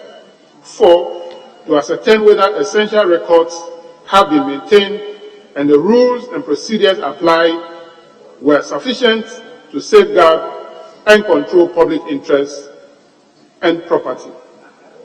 The 5th one, to report to Parliament whether, in their opinion, financial statements of the Office of the Auditor General were prepared under generally accepted accounting principles and standards, complied with relevant legislation, and presented a true and fair view of the financial position and performance of the Auditor General. And finally, to undertake any other activity relevant to the above. So, Speaker, under technical proposal, as I said earlier on, they both qualified. Then, under financial proposals, the Speaker, Bakatili and Anda presented a total budget of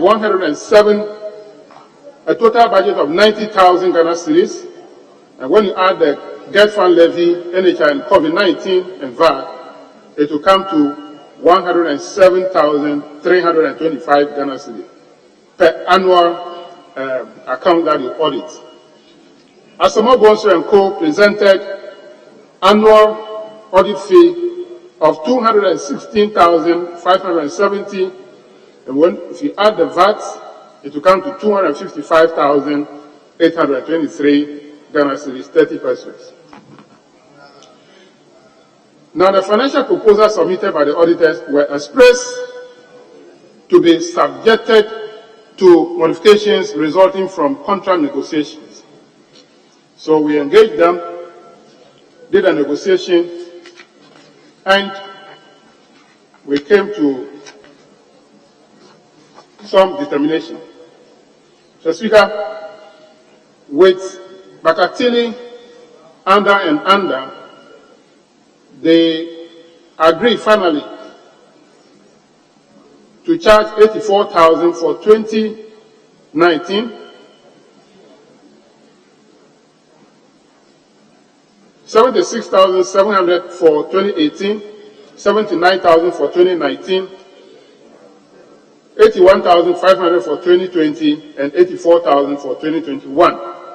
And then the reimbursable will be 37,500 for all to cover all the 4 years, giving a total of 358,500 for the 4 years audit they will be undertaking. Selection of Bakatili and Under.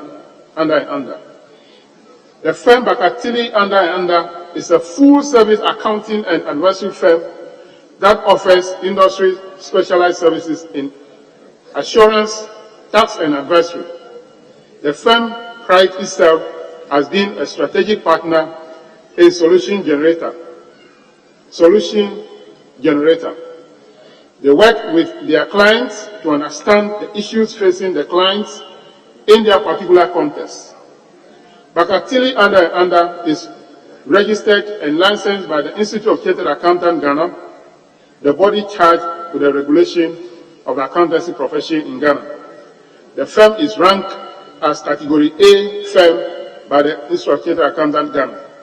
It offers in-house experience of high order in the field of accounting, auditing, project evaluation, financial and management consultants. Honorable Leader, yes. May you conclude as the Hazard Department captures your report in full.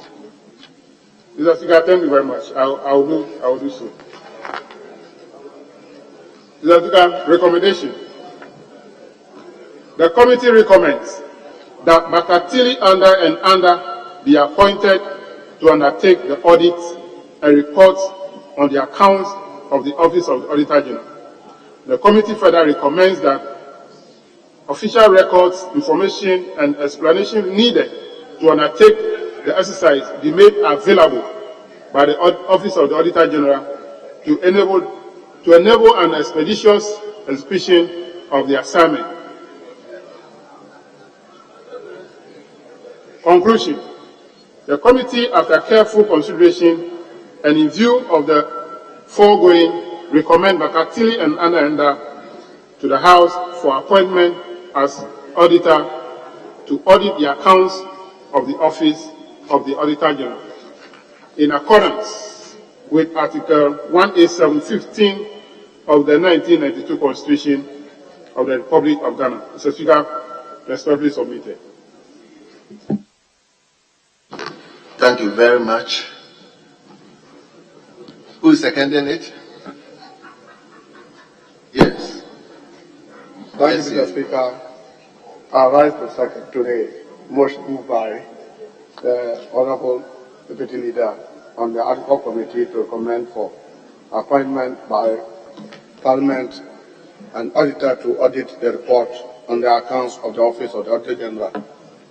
As a report was read in detail, I think what I will just add is that I actually agreed to go do the audit outside Accra to cover at least 2/3 of the offices in the other regions up to the northern sector. And I think looking at the financial submitted, theirs value for money, theirs was better because it was on the low side. And that informed the committee for accepting them or selecting them, recommending them to do the audit. And looking at the experience, the type of, including Electoral Commission and other big organizations audit they conducted before, we believe that they will be able to do a good job. Thank you very much, Mr. Speaker. Honourable members, the motion has been moved and it has been seconded. It is for the consideration of the House. Leader, are you? Yes. I believe I can just conclude on it and then you put a question. Well, I thought I'll get someone to for Speaker, this is a straightforward thing. So, very well. So let's. Speaker, thank you for the opportunity to contribute to this. The committee has been working for some time and we concluded the assignment and submitted this report to us.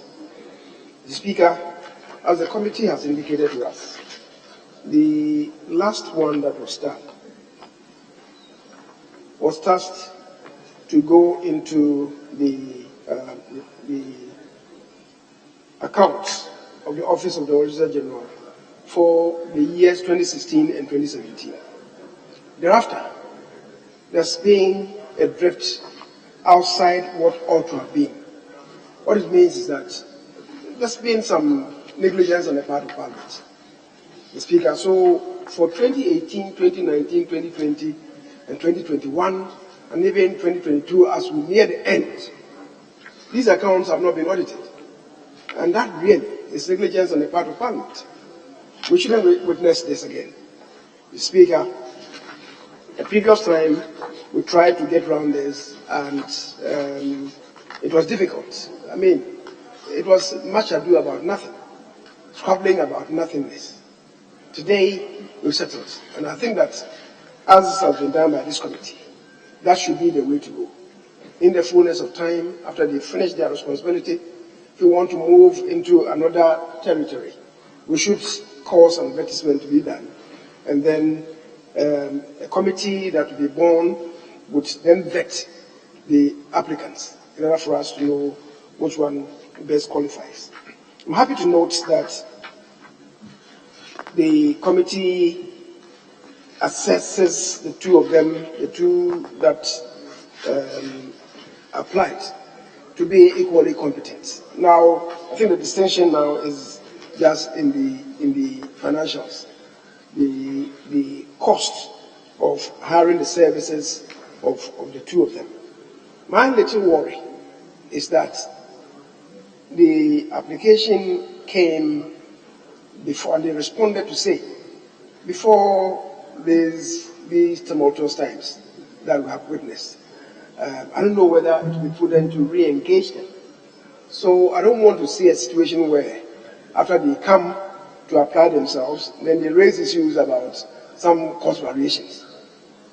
If there is anything, I guess the committee may have to be given the opportunity to re-engage them, and so we avoid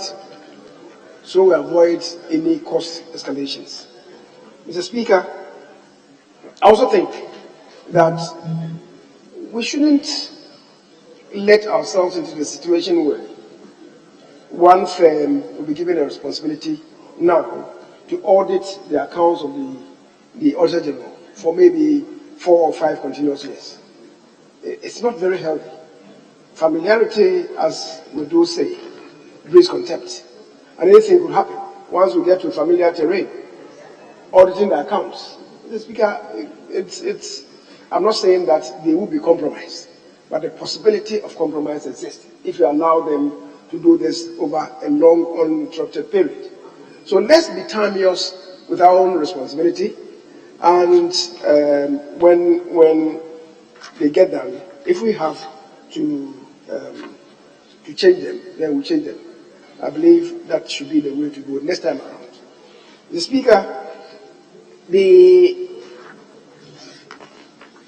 premise of this body, really has been told by the committee, is on account of Article 187(50), which provides that the accounts of the Office of the Auditor General shall be audited and reported upon by an auditor appointed by Parliament, which is what you are doing.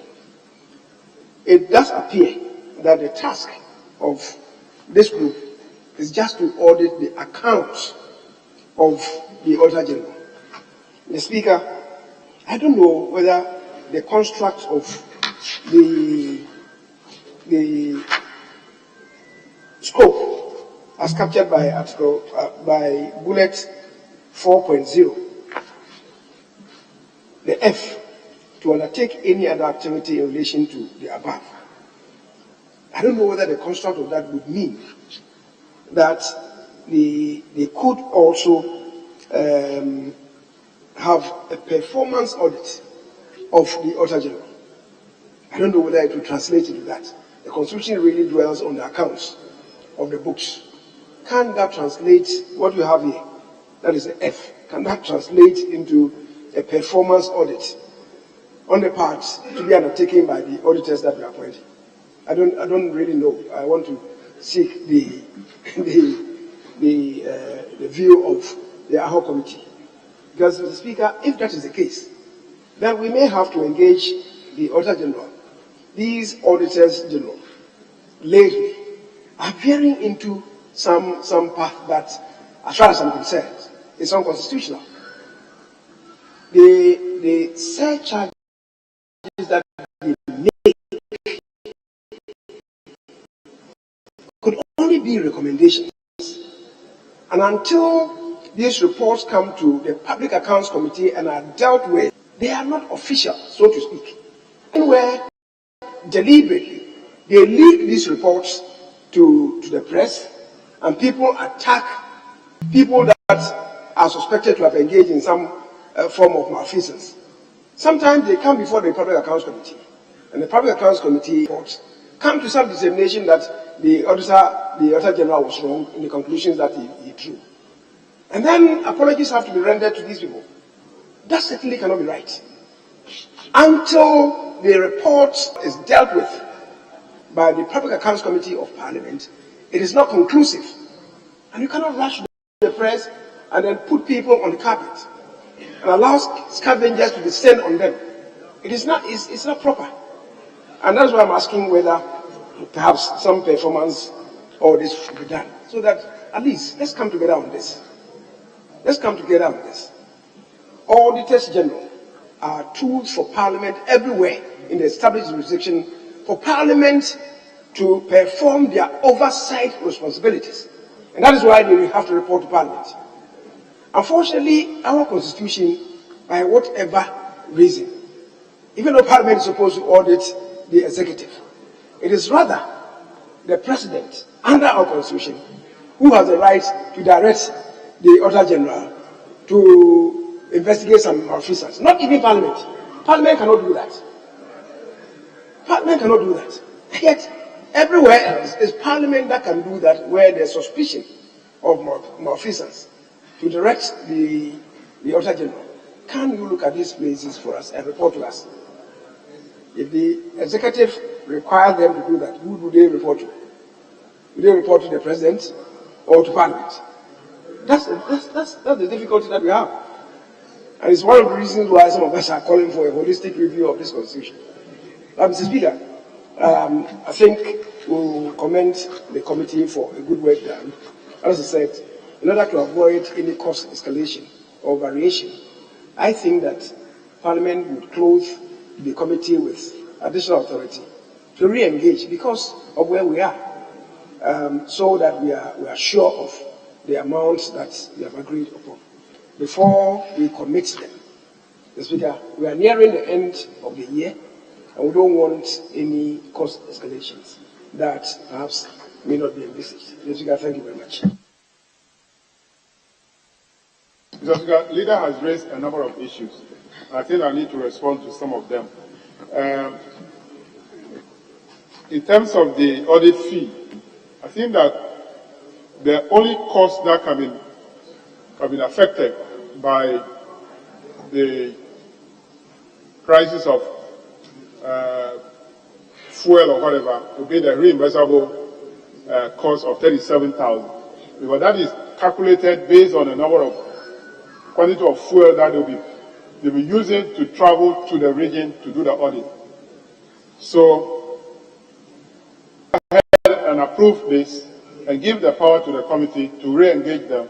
At least the reimbursable will change, will increase a little. But the audit fee itself will not change. It will not change because then the reimbursable, their cost for transportation to the regions definitely will be. Well, if we do that, then it means that we'll be opening up all the time for people to be changing their fees all the time. So we should not encourage that one. But for reimbursable, fine, we can do that one. The second one I want to talk about is that we are appointing Bakatili under to audit 4 years account. They are not going to be there to audit them annually because this already we are in arrears. So this engagement, they will clear all the arrears. So the issue about being with them for long will not arise. If after this, we still want to maintain them for another year or 2 or 3, then we can talk about they being on the post for long, and for that matter, they become too conversant with the auditee. But for this one, this appointment to audit a 4-year account, we might take less than 6 months to audit. That is other one. The other issue about whether what the report says can be extended to audit of performance audit. If you read what the report is talking about, it's actually talking about in relation to the above. You see, to undertake any other activity in relation to the above. And the above is the audit of the books of account of the Office of the Auditor General. So I don't think that that's the last item can include performance audit. I don't think so. So I just want to clarify that one. To ascertain whether essential records have been maintained and the rules and procedures applied were sufficient. Yeah, this one is talking about the internal control system. Yeah, it's the internal control system. If the rules, the internal control system are working effectively to safeguard the assets and property of the Auditor General's office, that is what D is talking about. Now, again, I will agree with leader that there's a need to look at the Constitution. But when the Auditor General is mandated under Article 187(7)(b), that he may disallow any item of expenditure which is contrary to law and surcharge. That is what the Constitution says. So the Auditor General go there and look at a transaction which is contrary to law and decide to surcharge. Now the issue is whether that surcharge is conclusive or is subjected to what action Parliament will take is something that I don't know whether I can interpret it. Is the Supreme Court that will be able to interpret that because they have the power to interpret the Constitution. Because the Auditor General interpret that one or to him, he has the power, the final power to surcharge. Okay? That is why they are doing that way. But if they are supposed to report that in a report to Parliament, for Parliament to give the final directive for the surcharge, it's a different issue altogether. I think that is something that we should look at it further again and know what to do. So I thank you, Mr. Speaker. Yes, leader. Mr. Speaker, that's the issue, exactly the issue that we are raising. The surcharge cannot be outside the report that is submitted to Parliament. It's part of the report that will come to Parliament. And if Parliament has the authority to scrutinize it, it can't be part of what comes to Parliament. It must be. And if Parliament, after scrutiny, realizes that no, it was wrongful, it should be able to pronounce on that. What if it has already been done, exacted, it comes to Parliament, and Parliament comes to a determination that no, it was wrong? What happens? And in any event, it's leaked to the press, and as I say, people are scavenged. And you yourself bear witness that sometimes when they come here, they realize that no, what they did was wrong. And sometimes they apologize to those of them. And before you come there, they've already leaked the report to the press. And they've taken them on in a very unhallowed manner. That's the point that I'm making. But we can only improve on our democratic governance. Very well. Honourable members, at the conclusion of the debate, the question is as many as are in favour of the motion. Say aye. All those against say no. Honourable members, the ayes have it. The motion is hereby adopted.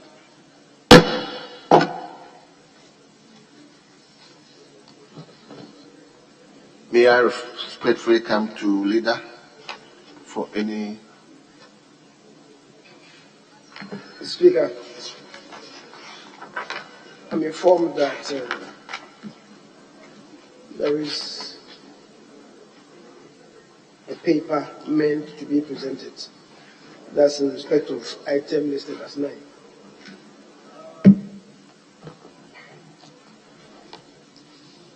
Honourable members, let me respectfully invite you to page 5.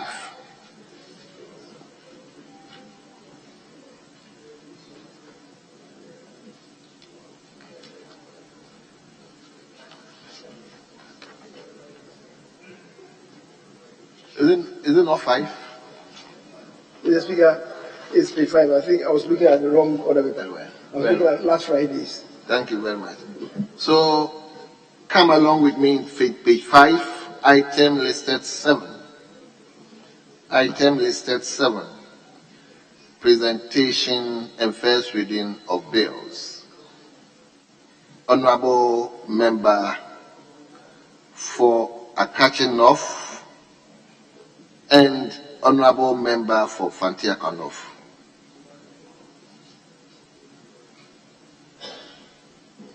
An act to amend the earmark funds capping and realignment Act 2017 Act 947 to decap revenue accruing to the Ghana Education Trust Fund and to provide for related matters.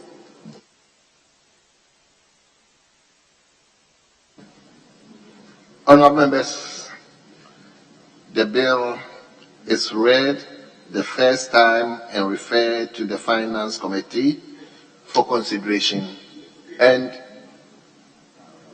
Finance Committee, I may add the leadership of Education Committee for consideration and report.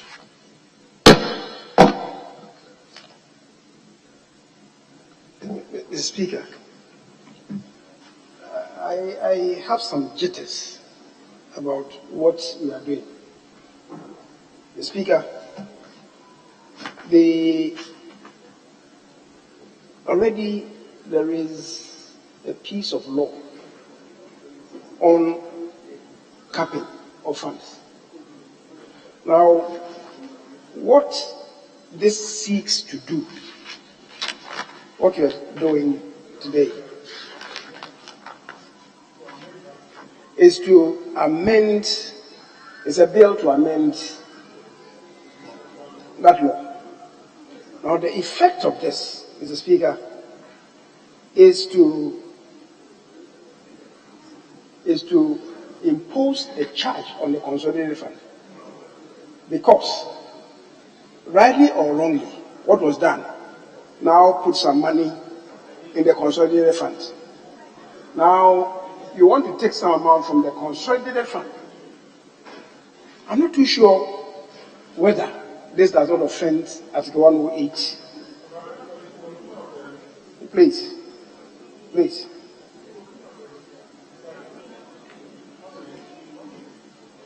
108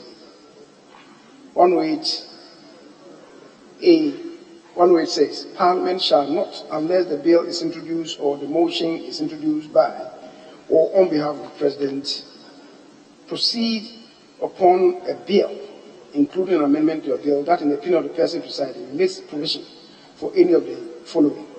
And Roman number 3 is of Roman number 2 is of importance here. The imposition of a charge on the consolidated fund or any other public funds of Ghana, or the alteration of any such charge otherwise than by reduction. This one is not reducing. This is not reducing. It's imposing a charge on the consolidated fund. Yes, the Speaker, there's some amount in the consolidated funds. And this one is saying that no, let's liberate it and put it into the GET fund. That's the import of this bill. And that's my little difficulty. But it's been allowed by the Speaker. So maybe the committee that is being referred to may come with some determination on that. Very well. I think this is a matter of as whether we are reducing or we are adding. The money is there.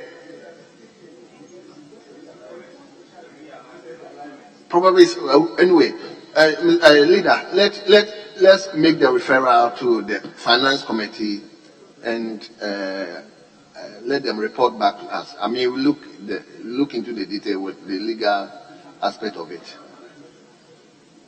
Yes. Mr. Speaker, thank you for giving me the opportunity. I believe strongly we have passed that stage.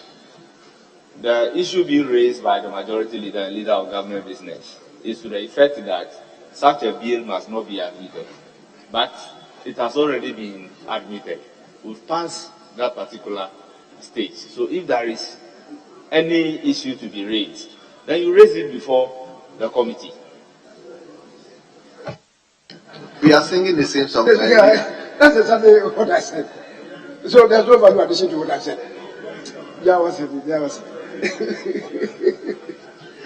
Well. Leader, I'll come back to you. Any indication? I think we've done quite well this morning. So we can take an adjournment, and the time reading 20 minutes to 5 o'clock. I do not think that we need a formal motion to bring the curtains down for today's activities, except to re-emphasize, the speakers have said this afternoon, that tomorrow we'll deal with trade and industry, communications, energy, and roads and highways. So we'll have a better structuring of the debate. Yeah, thank you. Thank you very much. Yes. Honorable Deputy Minority Leader. Mr. Speaker, we are in your hands. Well. Honorable members, I believe we heard what the majority leader said. So the caucuses should prepare their members so that tomorrow they can do justice to the debate. On that note, I will thank you and bring proceedings to a close. We are adjourning the House to tomorrow, 10 o'clock in the forenoon. 10 o'clock in the forenoon. The House stands adjourned.